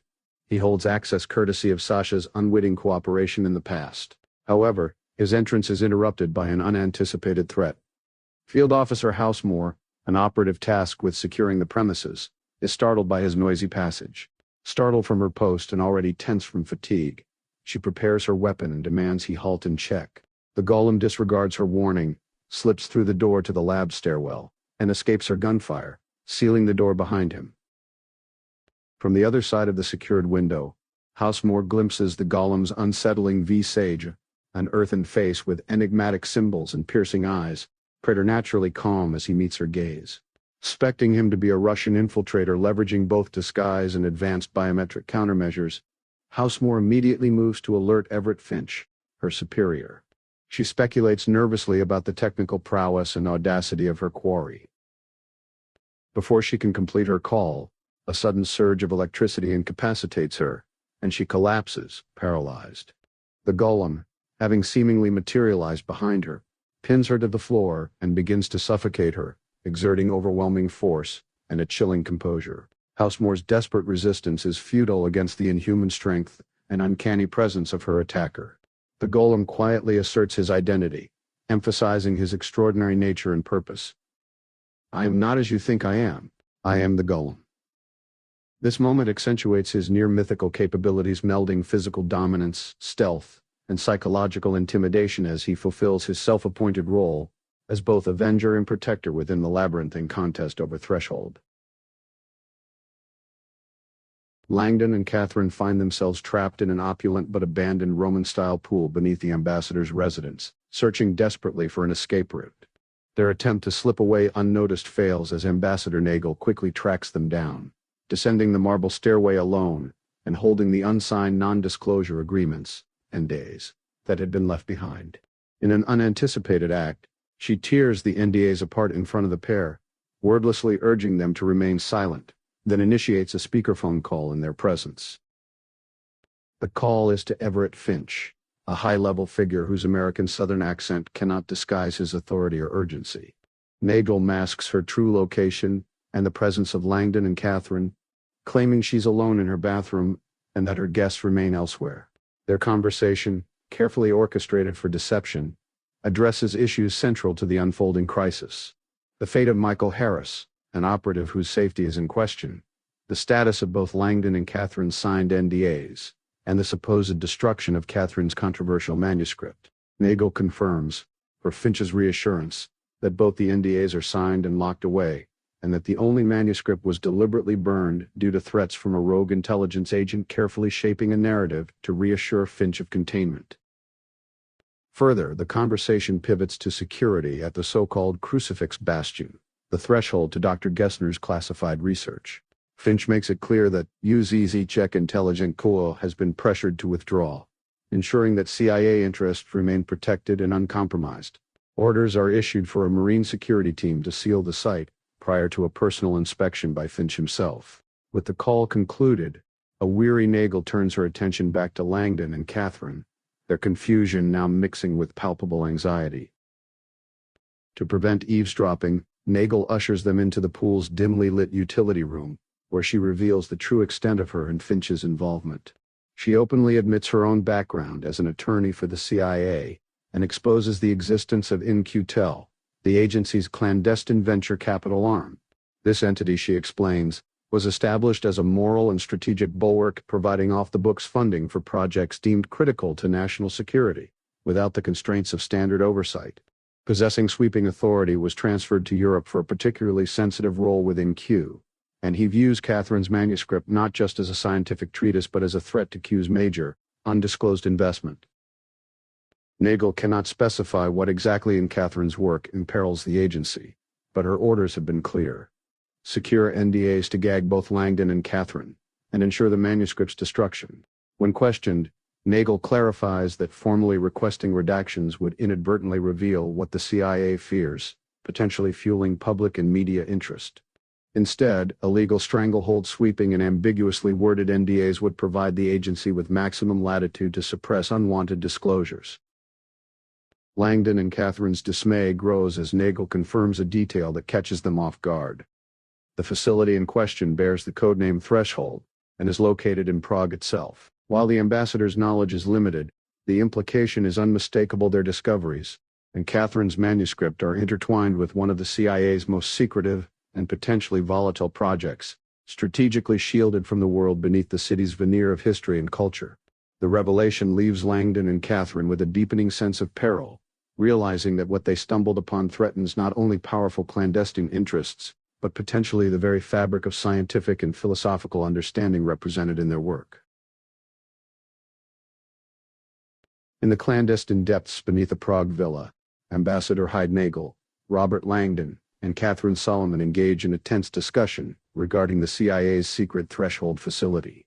Nagel, caught between her official role and personal conscience, admits her limited knowledge. The Threshold project is hailed by the CIA's director as their most critical initiative, with profound implications for future security.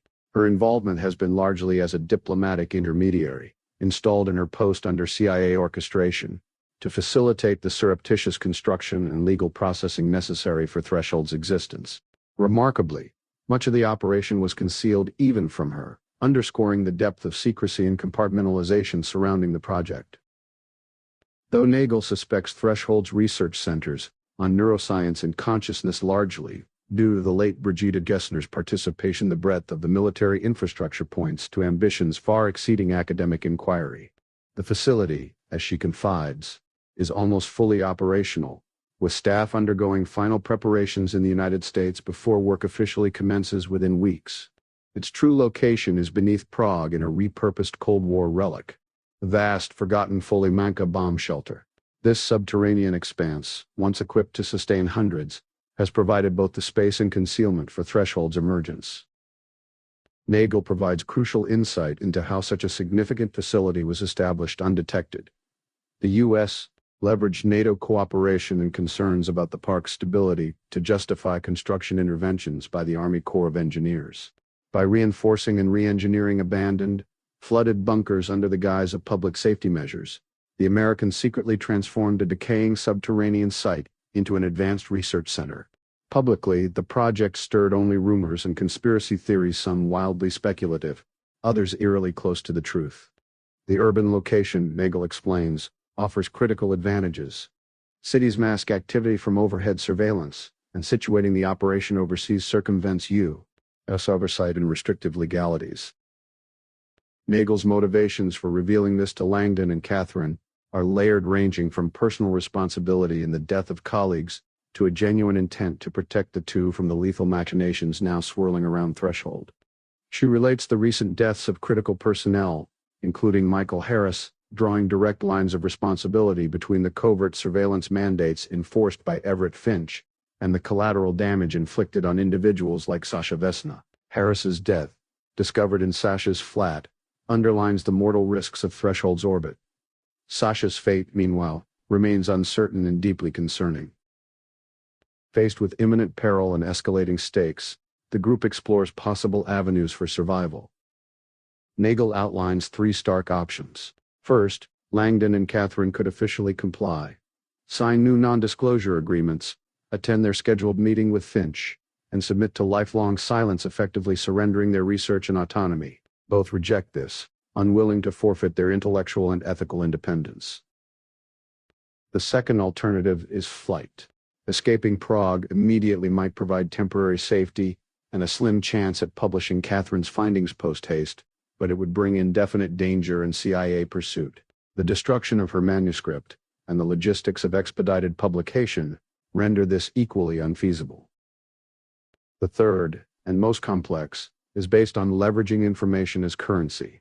Nagel proposes they exploit Finch's anticipated disclosures during their upcoming conversation, a session predicated on the belief that they're bound by strict legal silence. Langdon and Katherine could, with Nagel's assistance, pass this privileged intelligence to an outside party under a conditional release mechanism. If harm befalls any of them or regular contact is broken, the information automatically reaches the press. This untimely death clause functions as a form of legal blackmail, informational leverage, in Nagel's terms a mutually assured destruction dynamic she likens to Cold War nuclear deterrence. With sovereignty over such sensitive data, they would gain at least a temporary reprieve, as any aggressive move from the agency would risk catastrophic exposure. Nagel's candor and willingness to risk her own career and freedom sway Katherine, while Langdon remains skeptical about the practicality of actually acquiring leverage over a seasoned CIA operative like Finch. Nagel provides a plausible contingency claiming that the original NDAs were transferred to embassy custody under diplomatic security to stall Finch should he request to see them, thereby buying time and potentially strengthening their negotiating position. As the group weighs their limited, perilous options, Langdon unexpectedly proposes a fourth strategy, suggesting a flash of inspiration that might yet alter the stakes. The discussion thus exposes the immense dangers, moral ambiguities, and high-wire politics of life inside the inner circle of intelligence and secret research. Each character, carrying personal guilt, ambition, or idealism, must navigate the treacherous interface between knowledge, power, and survival.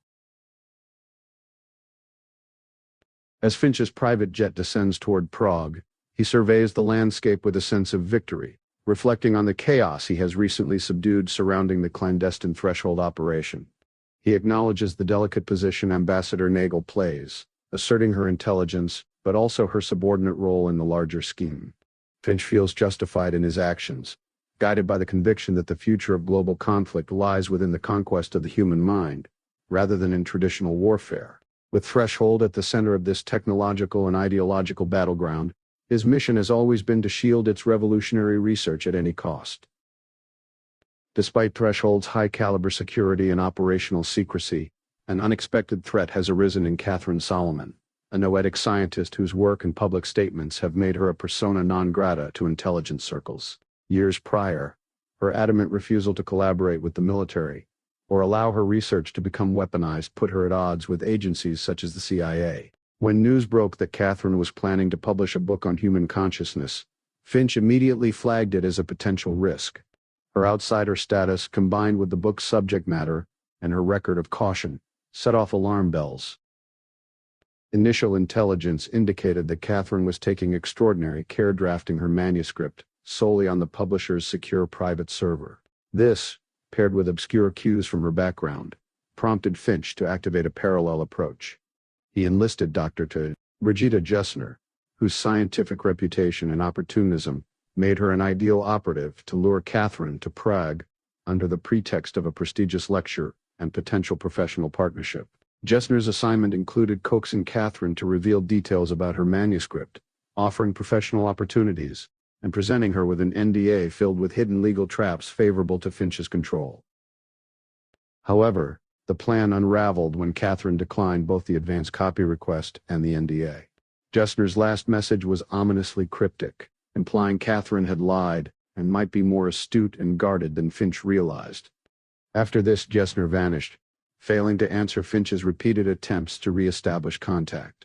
The situation grew more urgent when a surveillance team intercepted Katherine's distressed cry for help from her hotel room.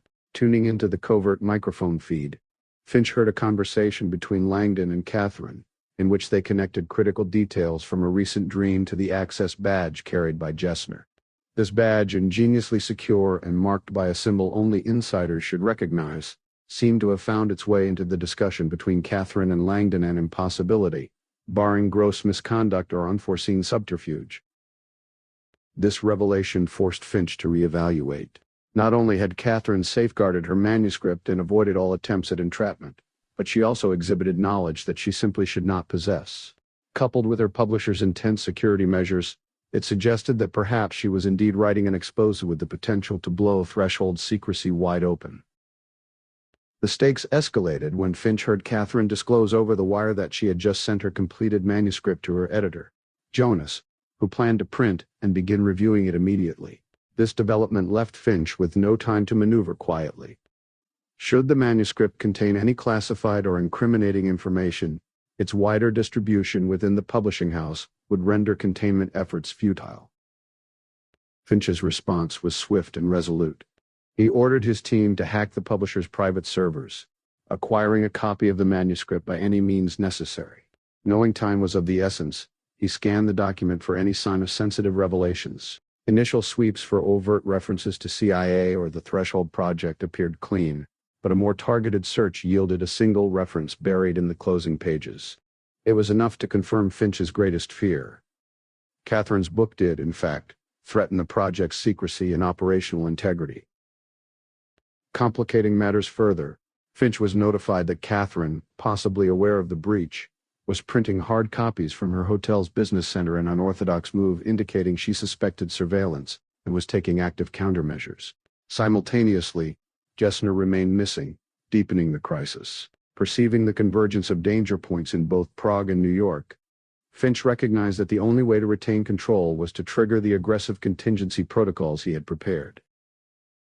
He sent encrypted orders to his field teams, activating a full-scale operation to neutralize the threats emerging from Katherine's manuscript and the broader exposure of Threshold. This rapid escalation marks Finch's ruthless commitment to the cause, setting in motion a chain of events that reverberates throughout both cities and the shadowy world of intelligence, espionage, and scientific subterfuge surrounding human consciousness research. In the aftermath of a violent confrontation, the golem methodically conceals the evidence of his latest act. Despite physical exhaustion, he manages to move and hide the body of his victim far more easily than previous targets, choosing not to take her weapon and instead relying on his familiar stun gun for future security. Turning his attention to escape and mission, he accesses a concealed elevator behind a wall sculpture using Brigitte Gessner's passcode, a remnant of details extracted during her agonizing interrogation. He recalls employing her own emergency preservation and resuscitation (EPR) pod against her, deliberately bypassing anesthesia to heighten her suffering.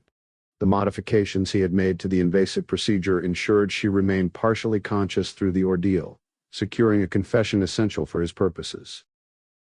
Arriving in Gessner's deserted laboratory, the golem proceeds with confidence, knowing he is now undisturbed and able to collect the materials vital for his mission.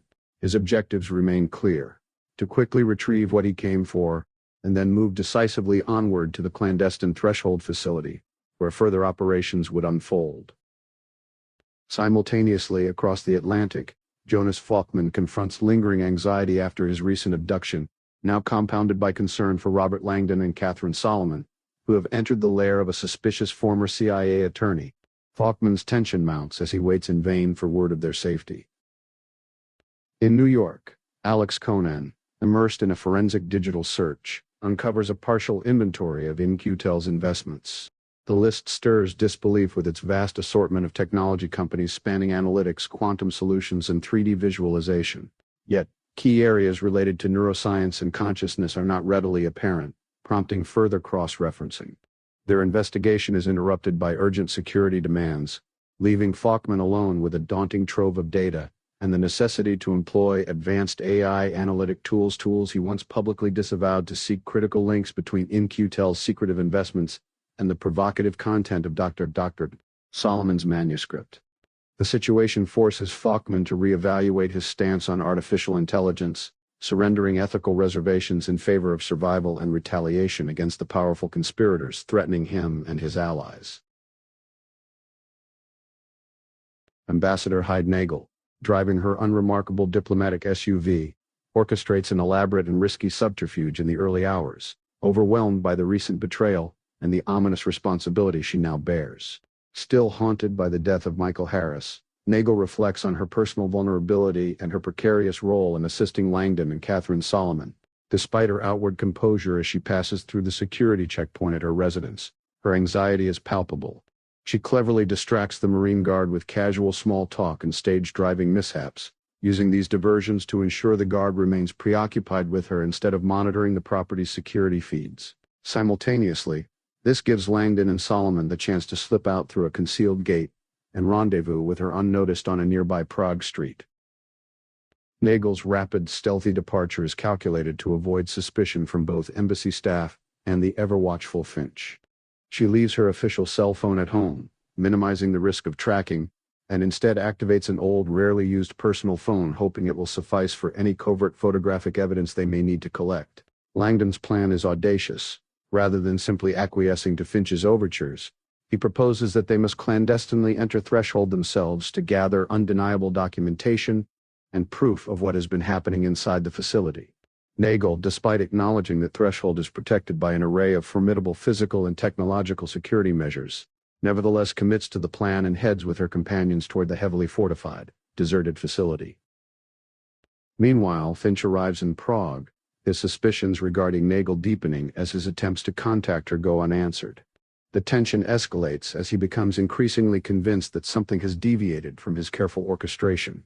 Simultaneously, the golem, now driven by vengeance and loyalty to Sasha's memory, moves stealthily through the lower levels of Crucifix Bastion, the grim aftermath of his violence still present. Retrieving Brigitte Gessner's valuable RFID key card from her briefcase, he realizes this alone is insufficient for access. In a somber act, he removes a further vital security component from the deceased doctor's hand, signifying his determination to penetrate Threshold's defenses and enact his plan to obliterate the secretive laboratory. This chapter, then, intertwines the unfolding plots. Nagel's personal risk as she assists Langdon and Solomon in their covert mission, Finch's mounting suspicion and loss of control, and the golem's silent preparations for destruction, each actor propelled by a complicated mix of duty, guilt, vengeance, and survival. The convergence of these personal stakes promises imminent conflict within the labyrinthine world of Threshold. As Katherine Solomon sat in the back seat of Ambassador Nagel's SUV, her mind spun with the urgency and uncertainty surrounding their attempt to infiltrate the Threshold facility.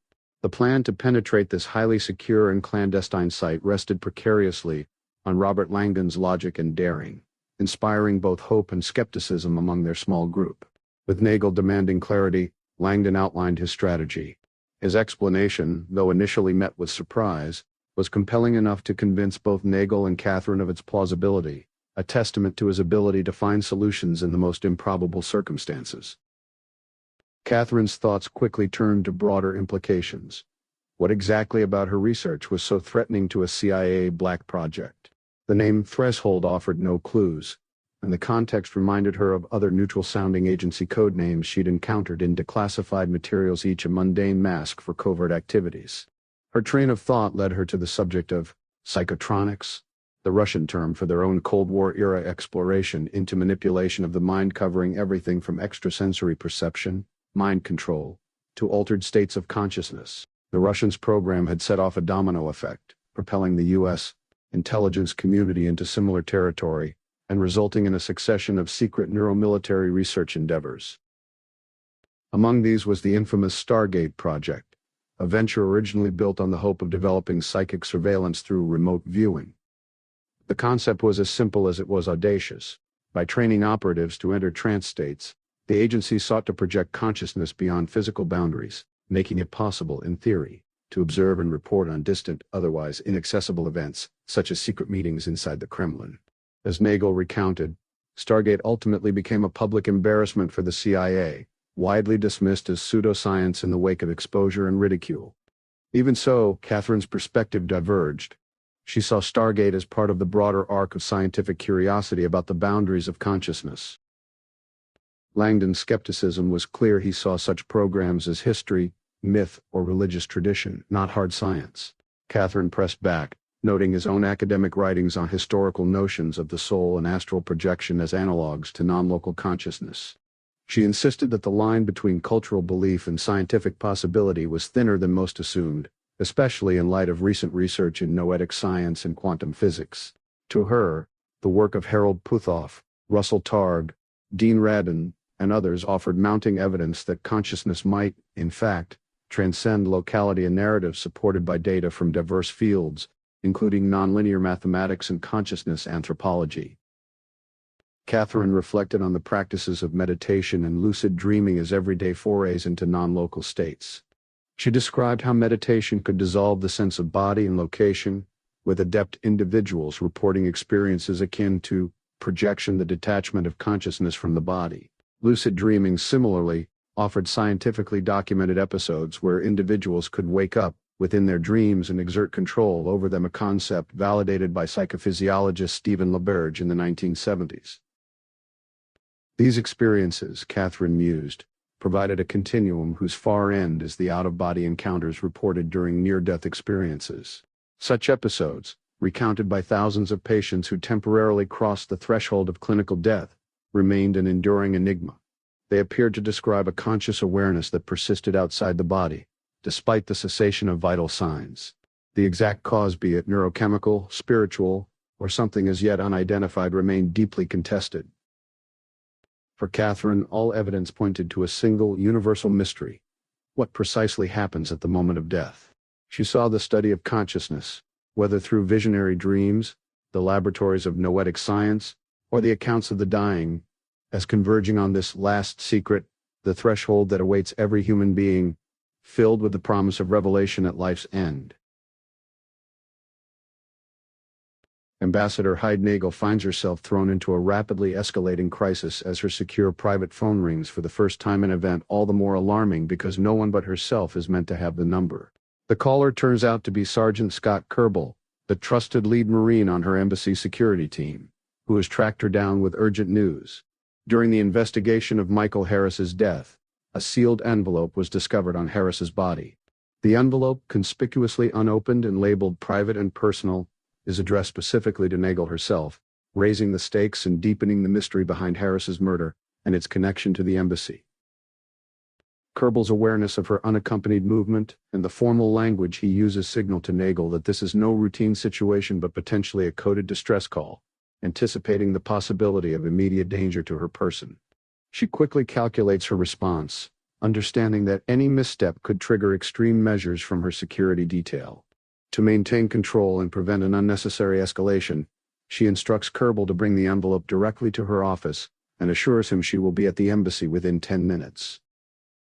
Nagel's mental calculus extends to her companions, Langdon and Katherine, who have joined her en route.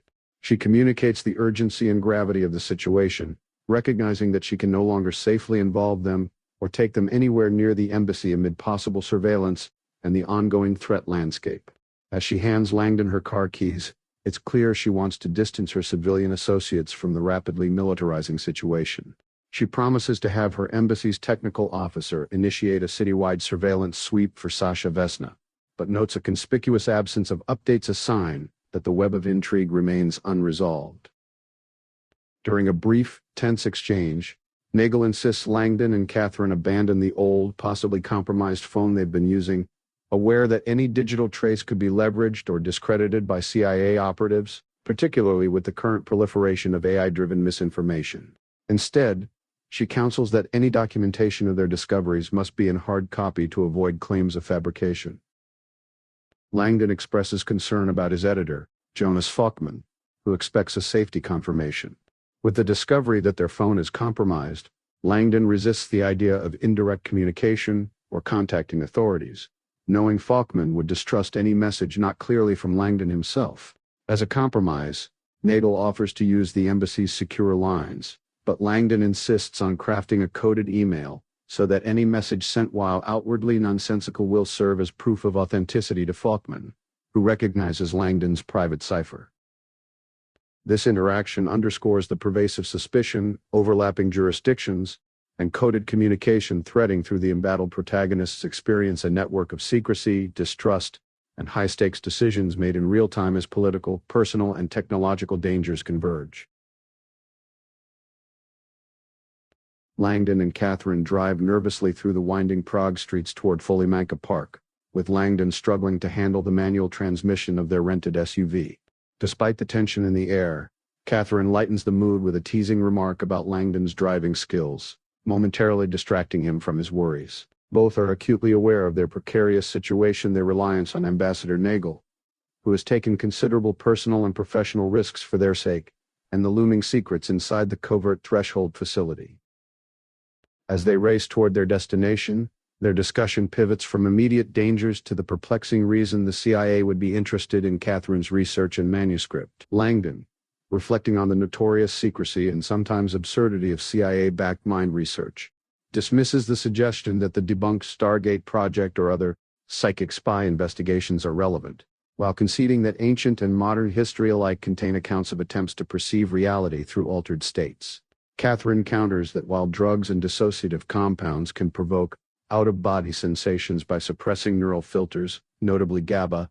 She personally avoids experimenting with such substances, likening the practice to risking a priceless Rolex with a sledgehammer.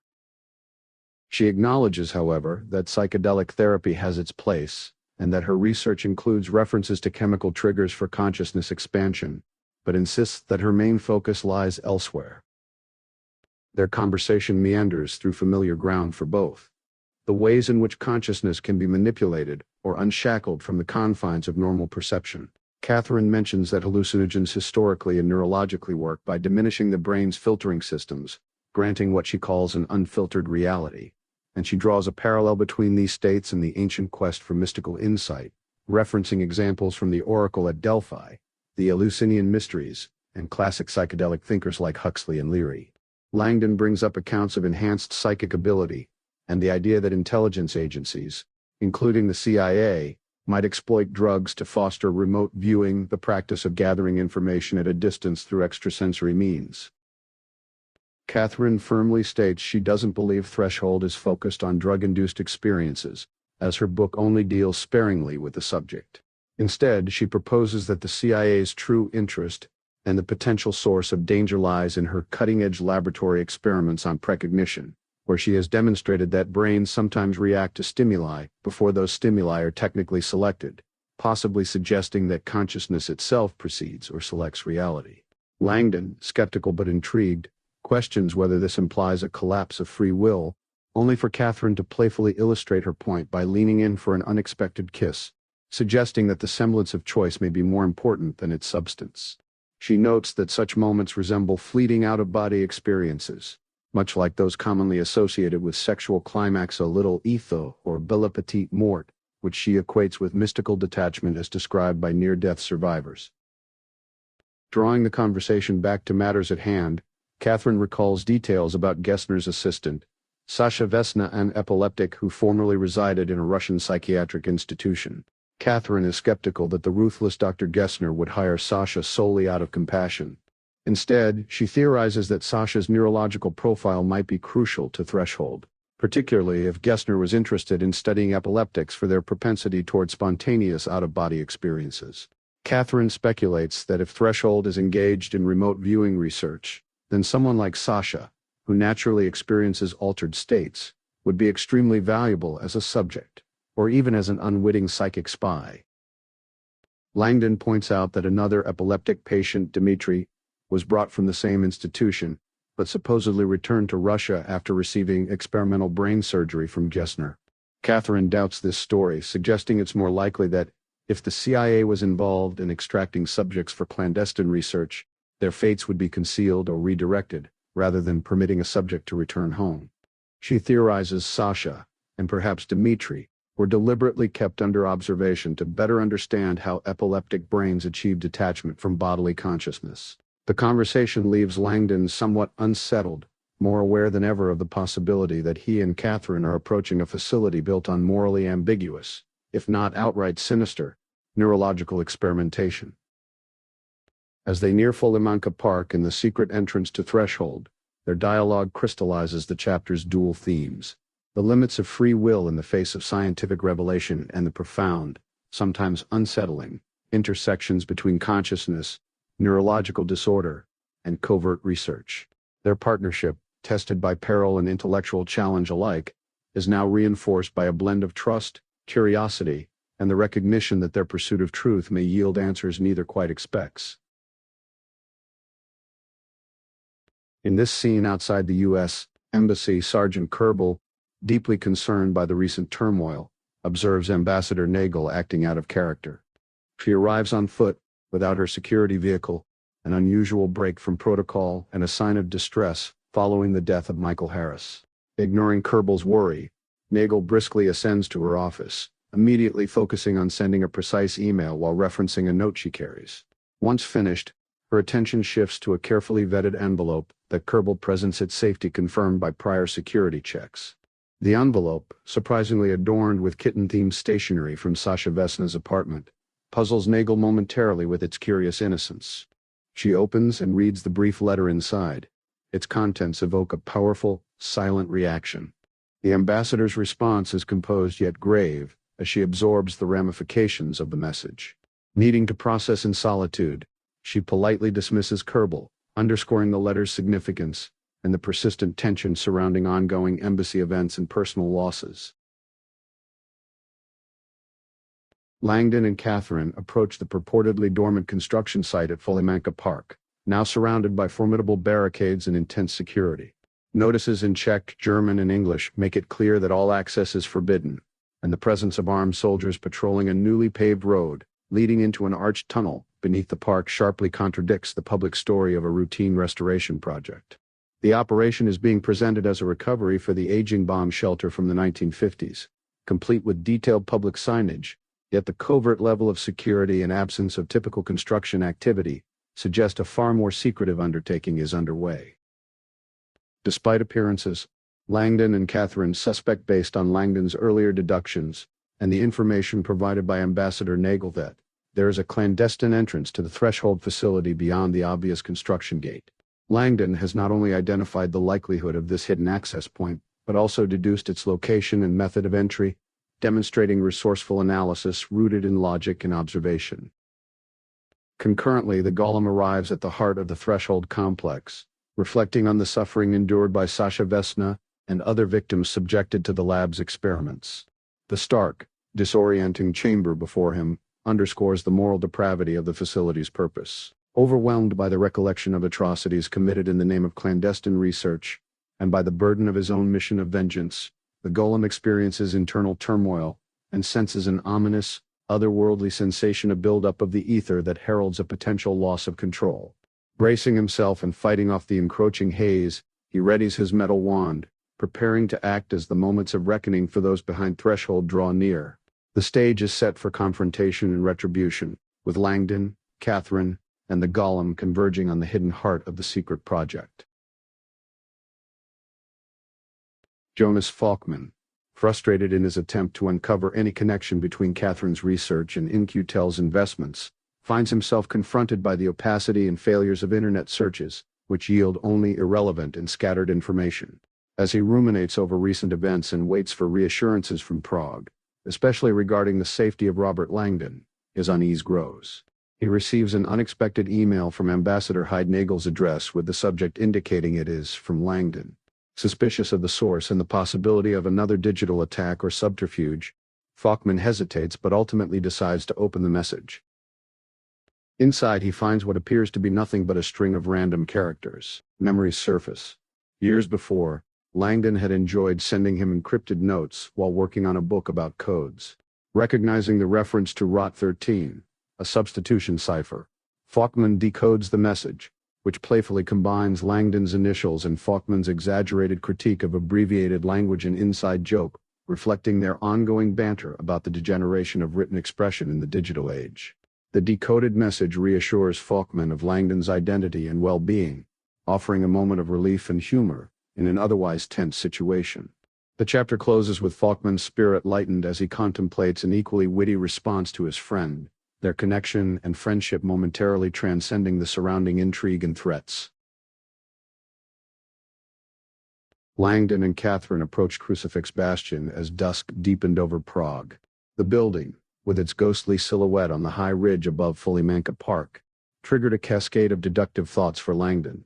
He recalled recent suspicions raised by unusual activity surrounding the lab Finch's fixation on sending a marine security detail there, the odd gap in Prague's echelon surveillance coverage, controlled by the CIA, and the uncannily convenient proximity of Gessner's Institute to the secret threshold facility buried beneath the park. All these clues seemed less like happenstance and more like calculated strategy. Langdon pieced together the likelihood that Crucifix Bastion was not simply the showpiece of Gessner's neuroscientific empire, but rather a deliberately acquired asset, a hidden secondary access route to the clandestine threshold project. Drawing on historical knowledge, he explained to Katherine and Nagel that such medieval bastions often included secret passageways, known as paterns, which were designed for covert movement or escape.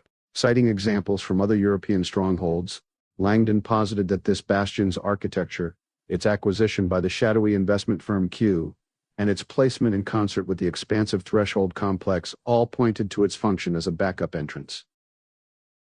Upon entering, The contrast between the apparent luxury of the Gessner Institute and its darker concealed purpose unsettled Katherine.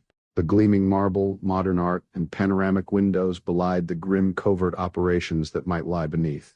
Langdon's focus quickly shifted to a wall sculpture and artwork that, when moved, revealed a concealed alcove and an elevator, a feature Katherine found no longer surprising.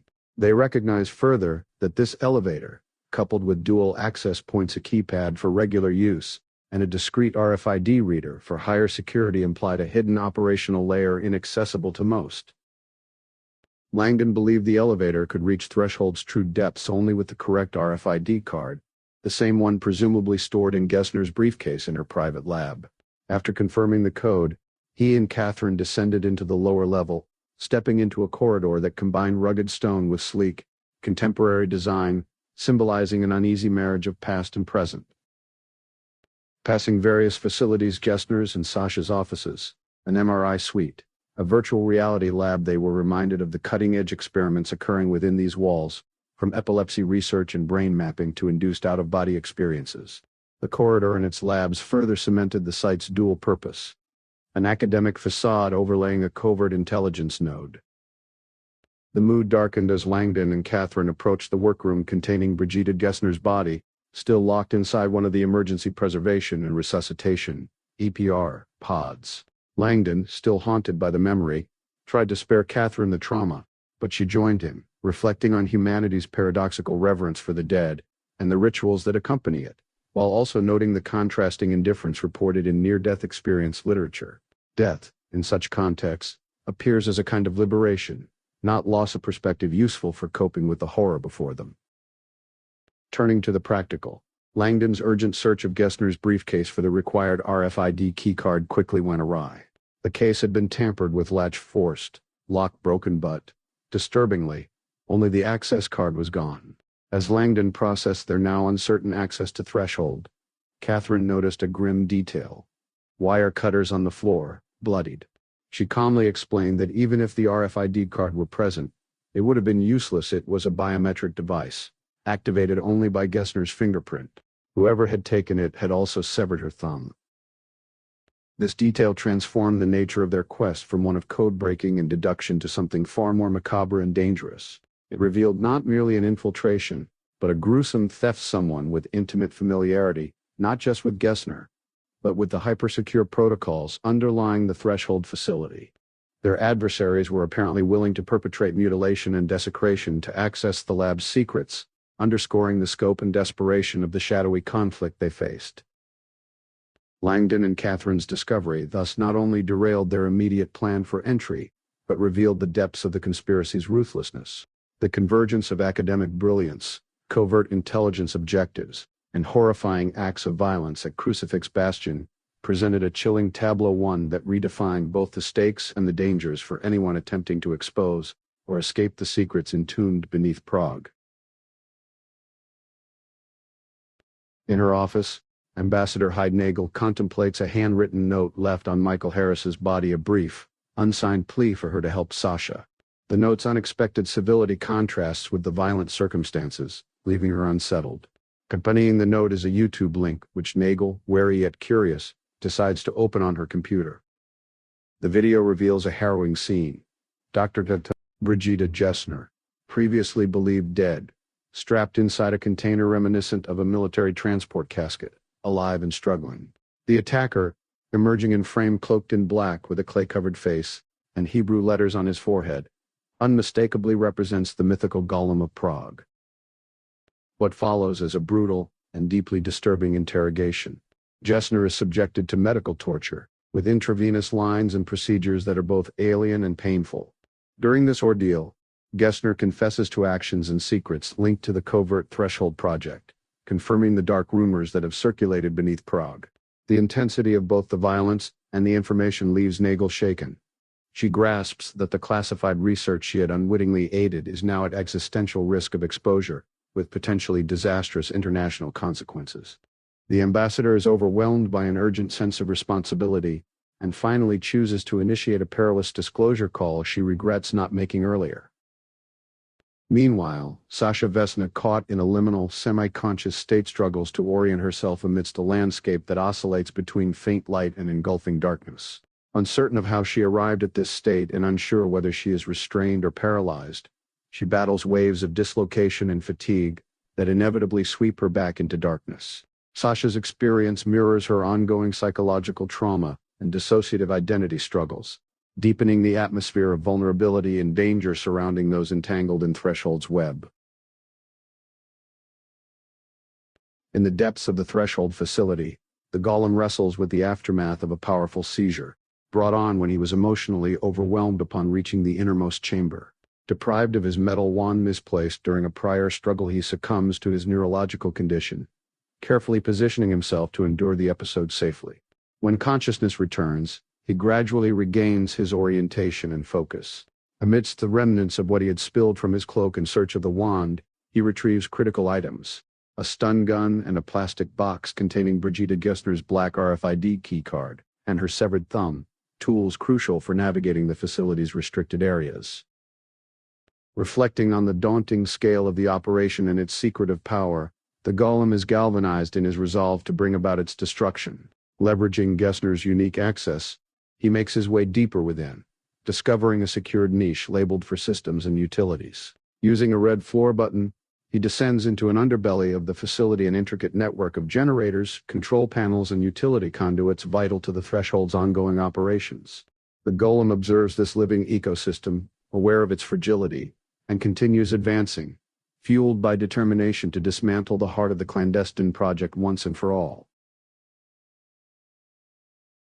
Amid the aftermath of violence and a gruesome revelation, Katherine Solomon finds herself examining the EPR pod containing the lifeless body of Dr. Brigitte Gessner. The sight is harrowing. Gessner's thumb is grisly severed, her face twisted in torment, wrists and ankles chafed from attempts to escape, and crude IV punctures mar her arms. One failed, leaving congealed blood pooled on her skin. For Katherine, a scientist herself, it's clear the device, a primitive EPR machine, was fatally misapplied, either by incompetence or intent to torture. The scene suggests Gessner endured unbearable pain before death, with minimal hope for sedation as solace. As Katherine struggles with the grim tableau and her own guilt, Robert Langdon arrives with Gessner's smartphone, now almost drained of battery. The device had proved impervious to typical unlocking, but Langdon, desperate for a means to access Threshold, wonders if facial recognition can detect Gessner's features despite her death. His experiment with the phone succeeds, opening a possible avenue forward. Katherine, thinking quickly, suspects Gessner might have left a digital clone of her Threshold access card on her phone utilizing the NFC, near-field communication, technology typical for secure touchless transactions and access controls. She explains to Langdon that such digital clones, protected by multi-factor authentication, can be safer than physical cards, which are more visible and vulnerable. She sifts through the e-wallet, finding myriad mundane cards, but Langdon recalls a fleeting mention by Gessner about a health club card that seemed suspicious. Following this intuition, Katherine inspects the corresponding card entry and discovers it's in fact the disguised digital access to Threshold. They face a rapid succession of challenges. The security protocol on the cloned card requires 3-factor authentication passcode, facial ID, and fingerprint scan completed in sequence, after which access remains active for only 10 seconds. Moreover, the phone's battery is nearly depleted. Langdon supplies the passcode. Katherine facilitates the facial and fingerprint scans, and together they realize they have mere seconds for someone to sprint to the RFID reader at the Threshold elevator before the authentication expires. After calculating the distance and reflecting on the slim margin for success, Langdon decides to attempt the dash himself despite the unideal circumstances: polished floors and unsuitable footwear. Katherine, recognizing their lack of better options and pressed by the urgency, prepares the phone and hands it off as soon as the third authentication step pings. Langdon sprints down the hallway, narrowly beating the countdown as he slams the device against the elevator's reader just in time. The elevator doors open, confirming their gamble's success. Relief and gratitude wash over them both. Katherine joins Langdon in the elevator, acknowledging his exhausted state and her admiration for his determination. As the doors close and the elevator begins its descent, Both feel a sense of anticipation, the physical sensation of movement below, coupled with the emotional weight of finally breaching threshold after a harrowing sequence of events. This moment of transition signals their imminent confrontation with the secrets and perils that await in the depths of the clandestine facility. In the private seclusion of his basement, CIA Director Gregory Judd uses his workout time to process global crises, only to be interrupted by an urgent call from Ambassador Hyde Nagel in Prague. The early hour and Nagel's direct tone instantly set Judd on edge. Few individuals have access to this particular number, and Nagel is not one to disturb protocol without cause. Their conversation quickly turns into a confrontation, with Nagel demanding truth about the events that led to her assignment in Prague, namely, the classified documents she was accused of removing from Langley, and her suspicion of having been set up by Q, a clandestine operative branch within the CIA. Judd, seasoned in high-stakes intrigue, assesses Nagel's demeanor and chooses honesty, confirming her suspicions that she was indeed framed and manipulated into her role overseas. He admits knowledge only after the fact, attributing blame to Everett Finch, who acted with autonomy. Despite outrage, Judd had to prioritize national security and the agency's interests, allowing the situation to persist even after discovering the deceit. Nagel's anger is palpable, fueled by a sense of long-standing betrayal. She lists the way she's been used in service of Threshold, the agency's covert Prague operation, from leveraging diplomatic immunity to facilitate clandestine intelligence work, to coercing others like Michael Harris into surveillance duties without full disclosure of their true purpose. As Nagel presses, it becomes clear she has uncovered the existence of the secret facility beneath Follymanka Park, signaling to Judd that she now holds leverage. She references a video she has sent containing damning content related to Threshold's activities, material she promises will force Judd's hand. The conversation quickly escalates into a standoff. Nagel threatens to publicize the video should any harm come to her, or if Judd fails to meet her as yet unspecified demands. Judd counters with veiled warnings and offers to resolve the matter off record, but Nagel is unmoved, her voice hard and resolute. Emphasizing her exhaustion from years of collateral damage, she demands reciprocal loyalty and justice. Her decision is final. If Judd does not act swiftly, the world will see the agency's darkest secrets. Ending the call abruptly, Nagel's composure is shaken but her resolve remains steady. She immediately takes stringent precautions to secure the video, saving multiple encrypted copies under innocuous file names and transferring a version onto a USB stick.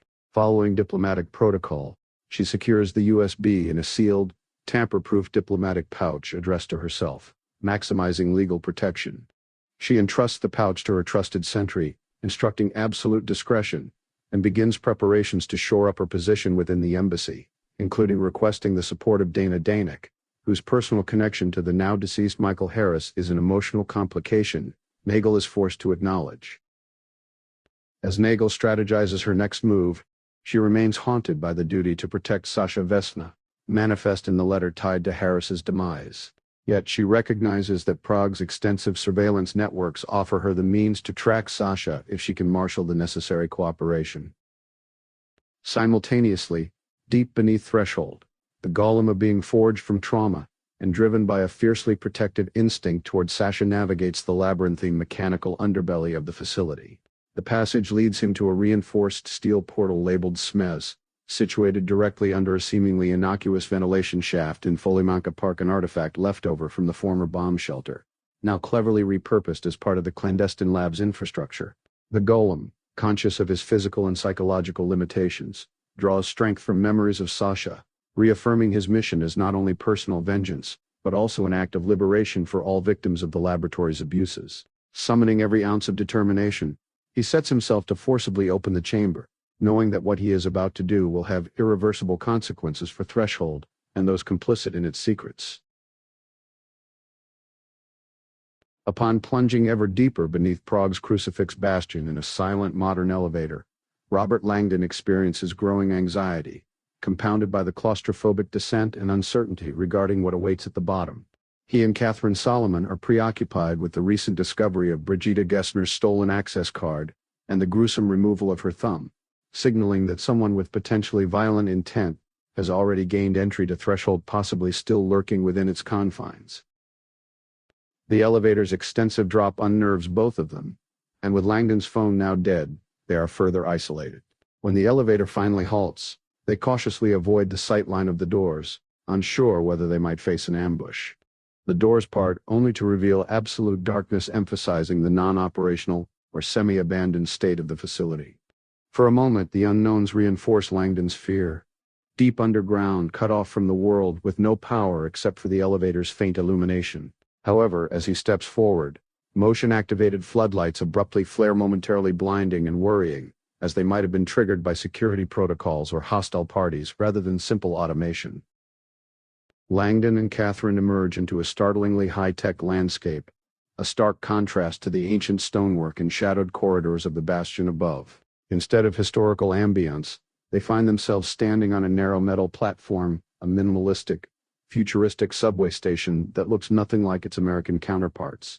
Below them lies a sleek, single-rail concrete channel with a slender, open-air magnetic levitation tram, more a moving platform than a train car, equipped with supply space and wheelchairs suggestive of both research and urgent medical need. The absence of operators and obvious controls leads Katherine to surmise the system is automated and frictionless, employing maglev technology for silent, swift movement. They board and are immediately whisked away into the subterranean tunnel, their only company the sound of air rushing past. The tram accelerates rapidly, but the darkness ahead is pierced by its headlamp casting an eerie short ribbon of visible track before them. Suddenly, a second headlight blazes up ahead. Another tram is barreling toward them. With no escape route or emergency brake in sight, panic spikes. At the crucial instant, the two trams seamlessly shift to opposing sides, passing in a widened section, an automatically timed passing loop engineered for efficiency in a single narrow tunnel. The near collision intensifies their apprehension and signals that Threshold's design is highly sophisticated and still potentially active, and that there is at least one other individual or team who may still be inside the facility. Their tram deposits them at an identical, deserted station, possibly beneath Follimanka Park's old bomb shelter, and as they disembark, the tram hums away, leaving silence in its wake. The new platform is guarded only by the trappings of comprehensive security X-ray conveyors, biometric scanners, empty guard desks, none of which are manned, but all speak to the intended impenetrability of the facility once fully operational. Here, they encounter the only overt clue to the operation's origin. In small, stenciled letters, confirmation, yet no other signage discloses its CIA affiliation. Langdon and Katherine progress through a softly lit, immaculately polished corridor that has the ambience of a runway, with every step activating muted lighting. At a branching hallway labeled Support, they opt to continue ahead, intent on seeking direct evidence of Threshold's core operations, rather than becoming distracted by side offices or administration. Soon, bold black lettering announces Operations, guiding them to their likely destination. Within an alcove, they encounter a heavy metal door emblazoned with the caduceus, the two-snake medical symbol, which Langdon recognizes as both iconic and historically used in error by U.S. medical institutions, but nonetheless an unmistakable marker for a medical suite. The interior is that of a modern, sparsely used hospital, complete with diagnostic labs, stocked supply closets, an ICU-caliber recovery room, and a conspicuous crate labeled NIRS, a technology used in neuroscience for non-invasive measurement of brain oxygenation and activity. Katherine, bewildered, questions the presence of an advanced brain imaging laboratory embedded in a secret, underground CIA hospital. The further they push, the stranger and more sophisticated the installation appears. A surgical scrub room opens into an ultra-modern operating theater, dominated by mysterious, futuristic equipment unlike anything Langdon has ever encountered in medical or academic settings. The presence of such a device within a covert research hospital underlines the ultra-secretive, experimental, and potentially transgressive nature of Threshold's projects, especially those dealing with the manipulation or measurement of consciousness, as hinted by the NIRS technology and brain science illusions. The sum effect evokes awe, dread, and the clear implication that the heart of the Threshold facility is not only real, but is designed for radical, potentially dangerous experiments at the intersection of neurology, technology, and covert intelligence work. As Everett Finch is driven through the slow traffic on Ibrovska, He mentally reviews his management of Ambassador Nagel and the ongoing CIA operation involving Sasha Vesna. Finch considers Nagel a valuable, if reluctant, asset who has implemented his orders in Prague effectively, even when she expressed reservations about using Michael Harris to surveil Sasha. In his own estimation, has always acted in the agency's interest, treating Sasha not as a threat but as an unwitting asset, an investment of significant future value. Interrupted by a call from CIA Director Judd, Finch instantly recognizes tension in Judd's voice. The conversation quickly intensifies in gravity when Judd informs Finch that Nagel knows she was set up regarding sensitive documents, and, even more seriously, that she is threatening to expose the secret Threshold project. This news unsettles Finch, who had assumed the ambassador would never risk such a confrontation with the agency. Judd confirms that Nagel possesses evidence, specifically a video sent to Langley, and asserts that her threat is credible, highlighting her reputation for seriousness and integrity. Despite Finch's attempts to downplay Nagel's knowledge and the potential threat, Judd warns him unequivocally: if Nagel is harmed in any way, Finch will be held personally responsible. As Judd hangs up, Finch is left rattled, recognizing the precariousness of his position and the severity of the potential fallout. Disturbed to find that Nagel is unreachable, and that his reliable field officer Housemore is similarly not answering his calls, Finch's anxiety mounts.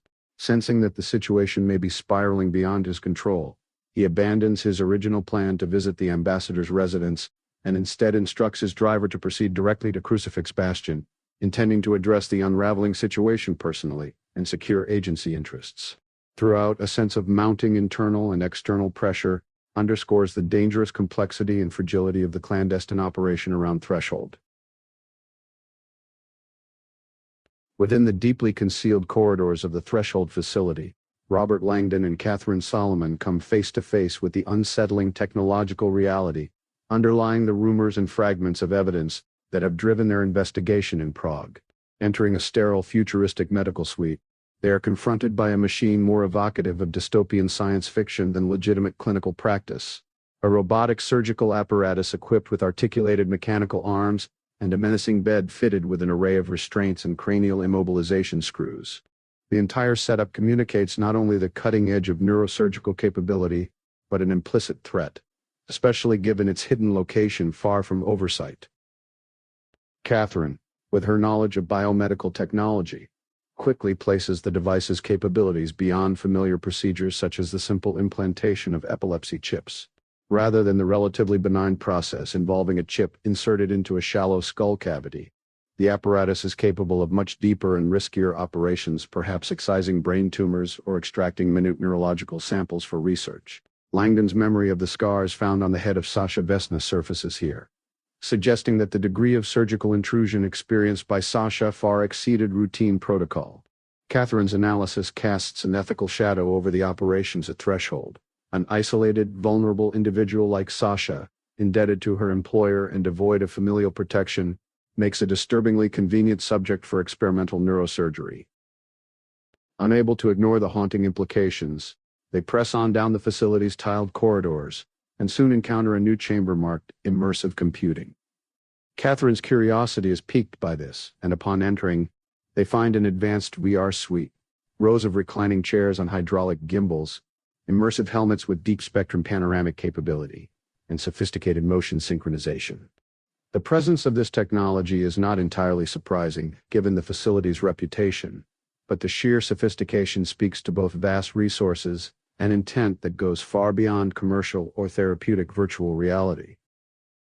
While Katherine powers up the computer terminal, she narrates a formative experience from her days as a research subject in a Princeton virtual reality experiment, one that profoundly influenced her career in the study of consciousness.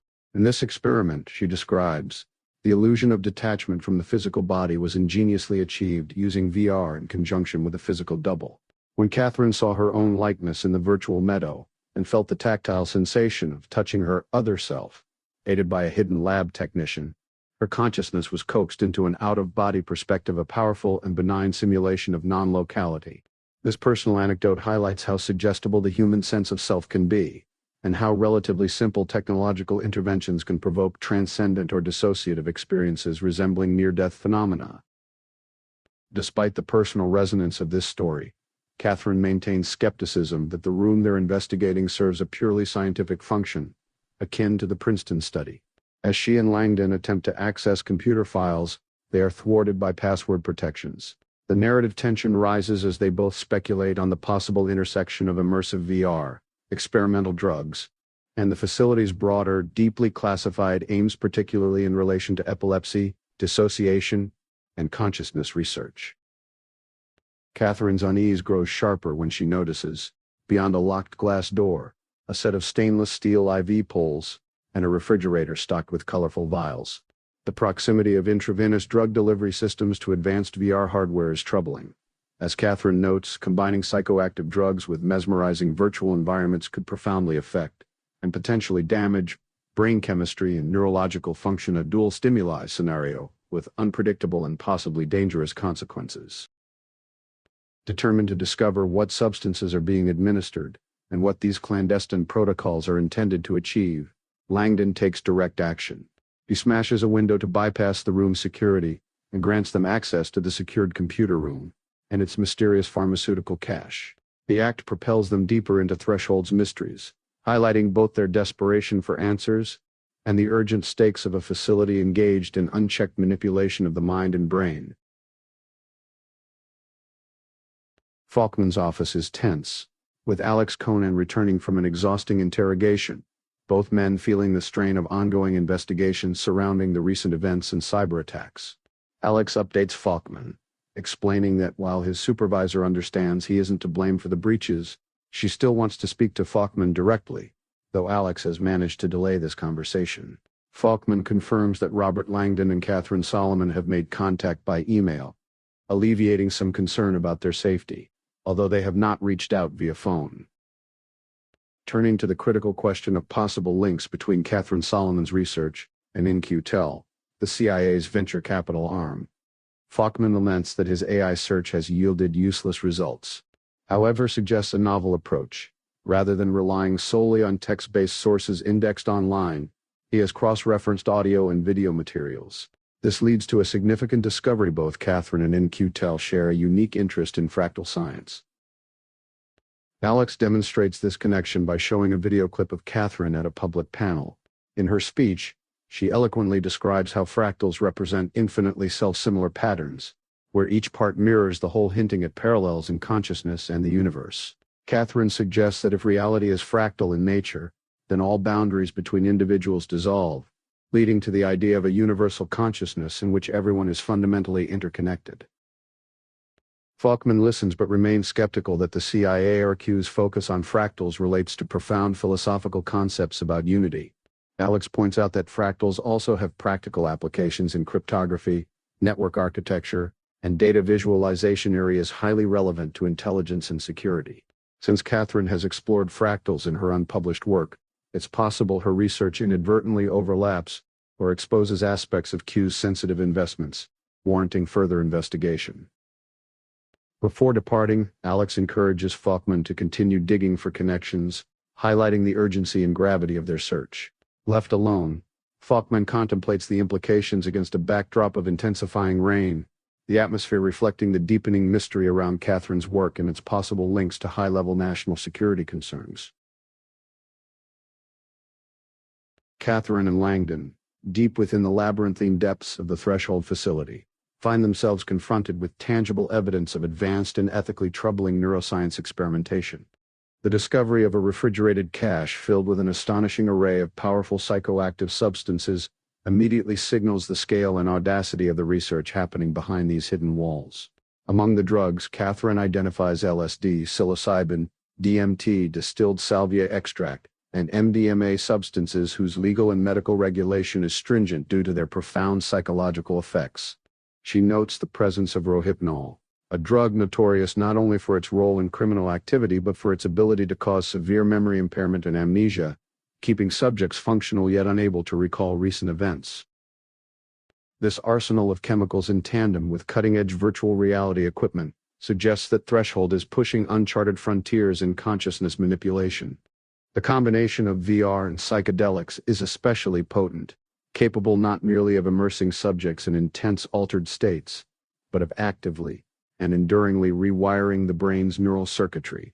Katherine explains the principle of neural plasticity, the brain's tendency to physically adapt to sustain new experiences. Repeated artificial induction of out-of-body states augmented by these substances could result in the brain normalizing the disembodied experience, essentially tuning human consciousness to be more at home outside the physical form. Katherine extrapolates that an individual predisposed to such dissociative states, like Sasha Vesna with her epileptic and trauma-exposed brain, would be highly susceptible to this experimental regime. Langdon and Katherine pieced together the implications.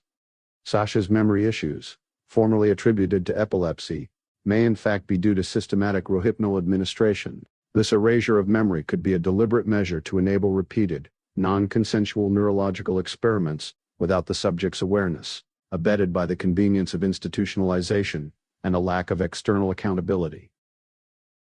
The moral and legal stakes become clear as Langdon voices the gravity of what they might be uncovering. A clandestine government project using vulnerable individuals in mind-altering trials, likely without consent or oversight. They realize that public exposure of such abuses could have seismic consequences.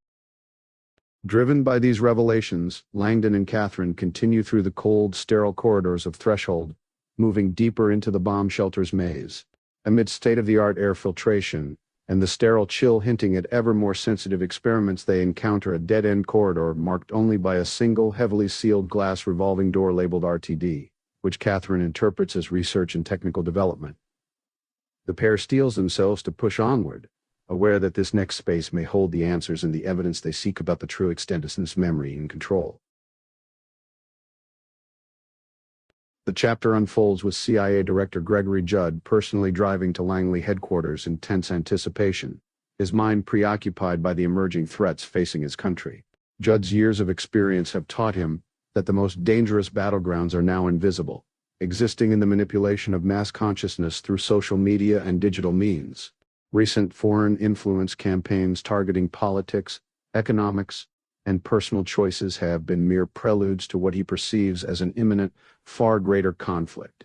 At the heart of this crisis is Threshold, a clandestine facility in its groundbreaking technology, which promises to give the American intelligence community an unparalleled advantage in this psychic arms race. Judd's urgency is compounded by concerns over a mysterious dossier sent to a secure server by Ambassador Nagel. Aware of her intellect and careful calculation, he suspects she has obtained incriminating knowledge about Threshold's true mission. The potential exposure of such sensitive secrets could ignite a global crisis, intensifying the race among world powers to weaponize consciousness itself. Simultaneously, beneath Folimanka Park in Prague, the golem seeks escape through a fortified vault, taking care not to trigger another debilitating seizure. As he crosses from the underground chambers, he passes through a tunnel leading to a disguised exit. The famous R2-D2 ventilation shaft, a whimsical feature in the park that masks its true function as an emergency egress.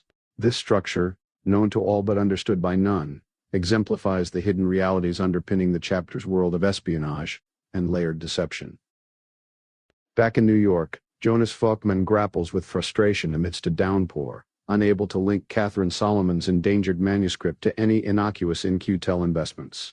The pattern of failed attempts hints to him that the actual threat within the writing relates to something far more profound and dangerous than mere technology or fractal something central to the extraordinary events unfolding around Threshold and its secrets. The intersection of international intrigue, covert scientific breakthroughs, and enigmatic personal missions sets the stage for escalating tension and revelations. Langdon and Katherine's search leads them deeper into the heart of the clandestine RTD wing of Threshold, where they pass through a state-of-the-art decontamination entrance reminiscent of the spiritual practice of purification, before entering a sanctuary, a fitting metaphor for the secrets that lie just beyond their reach. Their entry into this immaculate, all-white clean room immediately signals the seriousness and sterility required of its work. The room is filled with advanced technology under meticulous organization, and every surface gleams with surgical precision. The entire environment feels less like a scientific lab, and more like a high-security inner sanctum, where the contamination isn't dirt, but perhaps dangerous knowledge itself. As Langdon inspects the vast workspace, he notes the presence of an adjacent, glass-enclosed biology lab, filled with typical scientific instruments. However, what draws particular attention is a mysterious piece of equipment. Hundreds of glass vials suspended vertically with fine tubes, a structure reminiscent of an intricate hydroponic drip system. The sheer scale and complexity signal that this is far from ordinary biochemical research. Katherine's focus shifts to a large, elaborate device identified as a photolithograph. She explains its function: a sophisticated machine that etches microscale circuits onto silicon wafers using deep ultraviolet light, laying bare the facility's capacity for fabricating custom computer chips on site. This detail immediately connects to their previous encounters with robotics and neural technologies, sparking the unsettling idea that Threshold is equipped not merely to analyze the brain, but to augment and alter it at the deepest neural level. The implications quickly become personal and disturbing. Katherine posits that the robotic brain surgery equipment at Threshold isn't just for extracting samples, but rather implanting experimental chips in human subjects. The conversation turns to Sasha Vesna, raising the possibility that she may have been unwittingly implanted with a prototype device, a betrayal masked as a medical treatment for epilepsy. Katherine's analysis narrows in on the dual functionality such a chip could provide: controlling seizures, but also opening the door to a range of yet unknown applications. These could include direct manipulation of brain states, advanced surveillance, or exploitation of Sasha's unique neurological profile as an experimental validation. Although no overtly incriminating evidence is left in this room, both realize that the CIA's deeply classified ambitions run far beyond simple brain-computer interfacing. Langdon reflects on the current and emerging landscape of brain implants, references to existing projects like Neuralink, Synchron, and the accelerating competition among tech titans all suggest a near future where the boundaries between mind and machine dissolve. These developments promise radical changes in restoring lost bodily function, augmenting cognition, and even potentially controlling machines telepathically. For an intelligence agency like the CIA, the potential military advantage is mind-piloted drones, battlefield communication by thought alone, or tailoring soldier performance are profoundly attractive incentives to push technology further underground, away from public scrutiny. Langdon presses Katherine on what in her manuscript could have triggered such a reaction and intrusion from the intelligence community.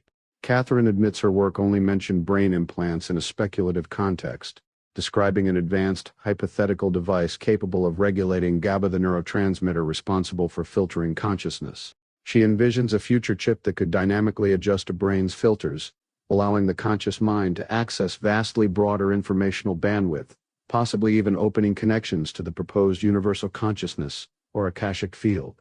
Despite Katherine's insistence that this is entirely beyond current science, requiring materials, knowledge, and integration unthinkable with today's capabilities, Langdon points out that military research is often many years ahead of public disclosure, and the mere suggestion of such technology in her book could constitute an unacceptable leak in the eyes of the CIA.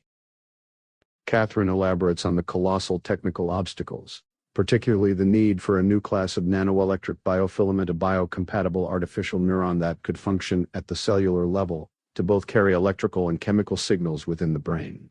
The field, she reminds him, is barely at the threshold of basic neural control implants, much less building artificial neurons suitable for complex brains. Langdon, however, observes with increasing alarm the experimental setup in the biology lab.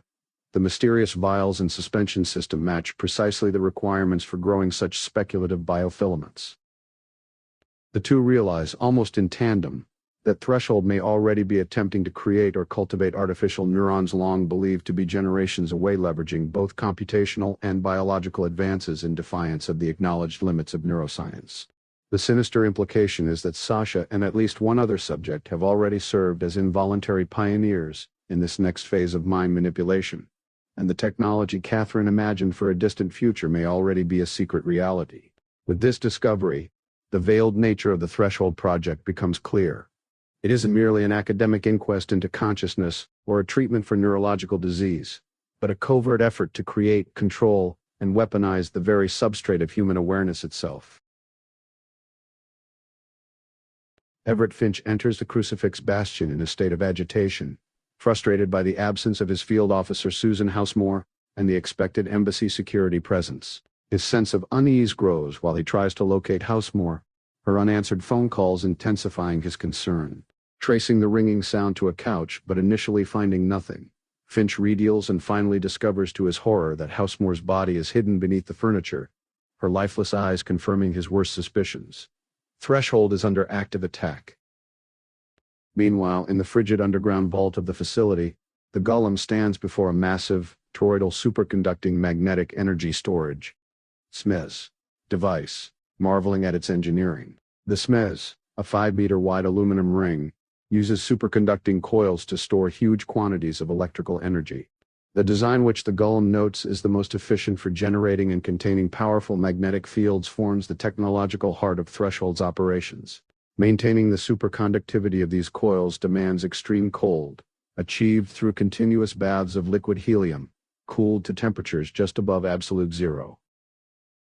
The golem observes the liquid helium containment system with calculated focus. 12 large stainless steel cryofab flasks, each holding hundreds of gallons of helium, are safeguarded inside a mesh cage, protected by advanced engineering and safety mechanisms. The golem's research has revealed both the power and potential danger of this setup.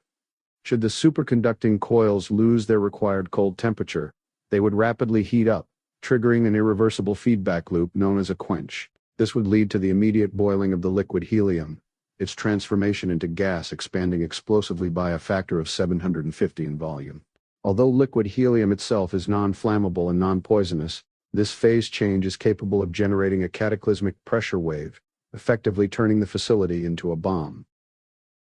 Standard safety procedures, such as rupture discs and venting systems like the facility's hidden outlet in Follimanka Park, disguised as the whimsical R2D2, are in place to prevent such disasters. Nevertheless, the golem contemplates the improbability of all these safety features, failing simultaneously, realizing that only deliberate sabotage could circumvent these redundancies. With a sense of grim purpose, the golem recognizes the poetic justice of employing Threshold's own ingenuity and energy infrastructure as the means of its destruction. The very device that empowers the secret lab will orchestrate its annihilation, in retribution for the cruelty inflicted upon Sasha and other victims. Within the secure confines of the biolab, Katherine Solomon confronts a revelation that shatters her previous understanding of the boundaries of neuroscience. The room, equipped for advanced experimentation, houses a sophisticated machine resembling a hydroponic incubator, its vials filled with unknown liquids. Katherine, drawing on her extensive experience in neurochemistry, is skeptical yet unsettled at the possibility that genuine artificial neurons might be housed within. This challenges a long-standing assumption among biologists. The construction of a true artificial neuron remains a feat for a distant future, even more elusive than human habitation on Mars. Acting on her research instincts, Katherine seeks documentation that might explain the incubator's true function.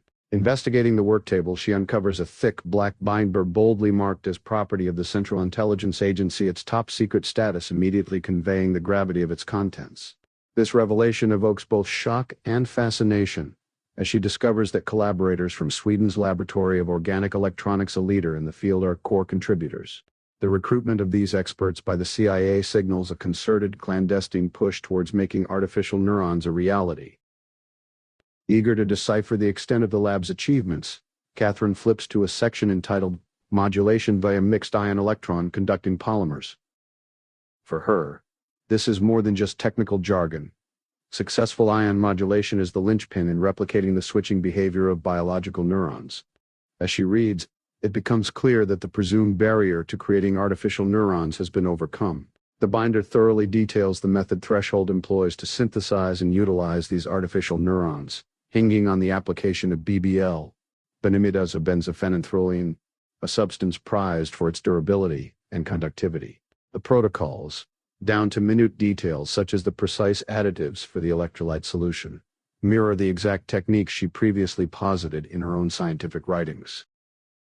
Langdon, witnessing Katherine's state, struggles to comprehend the science but recognizes her distress.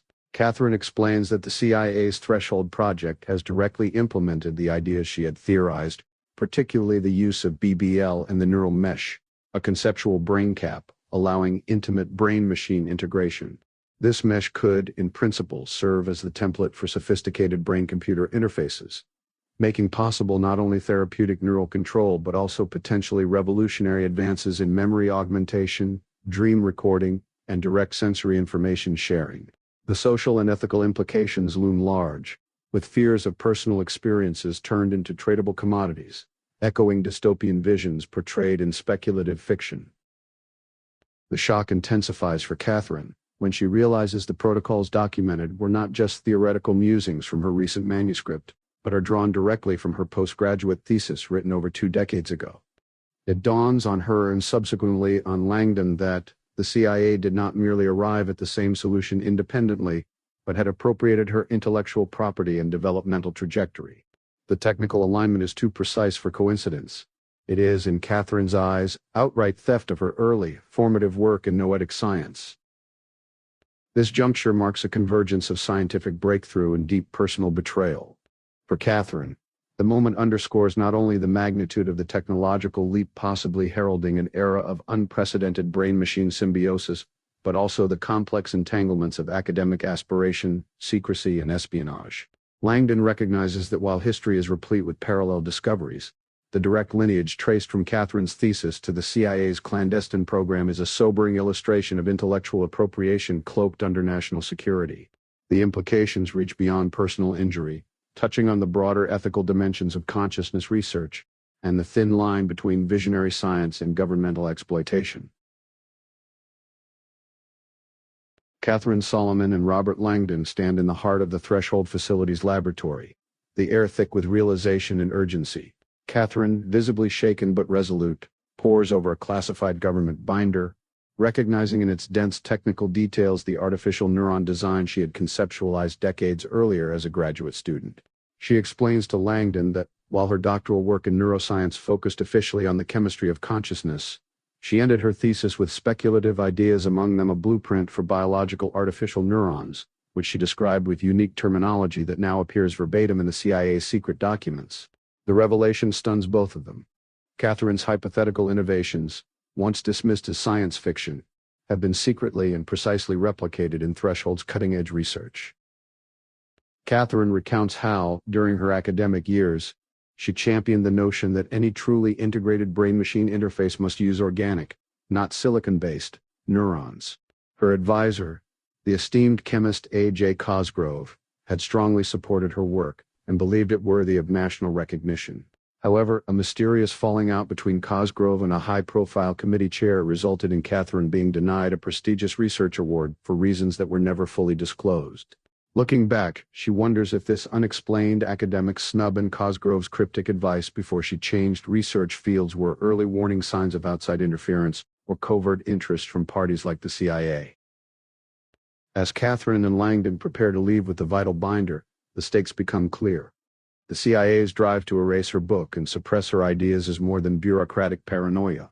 Her intellectual property underpins their classified breakthroughs. If the public were to learn the truth, the foundation of the agency's neural projects would be exposed as stolen and potentially illegal. The two hurry across the lab, acutely aware that time and secrecy are critical, and Katherine halts, gripped by a new, sobering realization about just how far these clandestine actors will go. Elsewhere in the Threshold facility, Everett Finch, the CIA operative, races through the aftermath of chaos.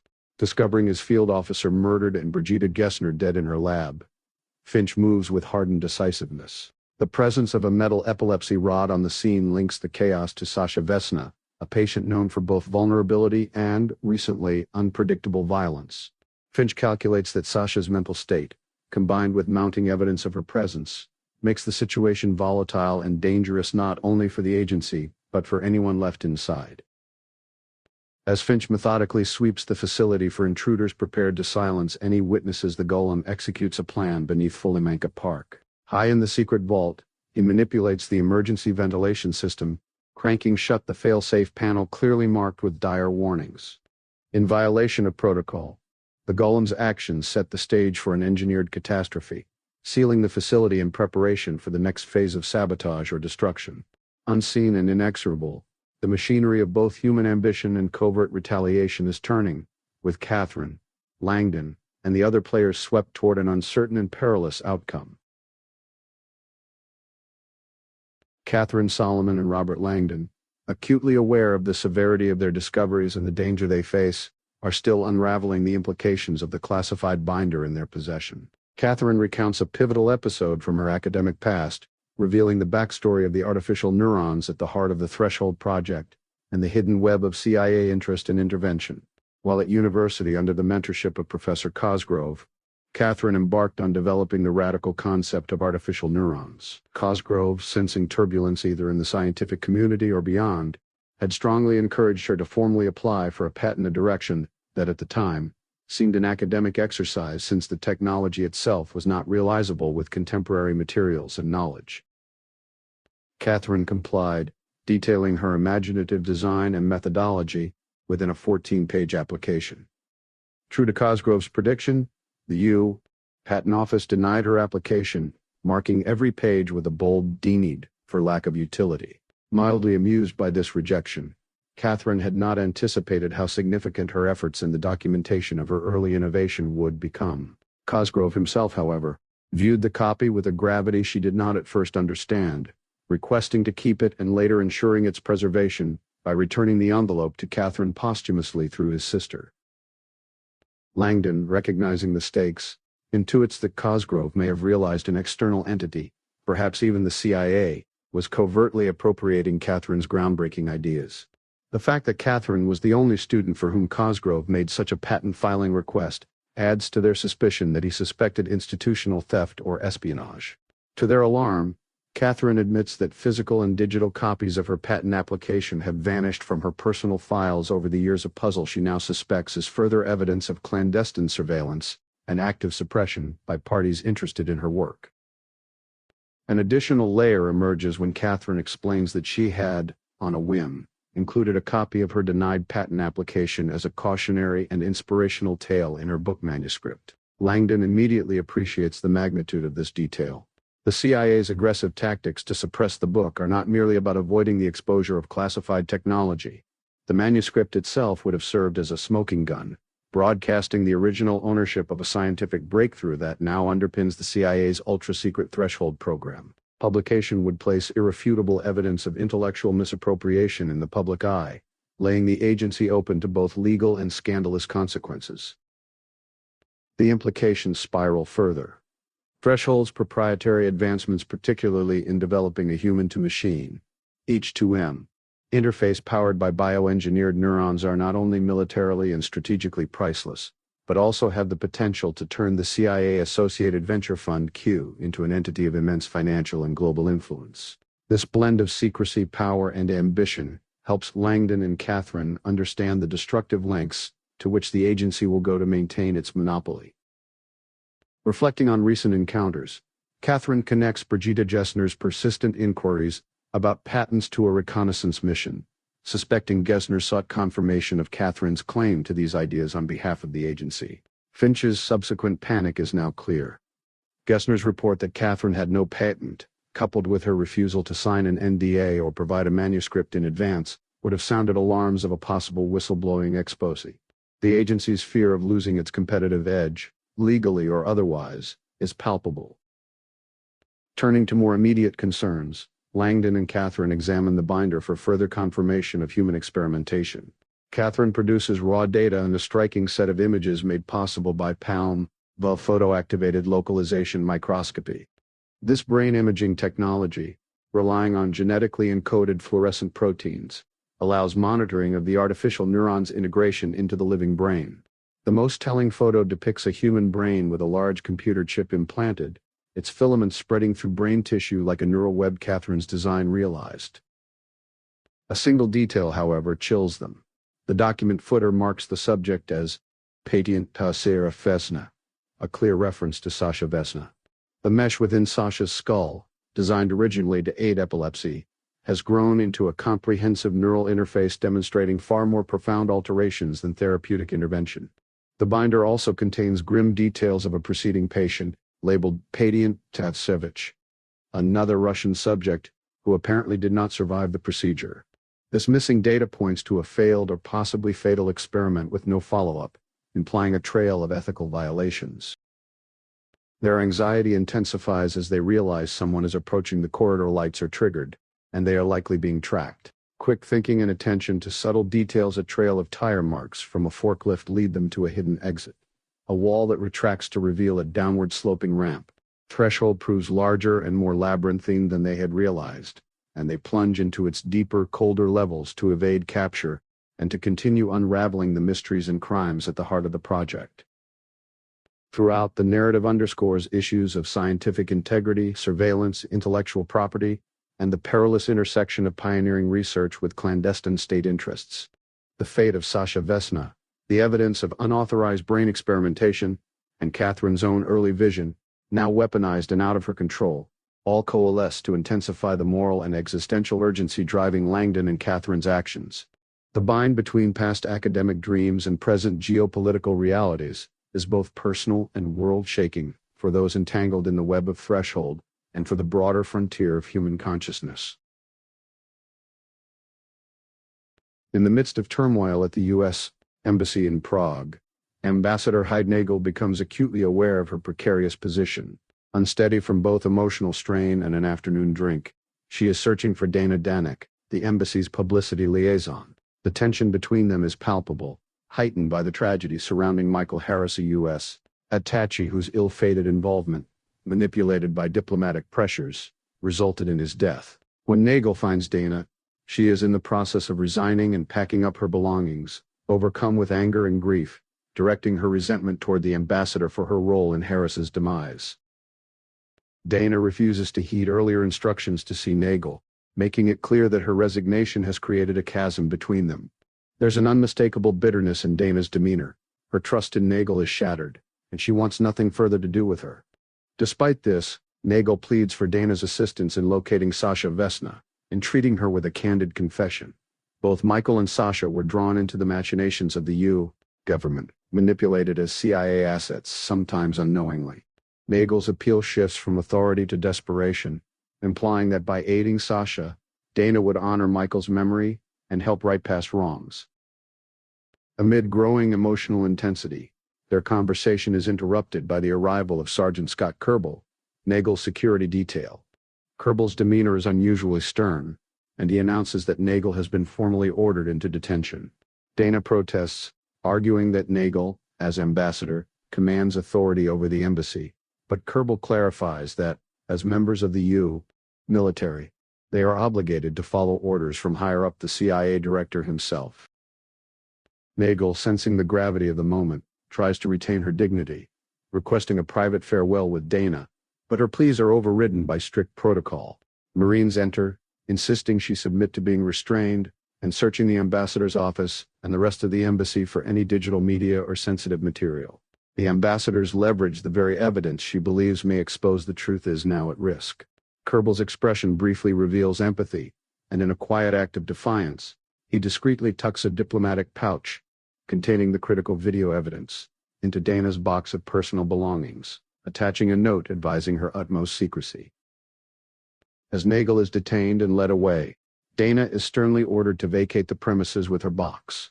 Kerbel's decision is a profound breach of protocol, motivated by deep respect for Nagel and intuition that something is seriously amiss. Reflecting on the abnormal situation, direct orders from the CIA, unprecedented office searches Kerbel suspects the agency fears exposure of damaging information rather than espionage.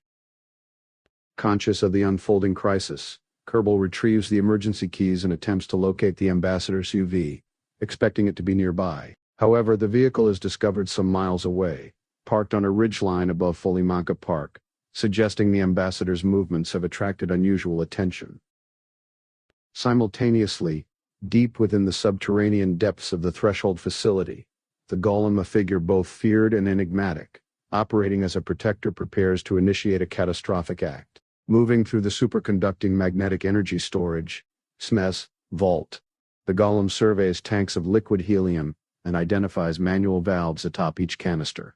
Understanding the consequences, the golem systematically plans to shut off the flow of helium, knowing this will trigger a dangerous feedback loop.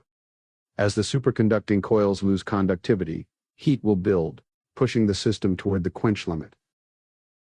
With the vent that should safely expel expanding helium gas now sealed, this intervention will trap the rapidly expanding gas within the vault. The resulting pressure will escalate until rupture disks fail, and thousands of liters of helium convert to gas, unleashing an explosive force throughout the sealed chamber, a planned expansion even, with the destructive capacity rivaling a warhead detonation. The golem, resolute in his mission as Sasha's protector, disregards subtlety and embraces the violence necessary to disrupt the facility and, by extension, the machinations threatening both Sasha and others ensnared by Threshold's secrets. Langdon and Katherine find themselves trapped deeper within the subterranean confines of the Threshold facility, after navigating a spiraling ramp that deposits them into a stark, dim hallway below ground level. The oppressive atmosphere is exacerbated by the sleek, matte black corridors reminiscent more of a tomb than of an advanced research center. Langdon's acute awareness of their danger is heightened by the echo of quick, purposeful footsteps. Someone is in pursuit, possibly hostile. As they move through the corridor, Katherine spots a secure computer room shielded by a Faraday cage, housing rows of humming quantum servers. She quickly recognizes the purpose behind the facility's subterranean location: to secure the sensitive quantum computing equipment from environmental interference. Despite the potential cover the computer room might offer, both realize it would be a trap with only one way in or out. With the pressure mounting, they press on, noticing an exit marked by a universally understood icon of an ascending staircase, a promising path to the surface and potential freedom. However, the distance to the staircase is considerable, and the sound of their pursuers' approach makes it unlikely they could reach it undetected. The hallway also features two additional doors: a supply room, which Langdon deems a dead end, and a heavy, high-security portal with an RFID lock to which they no longer have access. Amid the tension, Langdon has a sudden flash of inspiration, reflecting involuntarily on competing theories of consciousness, whether the mind taps into an external field or is simply a computational construct. Pushing aside theoretical debates, he acts. Entering the supply room, he grabs a bottle of cleaner and bowls it deep into the room, activating the automatic lights.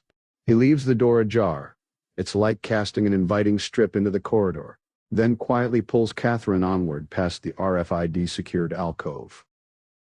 Racing for cover, they slip into the shallow alcove, pressing themselves into the narrow space beside the fortified door, hoping the architectural recess is sufficient to obscure them from view. The footsteps close in, then pause ominously, and the distinct, chilling sound of a gun being cocked underscores the peril in which they find themselves. Meanwhile, in a separate cutaway, Jonas Falkman momentarily awakens at his desk in New York, unsettled by an unshakable sense of dread, a narrative echo, connecting the tension of Langdon and Katherine's predicament beneath Prague to the wider, precarious web of intrigue surrounding Threshold and its secrets.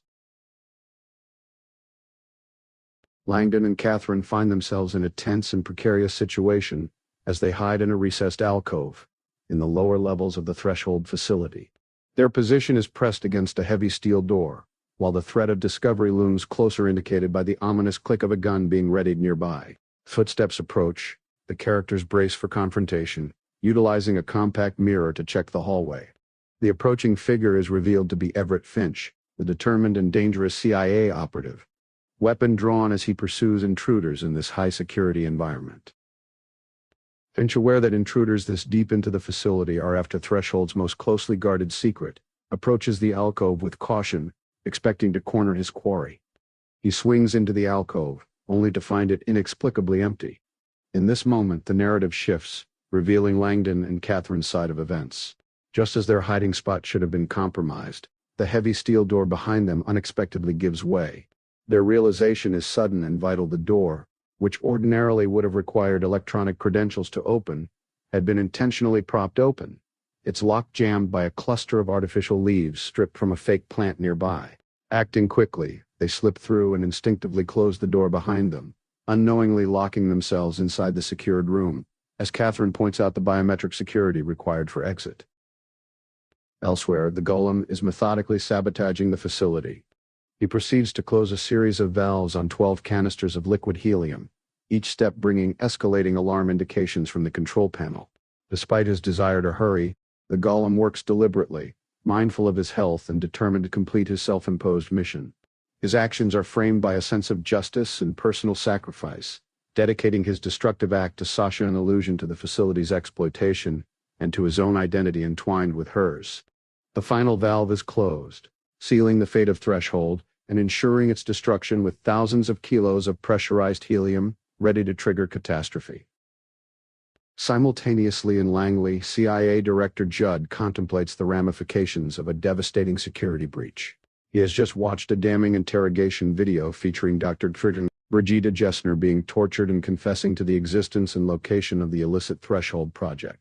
Despite the agency's swift efforts to erase the footage from the internet, the potential for renewed exposure is immense and unprecedented. The threat of this revelation, containing both acts of torture and admissions of top-secret projects involving non-consensual human experimentation, represents a profound crisis for the intelligence agency, one capable of irreparably damaging its standing and unleashing global scandal. In their desperate flight, Robert Langdon and Katherine Solomon find themselves locked inside a hidden chamber deep beneath the Threshold facility, accessible only via secured RFID credentials. The space starkly contrasts the clinical corridors above subdued lighting, carpeted floor, strategically placed artificial trees, and abstract art create a surreal, almost tranquil environment.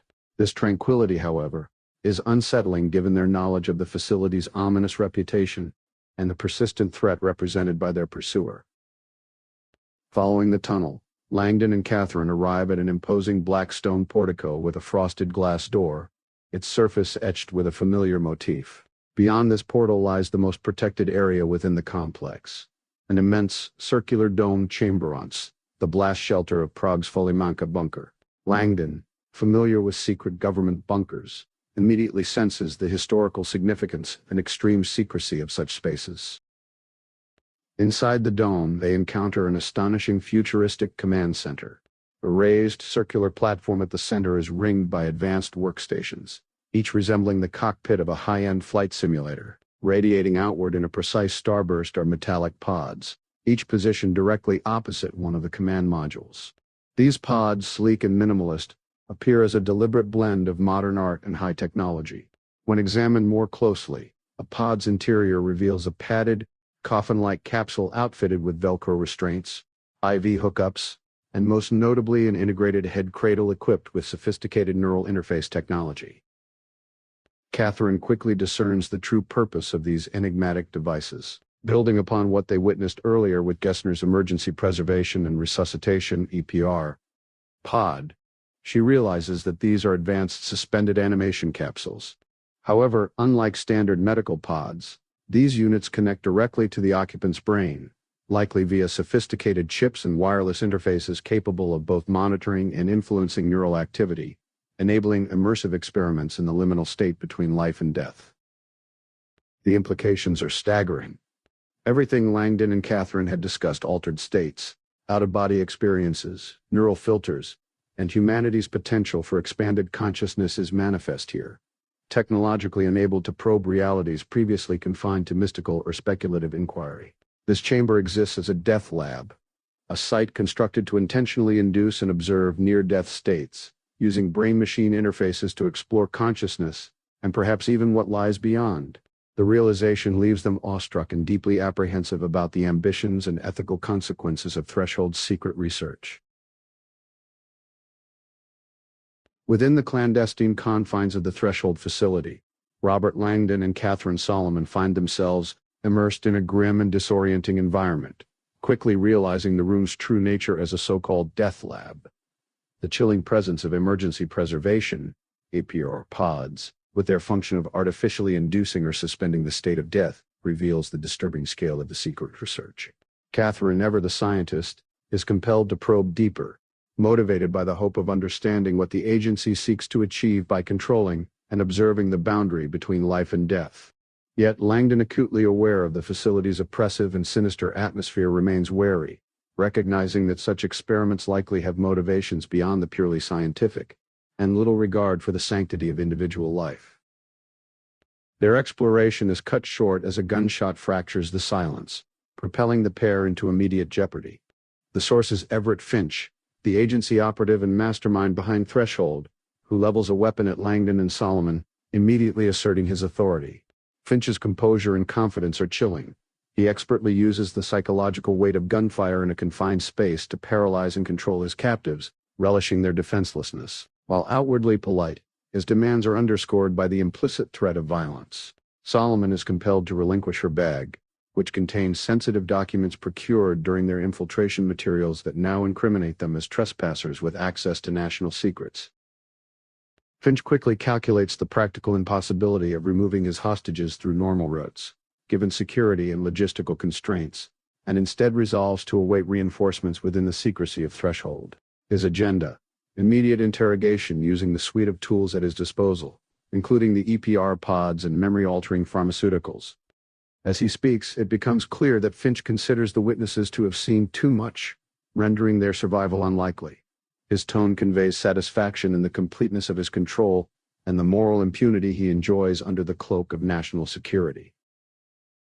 He openly dismisses Solomon's complaint of intellectual theft, deflecting blame and referencing the denied patent on her scientific discoveries, a move that underlines institutional coercion and the military's fierce hold over scientific progress. Finch refuses both negotiation and compromise. Attempts at parley by Langdon proposing non-disclosure agreements are rebuffed. Finch is convinced that knowledge of Threshold's existence cannot be allowed to escape. Meanwhile, unseen by the trio, the Golem Guardian and Avenger tied to the fate of Sasha Vesna listens from below, having ascended toward the dome just as the situation erupted in violence. He quickly appraises the new threat. Finch, the architect of the traumas dealt to Sasha, now vulnerable. Yet the Golem is hamstrung by limited means, armed only with a depleted stun gun, and facing a formidable adversary with a loaded firearm. Survival and rescue are made more urgent by the imminent destruct sequence threatening the entire facility, which leaves the Golem torn between the imperative for vengeance and the need to secure Sasha's freedom. The convergence of these actors, Langdon's ethical resolve, Katherine's urgent curiosity, Finch's bureaucratic menace, and the Golem's shadowy presence, creates a dynamic charged with both psychological tension and moral uncertainty, as the fate of those within Threshold now hinges on increasingly narrow margins of time, action, and trust. Finch maintains a calculated composure, weapon in hand, revealing critical layers of the secret program known as Threshold. His remarks center on the geopolitical and technological arms race for creating a true human-to-machine H2M interface, a development he suggests will tip the balance of both economic and military power worldwide. Companies like Neuralink and other industry leaders have struggled with the problem of mapping artificial neurons and integrating them into the human brain, yet, according to Finch, the CIA has privately made decisive progress, in part by appropriating the innovative work of Katherine, much to her outrage. Katherine demands to know what is being done with the design she pioneered, an innovative method for creating artificial neurons. In typical bureaucratic fashion, skirts the notion of patent and proceeds to outline how secrecy rather than openness has dominated the agency's approach, sidestepping public and legal obstacles under the broad claim of national security. The specifics remain shrouded in government privilege, even as lives and scientific advancement hang in the balance. The heart of Finch's revelation is the Threshold technology itself, an implant not unlike prototypes in academic laboratories, but one that far surpasses them. In contrast to efforts that simply capture visual data from the eye or cortex, Threshold's implant accesses the very mind's eye, the private realm of images, memories, dreams, and imagination. The potential for this technology is staggering, as it allows monitoring and potentially recording not only what test subjects see with their eyes, but what they perceive and create within the brain itself. The implication is an entirely new mode of surveillance, understanding an individual's internal experiences, fantasies, motives, and secrets. Katherine, stunned, presses on the scientific and ethical implications. Finch admits that while consciousness research might benefit, national security concerns override all else. The true application, he reveals, lies in the facility's eerie array of EPR, emergency preservation and resuscitation, pods used to suspend subjects at the edge of death. In this precarious state between life and death, the brain's neurochemical barriers drop, allowing experiences beyond typical perception. It is here, Finch explains, that the most profound out-of-body or non-local experiences emerge. He elaborates that the CIA's decades-long interest in psychic phenomena, already fed by efforts to harness the mind for espionage and intelligence, found limited utility through mediums, remote viewers, and psychics. However, they believe Threshold's physiological manipulation, combined with advanced neural technology, opens unprecedented vistas, reliably, repeatedly placing operatives into non-ordinary states where consciousness seems to untether from the body. Now, with the mind's eye implant, everything experienced by a subject in such a state, their psychnaut can be seen, monitored, and even guided by outside operators. The facility's cockpit stations, Finch reveals, are designed for pilots, agents whose own neural interface synchronizes with the psychonaut, helping navigate the untethered mind across real or imagined boundaries. This allows intelligence gathering on battlefields and classified enclaves anywhere in the world, as though deploying fleets of invisible, instantaneous, and undetectable drones only. These drones are non-local human consciousness itself. For Katherine, this blurs the frontier between speculation and reality. The technology essentially offers reproducible, observable data that could conclusively demonstrate non-local consciousness, one of the foundational debates in neuroscience and noetic science. Whether consciousness is generated by the brain alone, or if it exists independent of, and perhaps beyond, physical form. For her and others in the scientific community, such empirical corroboration of subjective out-of-body and near-death accounts would mean a revolution. Yet, as Finch bitterly reminds her, this knowledge is jealously guarded as an instrument of military advantage, not open discovery. Langdon, ever the rational skeptic, wrestles with the improbability of such advances. The mounting body of evidence, the laboratory's existence, the supporting developments in quantum physics, and copious anecdotal data from near-death experiences compel him to question the boundaries of his own skepticism. Finch's final assertion, that the failed Stargate psychic spying program never truly ended but rather evolved into what they now see before them, paints a picture of government obsession, perpetual secrecy, and continual scientific brinkmanship. The scene closes with the chilling realization that the threshold between life and death has itself become a strategic battlefield, and the very essence of human consciousness is now a contested resource, with consequences spanning from personal identity to global security. The narrative delves into the background and historical context surrounding Project Threshold by tracing the evolution of American government interest in the use of consciousness for intelligence gathering. At the center is CIA Director Gregory Judd, portrayed as wrestling with the potentially catastrophic exposure of clandestine operations after neuroscientist Brigitte Gessner's confession is leaked. This revelation threatens to unveil the secretive Threshold facility and drag decades of top-secret research into the light. Judd's recollections begin decades earlier when, as a novice CIA analyst, he encountered early evidence of remote viewing, the purported psychic ability to perceive distant or hidden places. He vividly recalls the agency's collective skepticism when presented with uncannily accurate artistic depictions of secured Russian facilities, generated by a young American, Ingo Swann, who had never traveled outside the U.S. Skepticism gave way to alarm with the defection and corroborative testimony of August Stern, a former Soviet PSYOPs worker, who validated that the Russians had successfully harvested intelligence from deep within American installations using similar techniques. Reacting to the perceived Soviet advantage, the U.S. rapidly initiated its own remote viewing program. Various projects codenamed Grill Flame, Center Lane, and ultimately Stargate were established under academic auspices at Stanford University. Stargate attracted a collection of individuals purportedly capable of extraordinary feats, such as perceiving technical details of military submarines, locating downed planes, and even aiding in the rescue of kidnapped personnel. The successes were internally labeled 8 Martini results, indicating both their improbability and astonishing accuracy. Despite occasional demonstration successes that left lawmakers both alarmed and intrigued, the public would later learn only a sanitized version of events.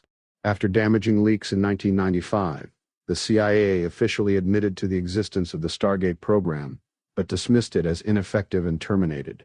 However, Judd remembers this as deliberate misdirection. The operation quietly survived behind layers of secrecy, with the public encouraged to scoff at the notion of psychic espionage through a combination of government statements and the publication of discredited seeming memoirs by former participants. Yet renewed media scrutiny periodically rekindled interest, notably when respected sources and former insiders stepped forward with public endorsements of the program's legitimacy. Well-documented cases, such as the accurate remote viewing of Soviet military innovations, reinforced the notion that these psychic operations periodically had genuine impact. Notable American officials, including future Secretary of Defense William Cohen, publicly voiced support for the research, acknowledging that a subset of people seemed able to access a level of consciousness beyond ordinary perception. Ultimately, the legacy of Stargate was not so much in its purported public failure, but in how that narrative allowed the research to continue discreetly. Unbeknownst to the public, the discipline, resources, and infrastructure originally devoted to Stargate were subsumed into a new, highly advanced Project Threshold. Set deep underground and far from public scrutiny, Threshold represented the continuation and technological escalation of the dream of harnessing mind-based intelligence. The chapter closes as Director Judd, pulled from these heavy reflections, prepares to face the political fallout, now forced to engage with Ambassador Hyde Nagel, who steps into the fray with evidence, determination, and the support of the U.S. military, suggesting that the secrets of Threshold are about to come under even harsher scrutiny. Katherine stands face to face with the grim reality of Threshold's true purpose, as Finch holds them at gunpoint in the heart of what she first believed to be a research haven for consciousness. For years, the scientific community struggled to investigate out-of-body experiences, OBs, particularly due to their unpredictable nature and brief duration, as well as the insubstantial recall that left researchers without reliable data. Threshold has obliterated both obstacles through technological and pharmacological innovation. The facility can now artificially induce and prolong OBEs using Dr. Paul Gessner's EPR pods, and by implanting neural meshes, record subjects' mental journeys with unprecedented fidelity. Finch takes pride in the speed of their neural mesh integration, outstripping any precedent. He explains that by feeding identical puzzles into both the subject's brain and the implanted chip within virtual reality, the brain and chip are motivated to quickly form synaptic connections reflecting the principles of Hebbian learning. Katherine recognizes the cleverness. Neurons, as proven for decades, build stronger bonds when challenged together through repetitive tasks.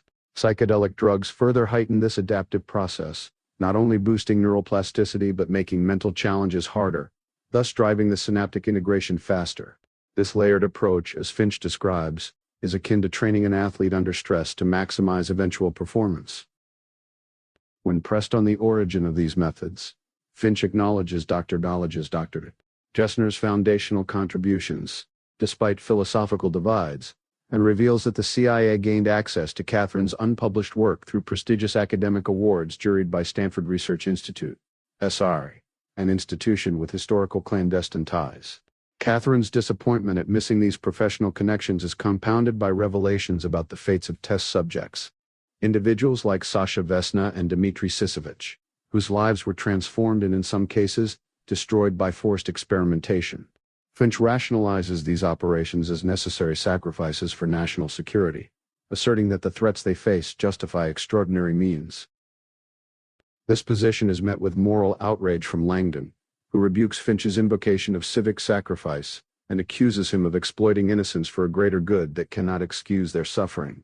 Tension crests when Finch, justifying his actions and branding Sasha as a murderer, is interrupted by an ominous voice in the darkness claiming ownership of the epilepsy wand found near a death at Threshold, signaling the arrival of another key presence and escalating the standoff. The tense confrontation begins with Finch's alarm at the sound of an unfamiliar Russian-accented voice resonating through the acoustically deceptive dome of the Threshold facility. As he, Langdon, and Katherine Solomon strain to locate its source, attention is drawn to a pneumatic lift at the rear, which, with a hiss of air, delivers a commanding and unsettling presence, the Golem of Prague. This imposing figure's appearance is both ritualistic and terrifying.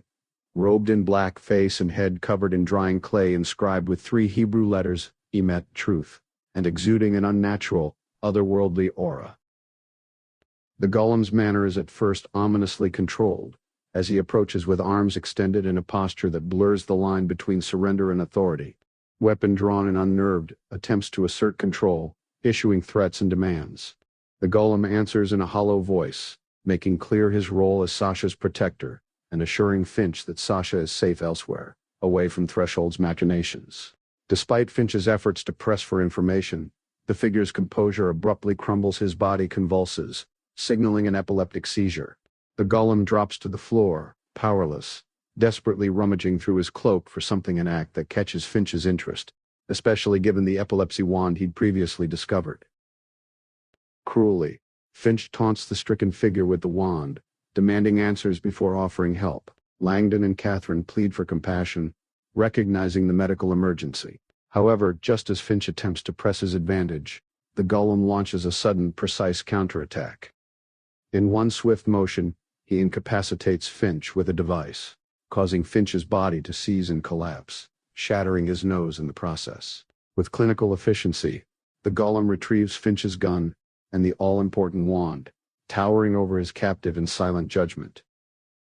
Langdon, witnessing these rapid, jarring developments, recognizes the unmistakable invocation of the golem legend, confirmed by the emet inscribed on the attacker's forehead, a symbol intricately tied to Prague's mythic past. The chaos escalates as a siren erupts, signaling imminent disaster. The entire facility is on the verge of exploding. The golem shouts at Langdon and Katherine to escape and provides the means and activated security cards swiped from Finch, now rendered helpless. As Langdon and Katherine flee with only seconds to spare, the golem remains behind to enact judgment on Finch. He lifts the injured man into an EPR pod used for emergency suspended animation, securing him inside, as Finch pleads for mercy and clarity. In a chilling, confidential exchange, the golem refuses to satisfy Finch's curiosity about his identity, but asserts, "You know me. You created me." With that, he seals Finch in the pod, leaving his screams muted amidst the blaring alarm, and the scene closes with the golem's cold satisfaction at delivering retribution for the harms caused by Finch and the Threshold Project. Langdon and Katherine, having narrowly escaped the domed suite in the Threshold facility, move with urgency and precision. The RFID card they used to unlock the security scanner fails moments after their passage, underscoring the narrowness of their escape as sirens and emergency lights intensify the sense of imminent disaster. The facility's alarm system, and the recent warning from the clay-smeared figure the golem make it clear that a catastrophic event is now unfolding within the secret complex. Racing through the stairwell, they emerge breathless into a corridor that starkly contrasts with the cold, utilitarian depths of the lab, a space of polished oak panels more akin to a refined law office than a research bunker. They pass through a sprawling office area filled with abandoned cubicles, only to spot a group of panicked employees hastily collecting their belongings before fleeing. Reasoning that these insiders know the best escape route, Langdon and Katherine follow in their wake, the hope for freedom kindled by the sight of a glowing exit sign ahead. They push through a deserted security room, a relic of the facility's routine operations, and find themselves in a vast underground parking structure, emptiness amplifying the urgency. The far exit, suffused with daylight and promising escape, becomes their focal point as they rush forward. However, as they close in, the aperture begins to close, the shaft of sunlight shrinking before their eyes. Despite desperate shouts, they arrive too late. The portal seals with finality, trapping them underground amid blaring alarms. Simultaneously, Everett Finch, now restrained in an EPR pod deep within Threshold, confronts the certainty of his impending death. He realizes too late that the disaster has been engineered by the very being he once thought under his control. The facility's SMEs, superconducting magnetic energy storage, his own technological innovation designed to obscure Threshold's true energy consumption, has become the catalyst for total destruction. Without maintenance or fail-safes, the SMEs overloads, weaponized by the sabotage of helium vents and exhaust routes. Finch faces his mortality with grim acceptance, appreciating the mythic justice in a creation turning against its creator, before the pressure-induced explosion tears the complex apart. On the surface, the effects manifest as seismic turmoil. Sergeant Kerbel, stationed near the ambassador's vehicle, witnesses the earth heave as the subterranean explosion ruptures the park above. A swelling mound of snow and ground bursts upward, culminating in a geyser of gas and debris. The spectacle ends with the earth subsiding, leaving a vast crater and stunning evidence of the concealed facility's obliteration. Snow settles gently in the wake of destruction, a silent testament to the series of events that have irreversibly reshaped the landscape and the fate of those within. As the catastrophic events at Threshold reach their climax, Langdon and Katherine find themselves trapped in a sealed underground garage, desperately seeking any means to survive the looming detonation. Amidst blaring sirens and the futile blare of a car horn, mounting pressure in the air signals the onset of a devastating explosion. With only moments to spare, they huddle inside a sedan, bracing for impact as the blast wave slams through the structure. The force shatters the vehicle's windows and whips the air into a violent cyclone, flipping the car repeatedly and hurling it like a plaything. Both Langdon and Katherine endure the ordeal battered but conscious, eventually crawling from the wreckage into a frigid frost-covered darkness. Amidst confusion and the immediate concern for each other's safety, they realize the full brutality of the explosion, as well as their ridiculous fortune in having survived it all. As they collect themselves, the loss of Katherine's bag and with it, the critical binder feels trivial compared to their survival. Langdon, reflecting in the aftermath, harbors a heavy sense of responsibility regarding Sasha Vesna, recognizing the moral obligation he and Katherine now share to assist her. Their survival has been owed in part to the intervention of the enigmatic protector, the creature known as the Golem, whose actions have shielded them from certain death, possibly at the cost of its own life. Memories of the Golem's final confrontation with Finch, and the declaration that its role was to protect Sasha, hang heavily over Langdon's conscience, compelling him to seek Sasha in the days to come. Emerging from the ruins, their first hope is the sliver of daylight far ahead of faint reassurance of escape and continued life outside the devastated facility. Meanwhile, in the diplomatic enclave, Ambassador Nagel faces her own crucible. In an emergency conference, CIA Director Judd attempts to justify the existence of the Threshold program, framing it as a dire necessity in the escalating intelligence arms race.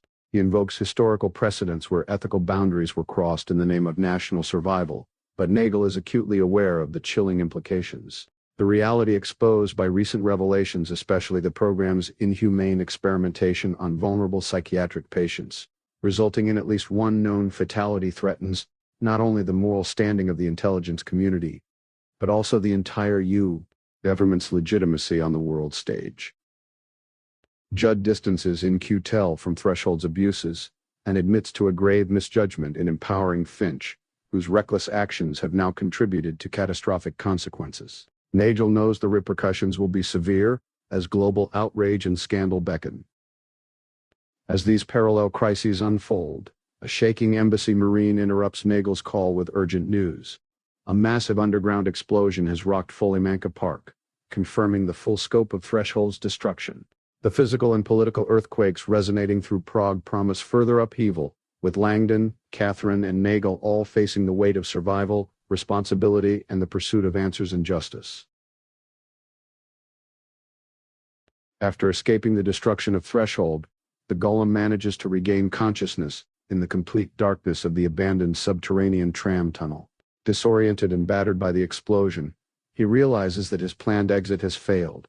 The route behind is blocked with rubble, and the way ahead through the pitch-black tunnel may be just as impassable. Nonetheless, driven by a singular mission to protect and free Sasha, he forces himself to move forward, despite exhaustion and pain, feeling the weight of his objective and the relentless duty he has set for himself as Sasha's guardian. Elsewhere, Langdon and Katherine cautiously traverse a ruined underground garage. The debris-littered environment forces them to maneuver carefully between wrecked vehicles and fallen concrete, their path illuminated only by a thin shaft of daylight. As they reach the source of light, they find the garage's sliding door has been partially dislodged, creating a precarious opening. Langdon struggles through the gap, experiencing a wave of claustrophobia, but eventually squeezes through to the outside, with Katherine following more smoothly behind him. Their relief is quickly overshadowed when they are immediately confronted by two armed soldiers, who demand identification at gunpoint. The tense situation quickly shifts when a Marine, Scott Kerbel, arrives, claiming to be under the authority of Ambassador Nagel, and ordering the soldiers to stand down. The guards reluctantly obey, though they remain suspicious, pausing to take photographs and log the encounter. Kerbel urgently instructs Langdon and Katherine to leave with him, but his insistence and the secrecy surrounding their destination cause further mistrust. When pressed, Kerbel reveals that Ambassador Nagel has been detained by CIA order and warns that Langdon and Katherine are likely the next targets for detainment. The pressure of international intrigue and the stakes of the CIA's covert interest are immediately apparent as the trio prepares to evade further danger with little time to deliberate. The chapter closes with an air of uncertainty and heightened threat, underscoring the critical juncture at which all parties now find themselves. fugitive, rescuer, and those who hold the secrets of life and mind in their hands. Kerbal drives Langdon and Katherine Solomon away from the devastation left by the explosion beneath Follimanka Park. As rescue teams rush in the opposite direction, the enormity of the destruction weighs heavily on the group. Kerbal, uncertain of the precise cause of the unusually cold blast, suspects nothing conventional could have caused it, especially since the underground shelter beneath the park had only recently been undergoing restoration, not demolition. While Kerbal feels uneasy about the situation, he is acutely aware that the true stakes involve a complex battle between Ambassador Nagel and CIA Director Judd, into which Langdon and Solomon have become deeply entangled. Kerbal's recent loyalty to Nagel is underscored by his pivotal decision to smuggle the ambassador's diplomatic pouch out of the embassy, acting just before Judd ordered a sweep of the ambassador's suite and her closest staff. This act of subtle resistance to Judd's authority highlights an underlying current of espionage and shifting allegiances within the embassy.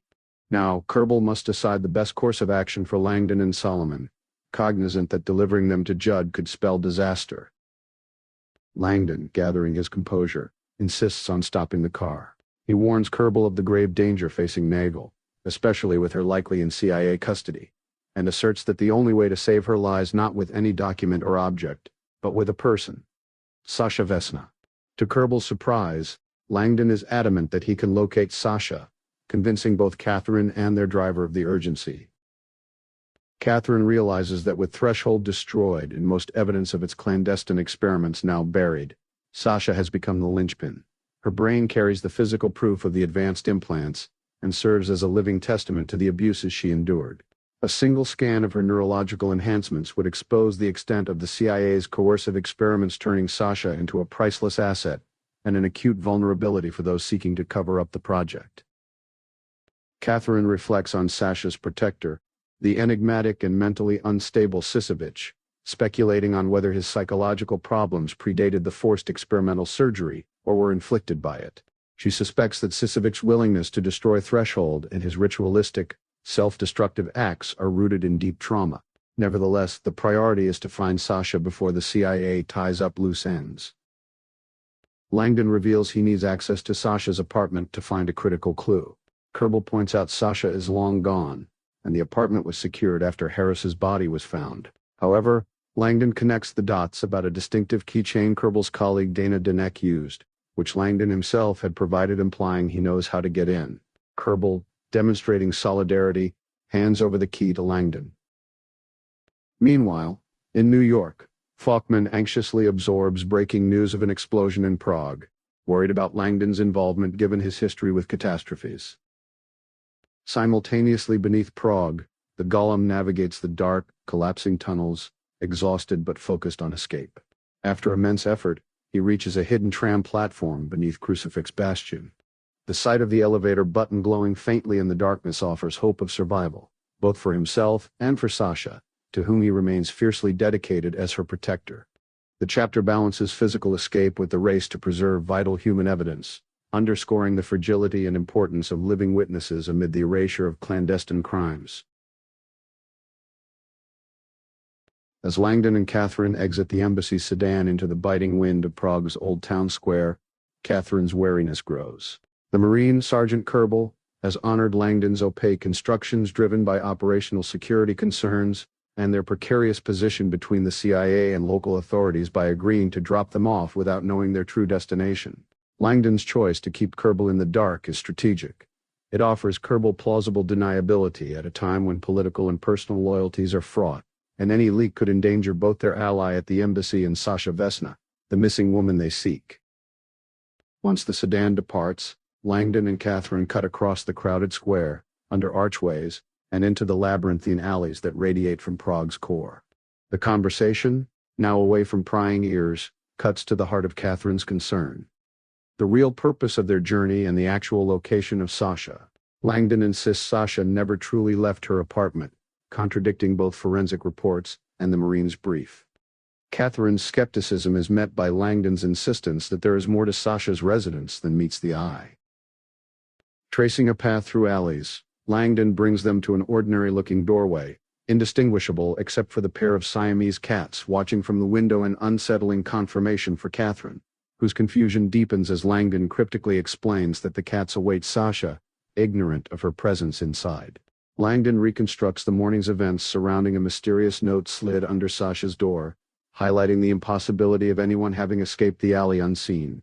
The only reasonable solution is concealment, not flight.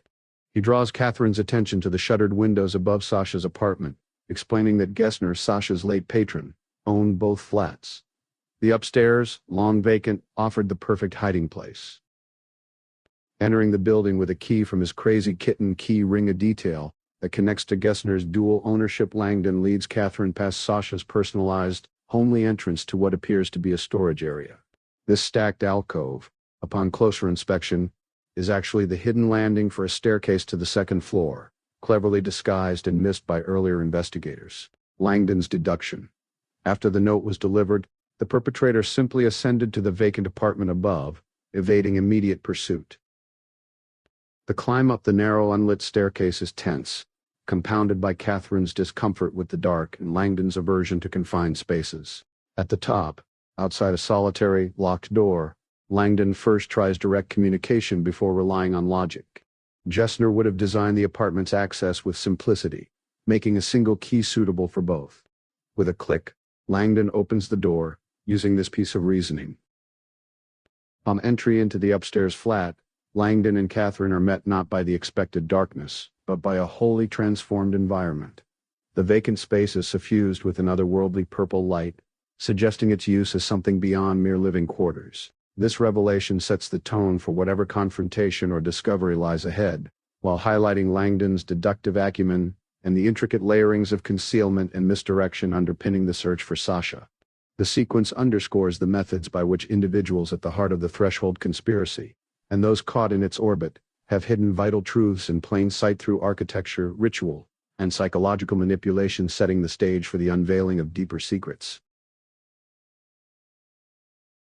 Within the confines of the laboratory, the golem faces his own dissolution with ritualistic resolve. Gazing at his clay-encrusted features in the bathroom mirror, he confronts the fading Hebrew letters on his forehead, a mark that defined his existence as protector and avenger. In a careful act symbolizing release, he erases the letter Aleph, transforming the word for truth to God dead, thus mirroring ancient legends and signifying the end of his unique identity. The moment is laden with introspection, as he recognizes his conscious decision to relinquish this persona, no longer driven by compulsion, but by choice, motivated to ensure Sasha's survival at the cost of his own symbolic life. Aware that both the clandestine threshold facility and the persecutors have been destroyed, he prepares for his own metaphorical death, shedding his old self. As he steps under the emergency shower, the clay and the burdens of the golem identity are washed away, leaving behind a renewed, unburdened form, ready for a final transition. Robert Langdon enters a peculiar upstairs apartment suffused with ultraviolet light, its surfaces absorbing rather than reflecting, producing a haunting violet ambience. The living quarters are sparse and impersonal. Black walls, minimal furniture, almost no personal effects.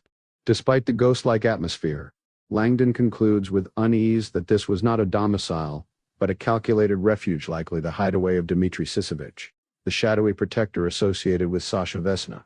This belief is bolstered by clues suggesting Dmitry's intimate but possibly obsessive involvement with Sasha, including private access to her locked residence below. As Langdon calls out for Sasha, he and Katherine Solomon search the rooms, finding little of use in the kitchen or refrigerator. The bedroom lacks any standard furniture or amenities for rest. Instead, the centerpiece is a mat on the floor and a disturbing object, a ball gag more commonly associated with sex, but here recognized by Katherine as a safety device. She deduces, citing medical prudence, that the mouthguard is a protective measure against injury during an epileptic seizure, its design allowing breathing and avoiding the hazards posed by pillows or sheets. This room, rather than being a lair of vice, is revealed as a controlled environment for managing epilepsy. Dmitry evidently used the mat, ball gag, and otherwise denuded surroundings to experience seizures safely, perhaps even intentionally choosing to do so. They surmise that for Dmitry and some others with epilepsy, the altered state brought on by a seizure could be preferable to suppression, sometimes resulting in clarity or even euphoria. Moving to the bathroom, Langdon observes more oddities. blacklight bulbs, missing mirrors, and makeup supplies, including thick mud intended for theatrical applications, as well as rubber skullcaps. These items directly evoke the visage of the golem, a clay figure central to Prague's Jewish folklore and the current narrative's acts of protection and menace. The implication: Dmitri manufactured the golem's iconic look using these materials here in this very room. A minor shock comes when Langdon mistakes a mud-stained skullcap for a bloodied washcloth under the purple light. When he looks closer, an even more unsettling detail emerges: a tiny, unidentified luminescent fiber clinging to the cap. At once, Langdon's mind races through his accumulated knowledge and recent events, his mental picture of the mystery rapidly reconfiguring. Symbolic shift, a newfound interpretation, stuns Langdon. He recalls Katherine's lecture about non-local consciousness theory, arguing that the mind exists beyond the constraints of neural tissue, with its signals vulnerable to scrambling through physical trauma or neurological phenomena, such as epilepsy or dissociative identity disorder. The room and artifacts suggest more than simple physical disguise or secrecy. They invite reinterpretation of identity, memory, and perception. Driven by revelation, Langdon hustles Katherine from the apartment in a rush. Outside Sasha's door, Langdon reenacts an earlier event.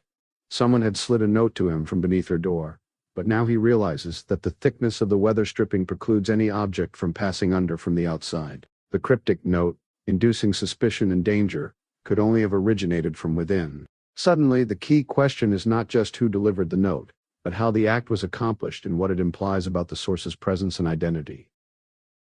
Langdon's deductions build to a jarring conclusion.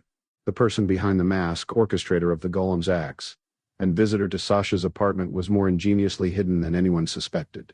Katherine's recollection locks into place.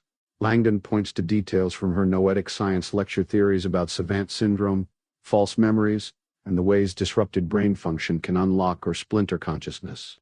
The implication, shocking in its psychological, rather than merely physical, contours, is that the whole golem mystery is rooted in the non-local, fragmented nature of mind, identity, and trauma, rather than mere disguise or impersonation. Langdon's discovery of the clue inside the dirty skullcap confirms the paradigm shift. The scene thus becomes a crucible for the overarching themes of consciousness and hidden identity, suggesting that the answers have been disguised not just by misdirection, but by a far deeper neurological complexity at the heart of the threshold controversy. Within the confines of the Crucifix Bastion laboratory, the golem underwent a meticulous ritual of cleansing, both literal and symbolic.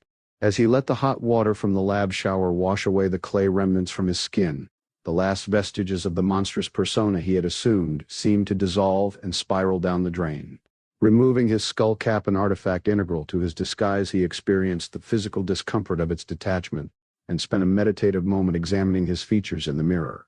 The tired, scarred visage staring back at him was familiar, and, over time, he had learned to find a measure of acceptance and even beauty in what he saw. This face, framed by blonde hair and marked by pain, was not simply his own but also belonged to Sasha Vesna, the woman whose life he shared, though most of the world only ever saw her. Despite their shared body, Sasha remained locked away in a kind of subconscious void, a place of safety and unawareness created and fiercely maintained by the golem. He controlled what Sasha could experience, shielding her from hurtfulness, trauma, and painful realities that might threaten her already fragile sense of self. Through these actions, the golem functioned as both guardian and vault, bearing her suffering and wielding the strength she could not muster. He recalled his traumatic genesis during a period of abject terror in a Russian psychiatric hospital. It was in this crucible of repeated abuse that Sasha's psyche, desperate for survival, had reached out in silent agony for rescue. This desperate call had given rise to the golem as a distinct entity, one who, upon awakening to find the body being abused, instinctively fought back, killing Sasha's attacker and promising her safety. From that moment, the golem assumed his role as her protector, tasked with enduring whatever was necessary to keep Sasha unbroken. Elsewhere, Katherine Solomon stood in reflective silence alongside Robert Langdon in the foyer outside Sasha's apartment, their minds reeling after recent revelations. She revisited the content of her previous night's lecture, which had explored sudden savant syndrome, anomalous cases in which individuals acquire incredible abilities following brain injury, apparently channeling capabilities beyond their conscious awareness. Katherine had posited that such phenomena supported theories of non-local consciousness, the brain as a receptive filter rather than a generator, channeling signals from outside itself. Her lecture then transitioned to dissociative identity disorder, DID, illuminating it as a clinical phenomenon whereby multiple personalities coexist within one person, often emerging as a strategy to survive unspeakable trauma. Most commonly observed in women, and usually following profound repeated abuse, the creation of an alternate personality, an alter, allowed the host to escape the full brunt of ongoing torment, offering a psychological refuge. These alters, including those like the golem, might become dominant, selectively shielding the host by suppressing traumatic memories, and even differentially accessing skills, preferences, and physiological quirks. DID, once known as double consciousness, was well documented across history and literature, famously inspiring tales such as Dr. Jekyll and Mr. Hyde.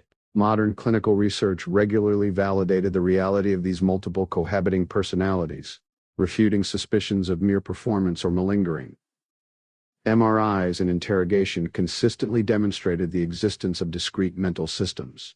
Some alters were co-conscious, aware of their fellow system members, while others remained oblivious, periodically overridden or unaware of gaps in subjective experience. Katherine's thoughts locked on the blonde strand of hair Langdon had produced from under the skullcap. His deduction that Sasha Vesna and the golem were one and the same carried both chilling clarity and tragedy. If the golem had perished in the explosion at Threshold, Sasha's existence, as she knew it, likely ended too, erased by the unchecked trauma and her savior's extinction. Inside, the golem dried off and dressed in Sasha's everyday clothes, deliberately selecting attire left for this moment of reemergence. Though the image in the mirror always felt somewhat alien, it was also the state in which the golem most often navigated the world through the body, voice, and habits of Sasha. Embodying the outer vulnerability that invited others' empathy, the golem prepared for re-entry into society. He reflected on his role as Sasha's silent guardian. For the most part, he receded to the back of her mind when life was safe, but would assert control when needed, to avert disaster, prevent the resurfacing of painful truths, or manage unforeseen dangers. These interventions left Sasha with fleeting memory lapses, easily rationalized as lapses in attention. Recently, Sasha's happiness had grown, much of it stemming from a budding romance with Michael Harris, a U.S. attaché. The golem, wary but non-intrusive, permitted this relationship, believing Sasha deserved pleasure and normalcy. However, that illusion was shattered when the golem overheard a conversation revealing Harris's duplicity, as well as possible deception from her supposed benefactor, Dr. Brigitte Gessner. That moment of clarity ended the golem's trust in those surrounding Sasha, prompting careful, perpetual vigilance and ultimately a drive for exposure and justice. Recollection of the day's events brought the golem back to the chaos of Threshold. He remembered dodging check officers, confronting Gessner's corpse, suffering seizures that risked ceding control back to Sasha at dangerous moments, and using EPR pods as a refuge during neurological upheavals. His memories of Gessner's experiments subjecting Sasha to repeated brushings with death, mind-altering drugs, and invasive procedures were vivid and scarring, though mercifully hidden from Sasha herself. Now, with the destruction of the Threshold facility and the greatest threats behind them, only a final act remained: to deliver Sasha to a future free from persecution and pain, then disappear. The golem's journey, though marked by violence and subterfuge, was fundamentally one of sacrifice, of perpetual, silent devotion to Sasha's liberation and survival. Langdon remains in Sasha Vesna's apartment, unsettled by recent discoveries connected to Sasha's double life and dissociative identity disorder. The two Siamese cats wind around his feet, grounding him in the mundane, while the lingering aroma of tea and the room's innocent trappings stand in stark contrast to the trauma and secrets now associated with the home. Langdon reflects that many of his past interactions with Sasha may have actually been with her alternate personality, the golem. This new understanding helps explain previously confusing events, such as Sasha's unexplained knowledge and behaviors, memory lapses, and the convoluted events surrounding Harris's death. Katherine joins him, her thoughts turning to the implications of Threshold's experiments on epileptics, suggesting that those with a predisposition for out-of-body experiences may have been targeted not just for research value, but for their plausibility as covert surgical subjects. Together, they ponder the tragic fate of Dmitri, another subject, whose death now seems confirmed by the fragmented records they've seen. Their attention briefly shifts to Sasha's cats, and Katherine volunteers to feed them, instructing Langdon to make a difficult call to Scott Kerbel. As he prepares to share the grim news, Langdon reflects on the psychological dynamics at play, particularly how someone with DID could simultaneously love and despise the same person through different personalities, referencing the infamous William Milligan case. He muses on the historical misdiagnosis of such conditions as demonic possession, contrasting medieval exorcisms with Katherine's scientific discussion of consciousness as a signal rather than a product of the brain, implying that what traditional exorcists attempted could be seen as trying to reset an internal receiver to block out disruptive influences. Langdon's phone call to Kerbel is quickly routed to Ambassador Nagel, who, despite recent detainment by the CIA, is now apparently free and cautious about communication security. She instructs Langdon to meet her in a seemingly innocuous but unusual public location, emphasizing lingering threats and distrust of both the embassy and their hotel. Meanwhile, at Uzi headquarters, Lieutenant Pavel faces the aftermath of his failures, demoted and placed on probation following a period of disastrous events and the fatality of his uncle. With the American ambassador wielding authority over further investigations, Pavel's career is effectively over. He leaves isolated and introspective, unable even to find solace in digital distractions, instead turning inward in grief as he travels home. The narrative lingers on profound loneliness and uncertainty both on the personal and international scale, as all players navigate an unstable world left by Threshold's collapse.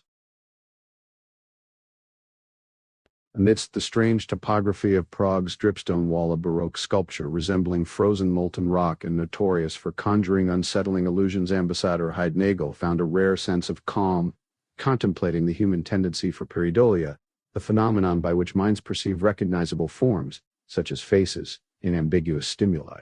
This psychological insight reminded her of the blurred line between reality and delusion, especially in the context of intelligence work. Where conspiracy theorists force patterns on chaos, Nagel recognized that Everett Finch, the recently deceased CIA operative, did the opposite. He identified real systemic patterns, then weaponized them to maintain what he saw as order, often through chaos.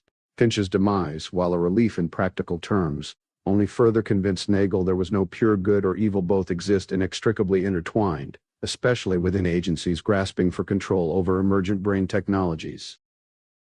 Nagel's internal reflections are interrupted by the arrival of Robert Langdon and Katherine Solomon, accompanied by her vigilant bodyguard Kerbel.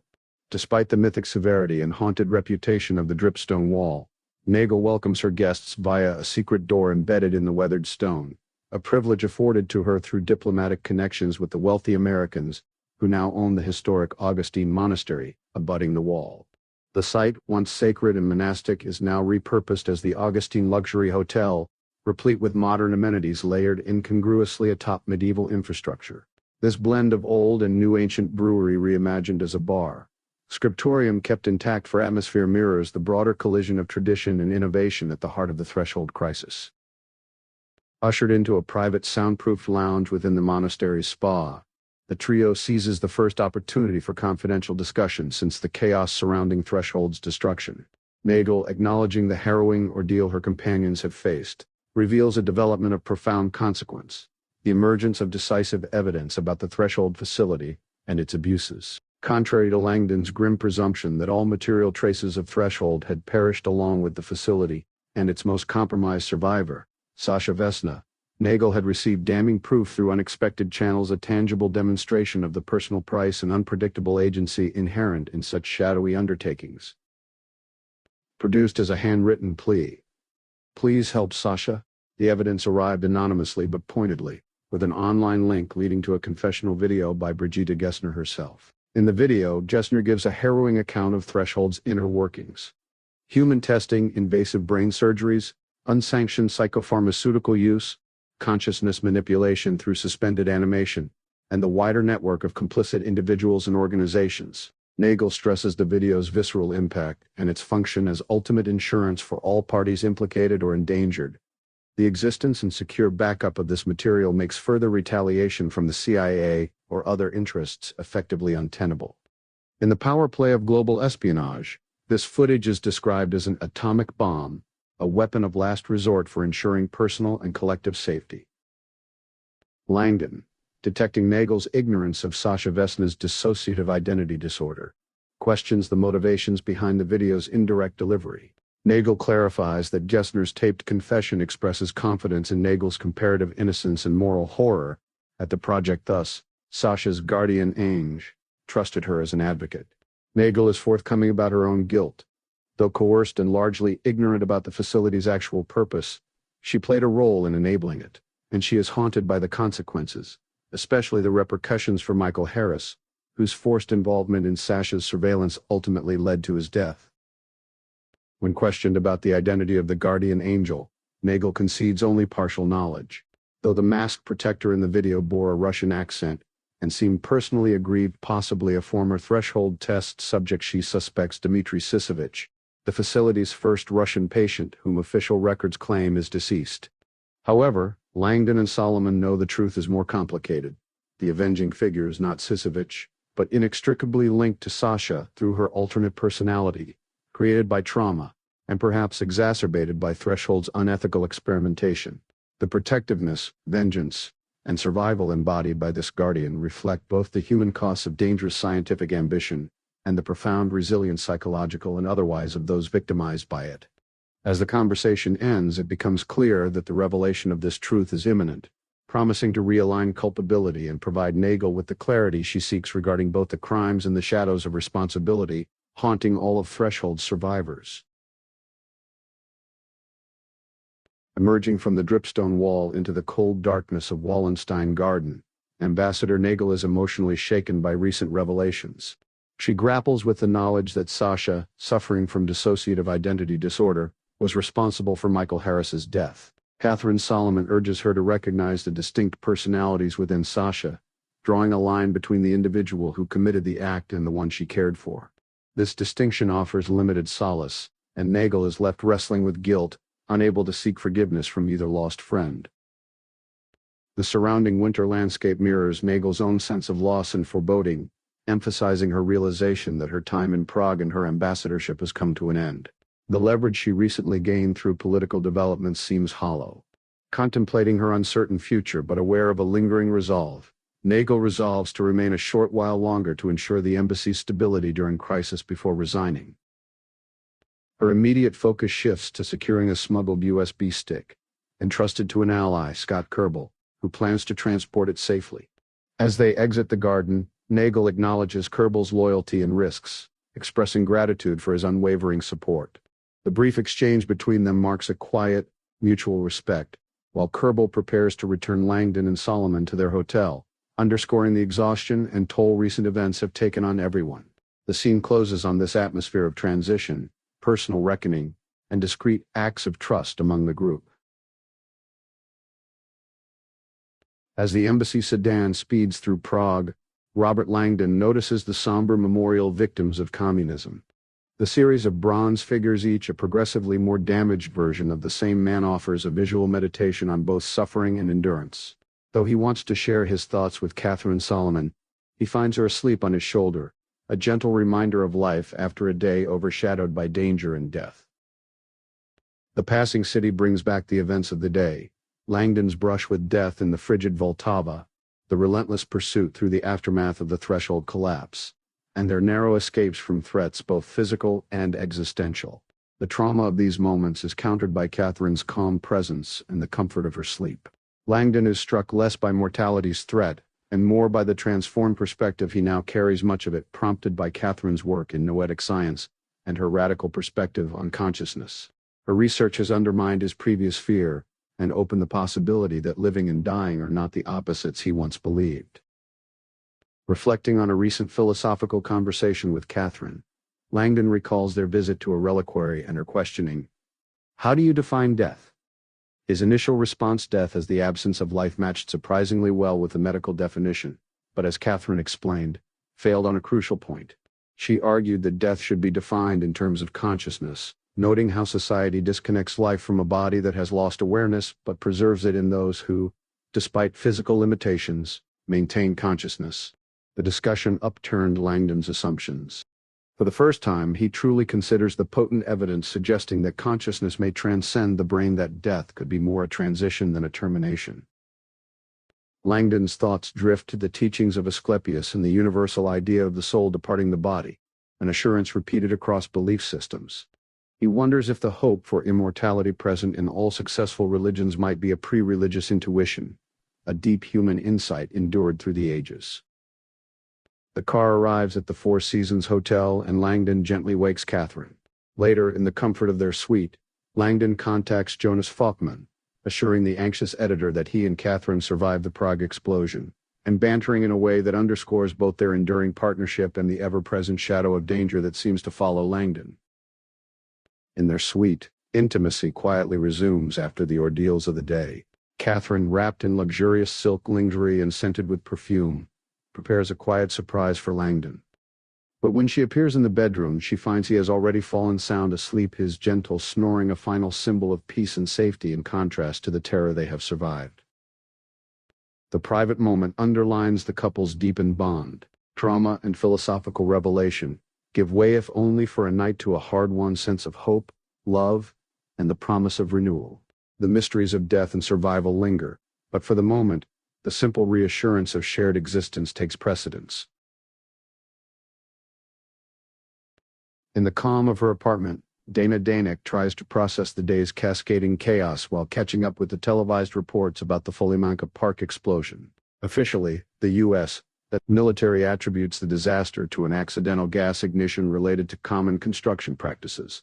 Yet skepticism lingers among local pundits, fueling political tension as American forces assert control and begin the sweeping cleanup. Dana's attempt at normalcy is swiftly interrupted by the sudden visit of Sergeant Kerbel, the head of the ambassador's security team.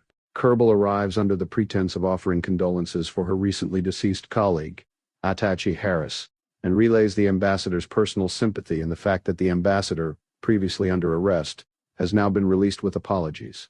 The ongoing fallout is clearly creating deepening stress within the embassy's ranks.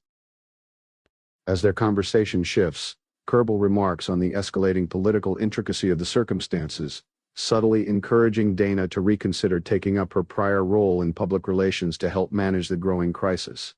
Dana responds with incredulity, ticking off the harrowing incidents she endured: personal threats, traumatic loss, diplomatic scandal, and the catastrophic explosion, highlighting the personal toll exacted by the international intrigue. The uneasy levity in their exchange betrays underlying exhaustion and confusion, as neither party entirely grasps the full scope of unfolding events. Before departing, Kerbel makes a final request. He needs to reclaim a diplomatic pouch that may have been accidentally placed among Dana's possessions from her office. When Dana discovers the pouch sealed and addressed to Ambassador Heide-Nagel, with a cryptic note warning her to remain silent, she is startled, pressing Kerbel for answers. He quietly admits responsibility for secretly stowing it and insists on retrieving it immediately, deepening the atmosphere of subterfuge and unrest. Meanwhile, within the embassy, Ambassador Nagel searches for fleeting solace in a rare second glass of Bekarovka. Fraught with the day's betrayals, unresolved negotiations, and her own contingency plans, Nagel maintains her wariness, quietly holding on to a compromising video as insurance against further duplicity. The weight of political maneuvering is momentarily interrupted by another Marine, who brings news of an undefined diplomatic concern at the embassy's front gate. Nagel's fatigue blends with rising anxiety as she is presented with a slip of paper, scrawled with a name she recognizes once deciphered: Sasha Vesna. The Marine Guard clarifies that a Russian woman who wished to speak with the late Michael Harris insisted Nagel would know her. This unexpected appearance sets a new wave of uncertainty in motion. The fragile detente and secret machinations surrounding the Threshold affair are far from resolution, and with the sudden reappearance of Sasha Vesna, the web of political and personal intrigue tightens yet again. As Sergeant Kerbel follows orders to deliver a diplomatic pouch, he is interrupted by an urgent, uncharacteristically frantic call from Ambassador Nagel.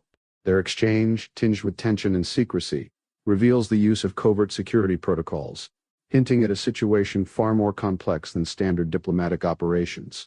Kerbel's growing unease mirrors the undercurrent of crisis surrounding the embassy and its staff.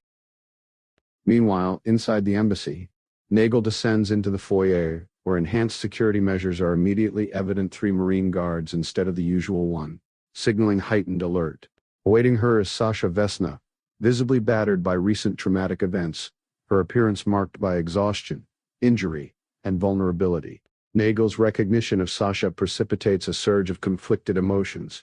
She is acutely aware of both the young woman's involvement in recent catastrophic incidents and the intricacies of her psychological state, particularly her dissociative identity disorder. Nagel is forced to consider which version of Sasha has arrived: the frightened victim or her unpredictable protector persona. The ambassador cautiously approaches, maintaining formal politeness and physical distance. Sasha, searching for Michael Harris, expresses confusion and distress, her disjointed recollection and fragile state underscoring her psychological turmoil and isolation. She pleads for safety, uncertain of what asylum means or how to proceed, but clearly desperate for refuge. When Nagel outlines the asylum process invoking official-sounding, improvised procedures for controlled restraint, Sasha quickly, almost gratefully, submits to being handcuffed, demonstrating a need for structure, or perhaps a learned wariness and willingness to cooperate in environments of authority. The Marine guards execute Nagel's instructions with mechanical efficiency, while Sasha's gratitude, despite her tears, reflects a mixture of relief and exhaustion. As she leaves Sasha in the custody of the Marines, Nagel is left alone to grapple with urgent considerations about security, ethics, and the unprecedented nature of the crisis. Sasha's presence in the embassy, under American protection, but also potentially a liability or asset, raises immediate, high-stakes dilemmas for Nagel, who must make consequential decisions with profound personal, political, and diplomatic ramifications, all under extreme time pressure and global scrutiny. Jonas Falkman, still reeling from recent events, reflects on his fleeting phone conversation with Langdon, during which assurances of safety are exchanged, and a potential visit to New York is mentioned for debriefing about Katherine's lost manuscript.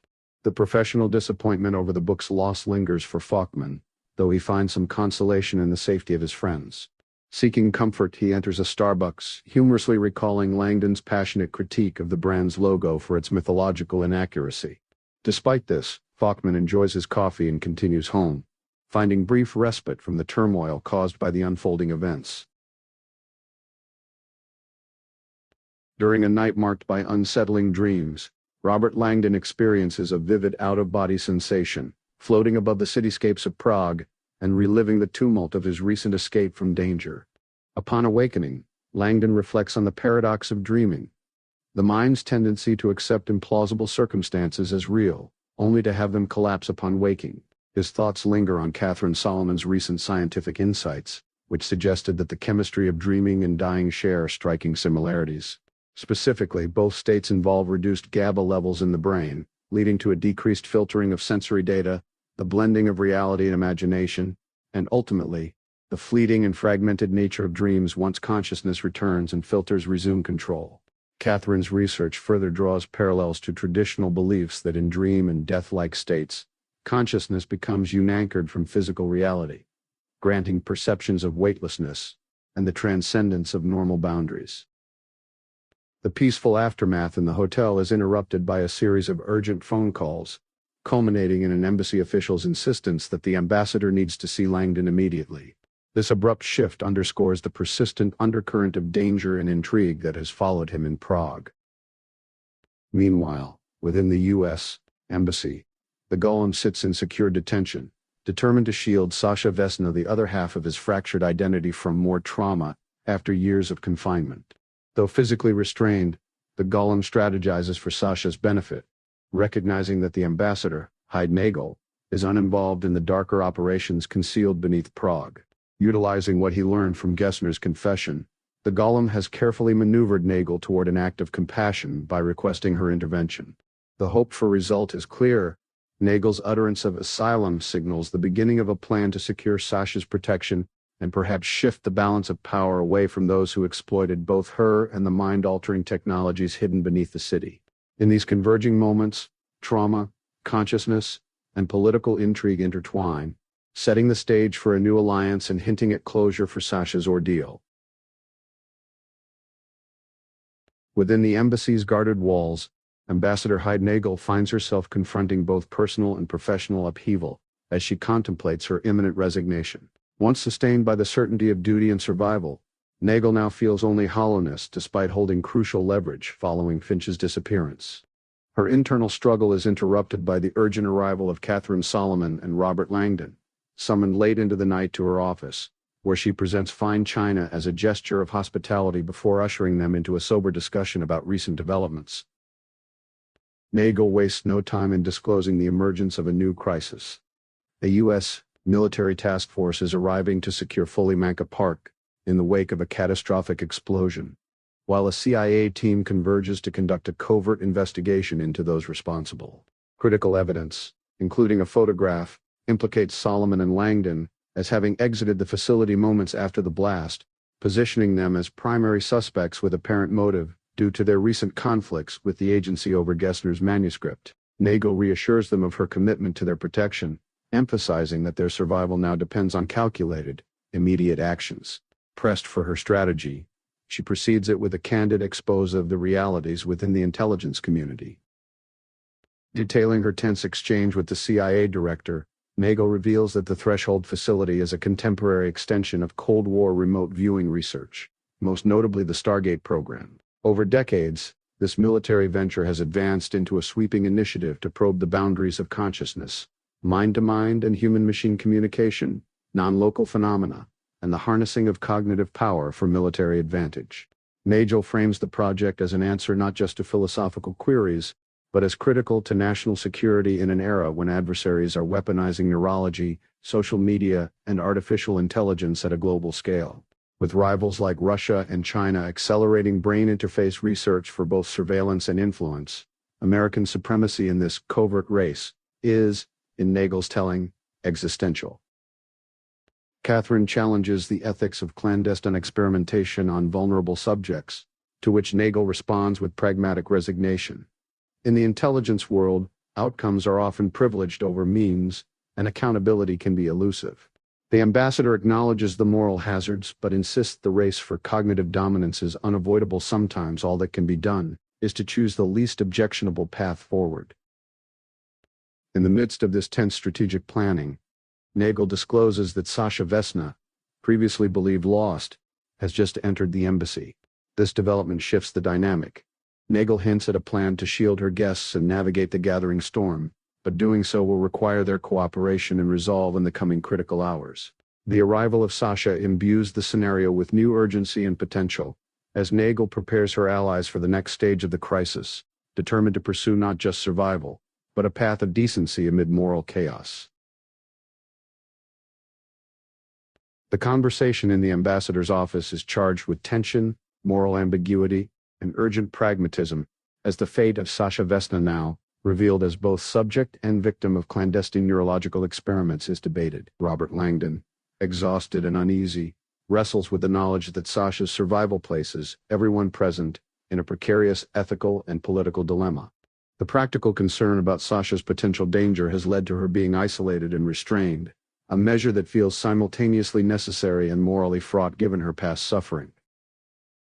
The ambassador, Heide-Nagel, delineates the complexity of Sasha's situation. As a child, Sasha was victimized by state-led medical exploitation intended to advance brain-machine interface technology, specifically through a classified chip implanted in her brain. To further complicate matters, Sasha's dissociative identity disorder means she is not just one person but two: the innocent victim, and the protective, sometimes lethal alter ego, whose actions have cast a dark shadow over her own plea for help. The moral challenge, as Nagel articulates, is that one cannot offer asylum to the innocent Sasha without reckoning with the alter who has carried out violent acts. The singularity of her condition, combined with the presence of an experimental brain chip containing invaluable scientific secrets, leaves few plausible options. Moreover, her proximity to the international incident at Follymanka Park, alongside mounting forensic evidence and surveillance footage, makes her immediate safety and future prospects extremely tenuous. Langdon and Katherine, Sasha's scientific advocate and moral supporter, question why she would entrust herself to the very powers responsible for her suffering. They consider whether this decision is a strategic one by Sasha's alter or a sign of broken trust and psychological manipulation. The answer is elusive. Sasha's persona seems at once desperate for protection and fearful of further exploitation. Nagel, drawing from legal and diplomatic experience, reasons that aiding Sasha is fundamentally an ethical choice, substantiated by a simple handwritten note from the golem, Sasha's altar. Please help Sasha. This plea underlines the duality at the heart of Sasha's predicament, and the ambassador's growing conviction that compassion must take precedence. However, Nagel is acutely aware that Sasha's continued existence poses significant risks for all involved. The prospect of her becoming a pawn in global intelligence games is heightened by the likelihood that her neural chip can be tracked, and even erased or destroyed remotely, a chilling reminder of the severe protocols in place to prevent advanced technology from falling into adversarial hands. Langdon, Katherine, and Nagel face the realization that as valuable as Sasha is to intelligence agencies, she is more valuable alive than dead. The director of the CIA, Judd, is expected to negotiate fiercely for her return, intent on rebuilding the Threshold project elsewhere. The ambassador's proposal, one met initially with protest by both Langdon and Katherine, is that the only viable way forward is to return Sasha to CIA custody under stringent conditions. No further testing, compassionate care, and ongoing oversight.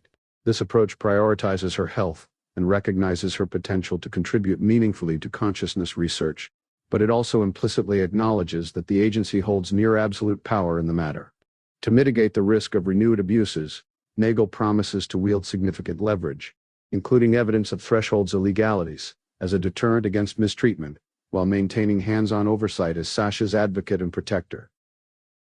This plan is met with unease by Langdon and Katherine, particularly as it relies on the good faith of Director Judd and on bureaucratic pledges against harm. The ambassador, however, reassures them, citing Judd's reputation as a man driven by reason more than cruelty and emphasizing her own determination to hold him accountable with the sword of Damocles, namely the threat of public exposure if Sasha's welfare is compromised. She is resolute that, given the alternative of Sasha's arrest for terrorism or murder, this arrangement is the lesser evil and may provide Sasha with both purpose and protection. Throughout the conversation, the philosophical quandary, "Who will guard the guards?" surfaces repeatedly. In answer, Nagel declares her intention to be Sasha's safeguard, and, by extension, a monitor for agency misconduct. For Nagel, this resolve is not just professional, but personal, an opportunity to begin redeeming herself for past failures, and for the broader complicity in the clandestine suffering inflicted on Sasha. The responsibility of ensuring true guardianship for Sasha and accountability for those entrusted with her care becomes Nagel's self-imposed mission, providing a glimmer of hope within a labyrinth of institutional secrecy, personal trauma, and moral uncertainty. Langdon, unnerved by the responsibilities soon to face him, reflects on a recent conversation with Ambassador Nagel as he departs the office. Nagel, charged with the aftermath of the Threshold disaster and her own compromised role, has resolved to personally oversee any future efforts related to the project. She views this position of oversight as not merely a job, but as an act of penance, a chance to safeguard the facility's vulnerable future participants, particularly Sasha Vesna, and to correct past wrongs. Nagel expresses her belief that moving forward with a reformed Threshold initiative is essential, given both national security and ethical considerations. Yet, crucial to this plan is the transparent, voluntary participation of Sasha. The ambassador is adamant that, this time, no one, least of all Sasha, should be coerced or manipulated as had been done in the past. Gaining Sasha's full, honest consent becomes the linchpin of Nagel's strategy, which she entrusts to Langdon. She surmises that he alone, by virtue of the rapport built through shared ordeal, might reach Sasha in a way neither she nor Katherine Solomon could. Langdon is initially reluctant, uncertain of his influence, and unsettled by the complexity of Sasha's dissociative identity. He confides that much of his recent interaction may not have been with Sasha herself, but rather with her alter, her protector identity, who has orchestrated key events and taken charge during moments of crisis. Despite this, Nagel observes that whether Sasha or her alter, Langdon's presence has been met with trust and even acts of protection. Nagel asks Langdon how Sasha might be convinced to accept the proposed arrangement, one that combines asylum, oversight, and a promise of agency. Langdon reasons that the offer represents, ultimately, the fulfillment of Sasha's own aspirations for safety and dignity. However, to achieve a working truce, mutual forgiveness is essential. Sasha must forgive the agency for its betrayals, just as the agency must forgive Sasha for her acts of vengeance against her persecutors. Only through this bilateral amnesty can a constructive path forward be established, and the painful past set aside. Finally, Langdon enters the conference room where Sasha, visibly worn and cautious, awaits, her hands restrained as a measure of precaution. He approaches carefully, recognizing the gravity of the conversation.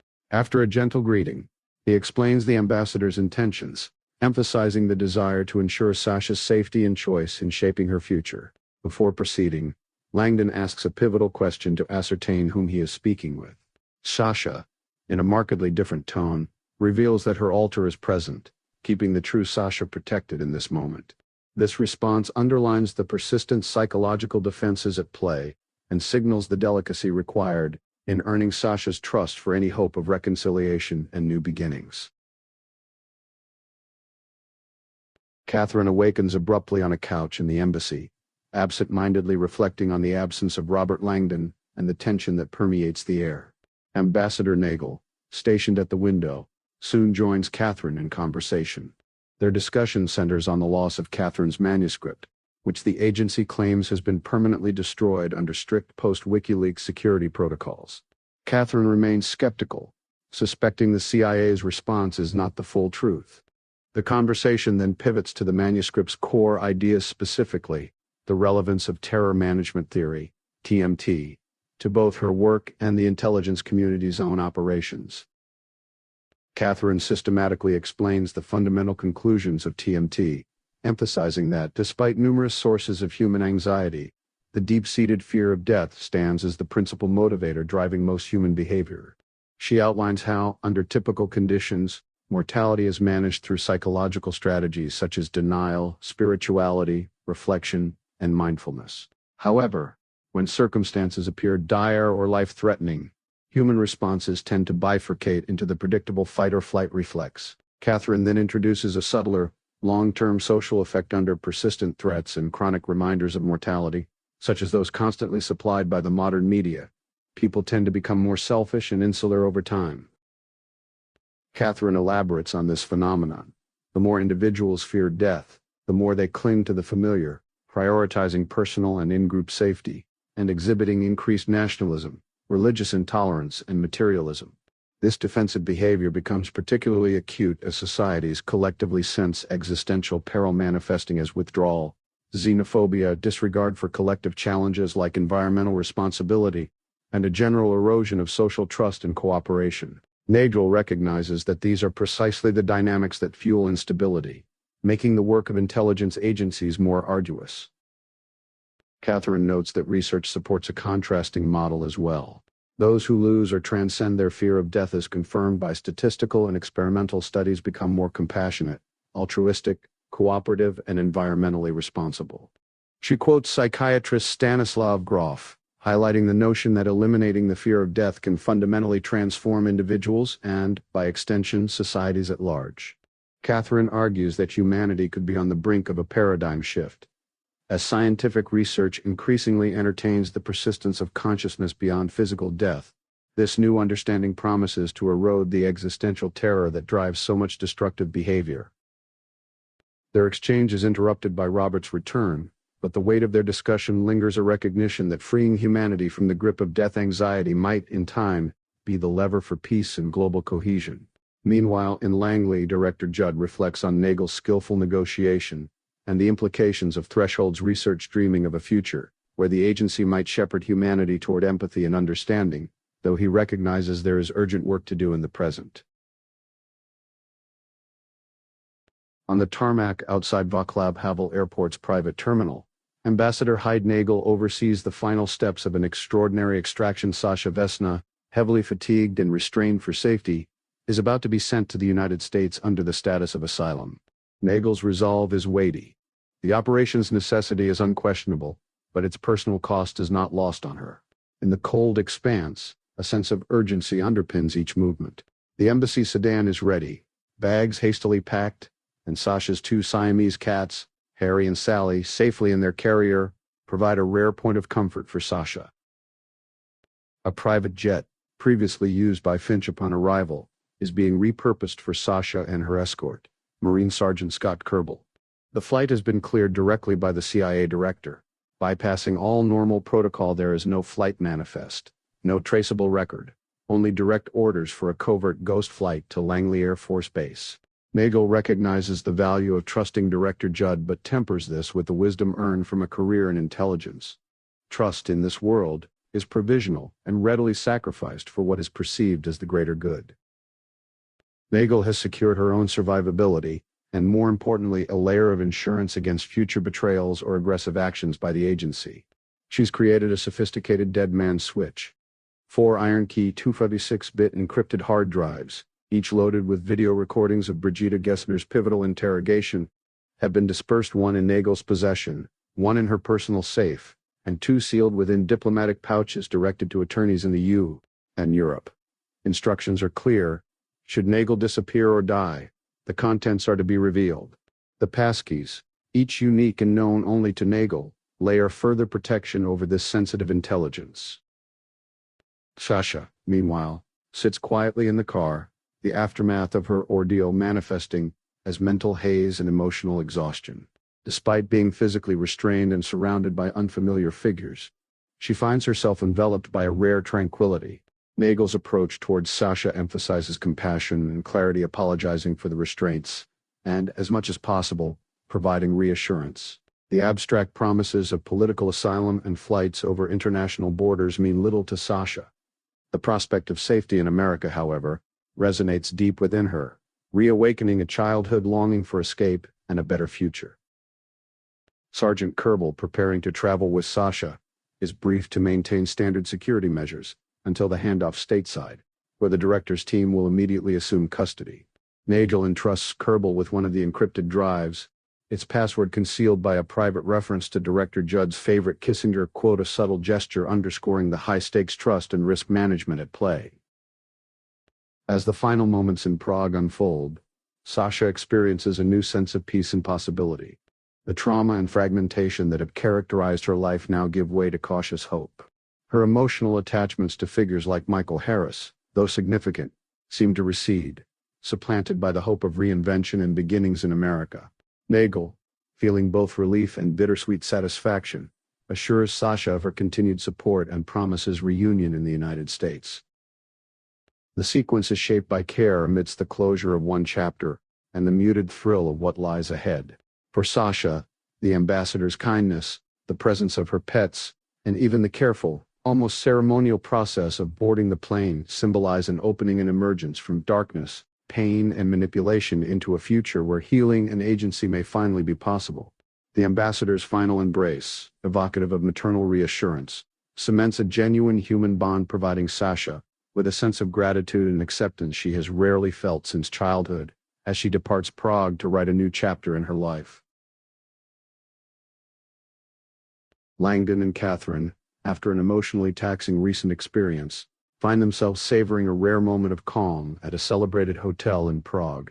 Their breakfast is a visual and sensory treat, culminating in conversation as they observe a young woman laboriously skating and posing for selfies on the nearby rink.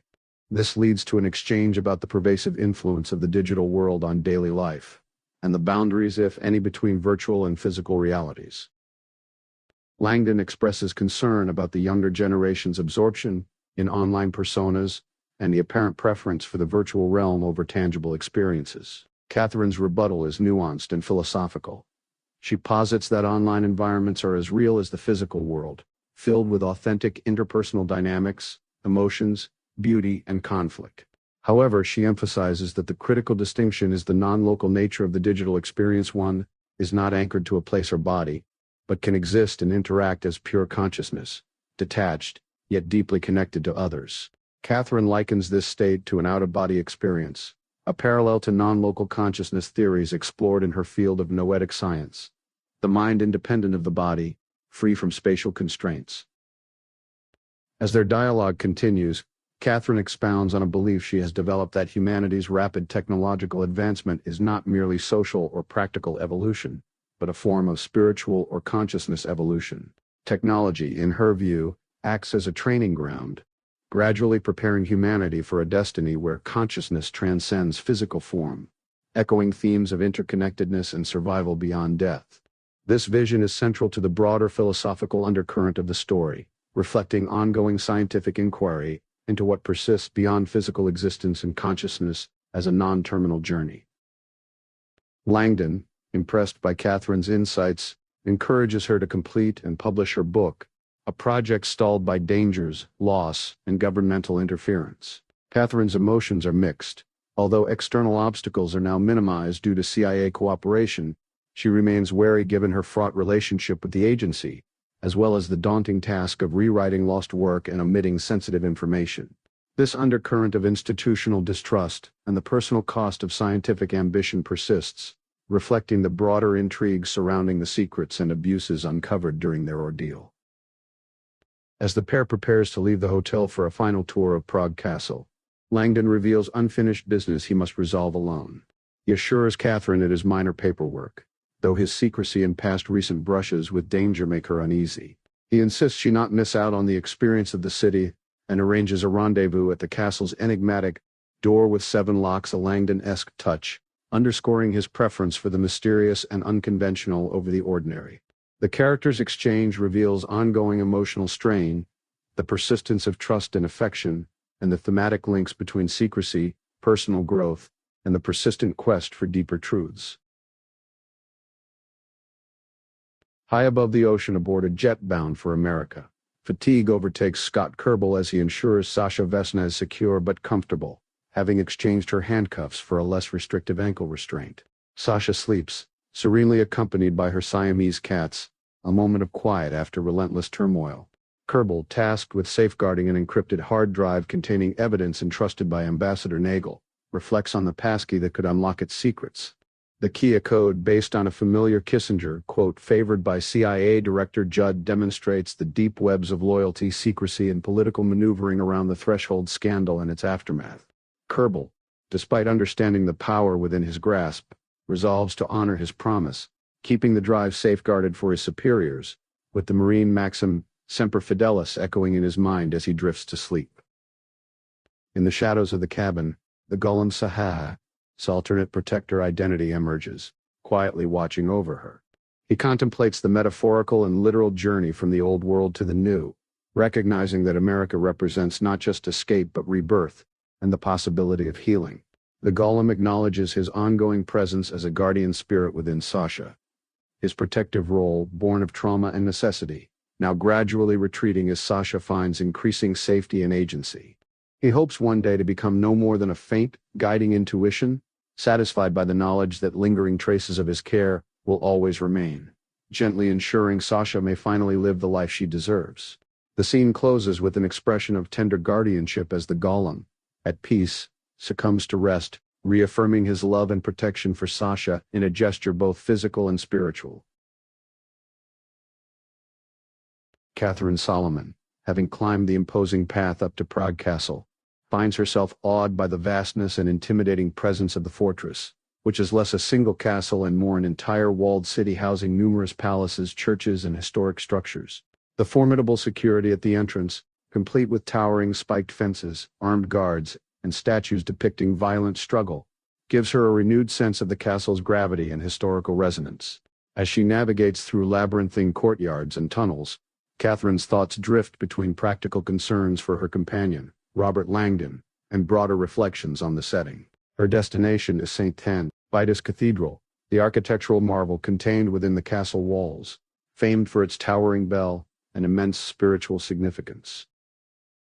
Inside the cathedral, Katherine is struck by its immense, ornate interior and the contrast between its majesty and the historical suffering of its builders and worshippers. The structure's grandeur prompts her to muse on humanity's drive to create monuments to an omnipotent deity, efforts undertaken during eras of unimaginable hardship and mortality. She speculates that the allure of eternal life promised by religion has served as both consolation and motivation, especially when confronted by the universal human fear of death. Following a hint from a docent, Katherine seeks out the legendary door with the 7 locks, leading her to the Wenceslas Chapel. The chapel's beauty is striking, with frescoed walls, high vaulted ceilings, and the central feature, a royal sarcophagus. She notes its occupant, famously remembered as King Wenceslas from song, is in fact a prince, his tomb serving both as a shrine and the gateway to the hidden Bohemian crown jewels. Curiosity compels Catherine to inspect the famously secure door nearby, reinforced and ornate, marked with 7 distinct, heavily protected keyholes. Though unsurprisingly she finds it locked, the experience further heightens her anticipation and sense of connection to Prague's profound mysteries. Growing anxious over Langdon's delayed arrival, Catherine allows herself a moment of rest in the peaceful, almost empty cathedral. Her eyes wander to the elaborate altar and the magnificently carved pulpit, the latter perched high and meant to lend authority to its speaker. At this moment, Langdon finally appears, slightly out of breath but considerably more relaxed. After a brief humorous exchange about the locked door and the arcane process to open it, one that would require the cooperation of the nation's highest officials, he directs Catherine's attention back to the cathedral's pulpit. Langdon insists on reading her a few passages, climbing the pulpit and theatrically flipping through the pages of a large Bible, though Catherine soon realizes that what he is reading is strikingly familiar. The passages, referencing groundbreaking discoveries about consciousness at birth, brainwave activity on the brink of death, and the reduction of brain filters as death nears, are not scripture but scientific findings specifically from her own lost manuscript. The realization dawns on Catherine as she rushes up the stairs. Langdon had secretly preserved her work, protecting it from destruction and confiscation during the recent crisis. Langdon explains that during the chaos, he sacrificed only her painstakingly compiled bibliography to a smoky, misleading blaze. The rest he had hidden safely among ancient books, supplementing the staged fire with animal fat vellum to create convincing black smoke. Catherine is overwhelmed, relieved, grateful, and a bit exasperated at having been left in the dark, but she also understands his reasoning. In such perilous circumstances, knowing the truth would have endangered them both. Overcome with emotion, Catherine embraces Langdon, teasing him about his irreverent treatment of priceless vellum, but also expressing her deep affection and gratitude. The moment, charged with relief and intimacy, culminates as the bells of St. Vitus toll above them, signaling a renewed sense of hope and connection after the tumultuous ordeals they have survived together. In this hallowed space, Catherine finally articulates her love for Langdon, marking a profound personal reconciliation alongside the recovery of her life's work. Langdon and Catherine awaken in their hotel room in Manhattan, with the sounds of Ravel's Bolero serving as an unorthodox but symbolic alarm, a playful nod to the persistent rhythm and crescendo of their recent experiences. The warmth and intimacy between them hints at a hard-won peace after the ordeals they faced in Prague. Amid the comfort of their plush surroundings, both are acutely aware of the responsibilities ahead, especially concerning the secure transfer of Catherine's critical book manuscript. They discuss the manuscript's title, debating language that reflects the core mystery their journey explored. The question of what truly lies beyond death, a subject that echoes both personal and universal significance. With the prospect of a meeting with Jonas Falkman looming, Langdon and Catherine contemplate the impact their findings in Catherine's work could have if published. They reason that proof of something persisting beyond death has the potential to reshape humanity's outlook, recognition, and even its collective purpose. Langdon teases a possible title, The Secret of Secrets, as they consider how humanity's oldest question might be posed to the world. Shifting away from contemplation, the couple embark on a leisurely tour of New York, choosing to savor their time and renew their bond after so many moments of danger and discovery. The itinerary promises architectural and cultural landmarks, and Langdon hints at his penchant for guiding with a mix of wit and seriousness. Their journey takes them onto the waters of New York Harbor, where Catherine is awed by the sight of the Statue of Liberty, while Langdon admires the statue's symbolic radiant crown as a beacon of enlightenment spreading to the world. Catherine interprets the 7 rays differently, as streams converging toward America, a new consciousness forged from the world's disparate peoples and ideas. This reflection stirs a sense of gratitude and introspection in her. Her own family's immigrant journey mirrors the larger theme of the interconnectedness of all consciousness, and the enduring pursuit of something beyond physical life. As the winds whip around them, Catherine accepts the possibility of a greater reality outside conventional boundaries, a reality subtly threaded through their scientific and spiritual investigations. Langdon's gentle presence and the statue's silent promise converge in a moment of clarity and unity, underscoring the transformative journey they have shared. While they long to linger in the present, the demands of their mission, a book that could influence generations, compel them forward. Their story concludes in a place of optimism and hope, balance between the personal and the profound, as they prepare to bring their discoveries to the wider world.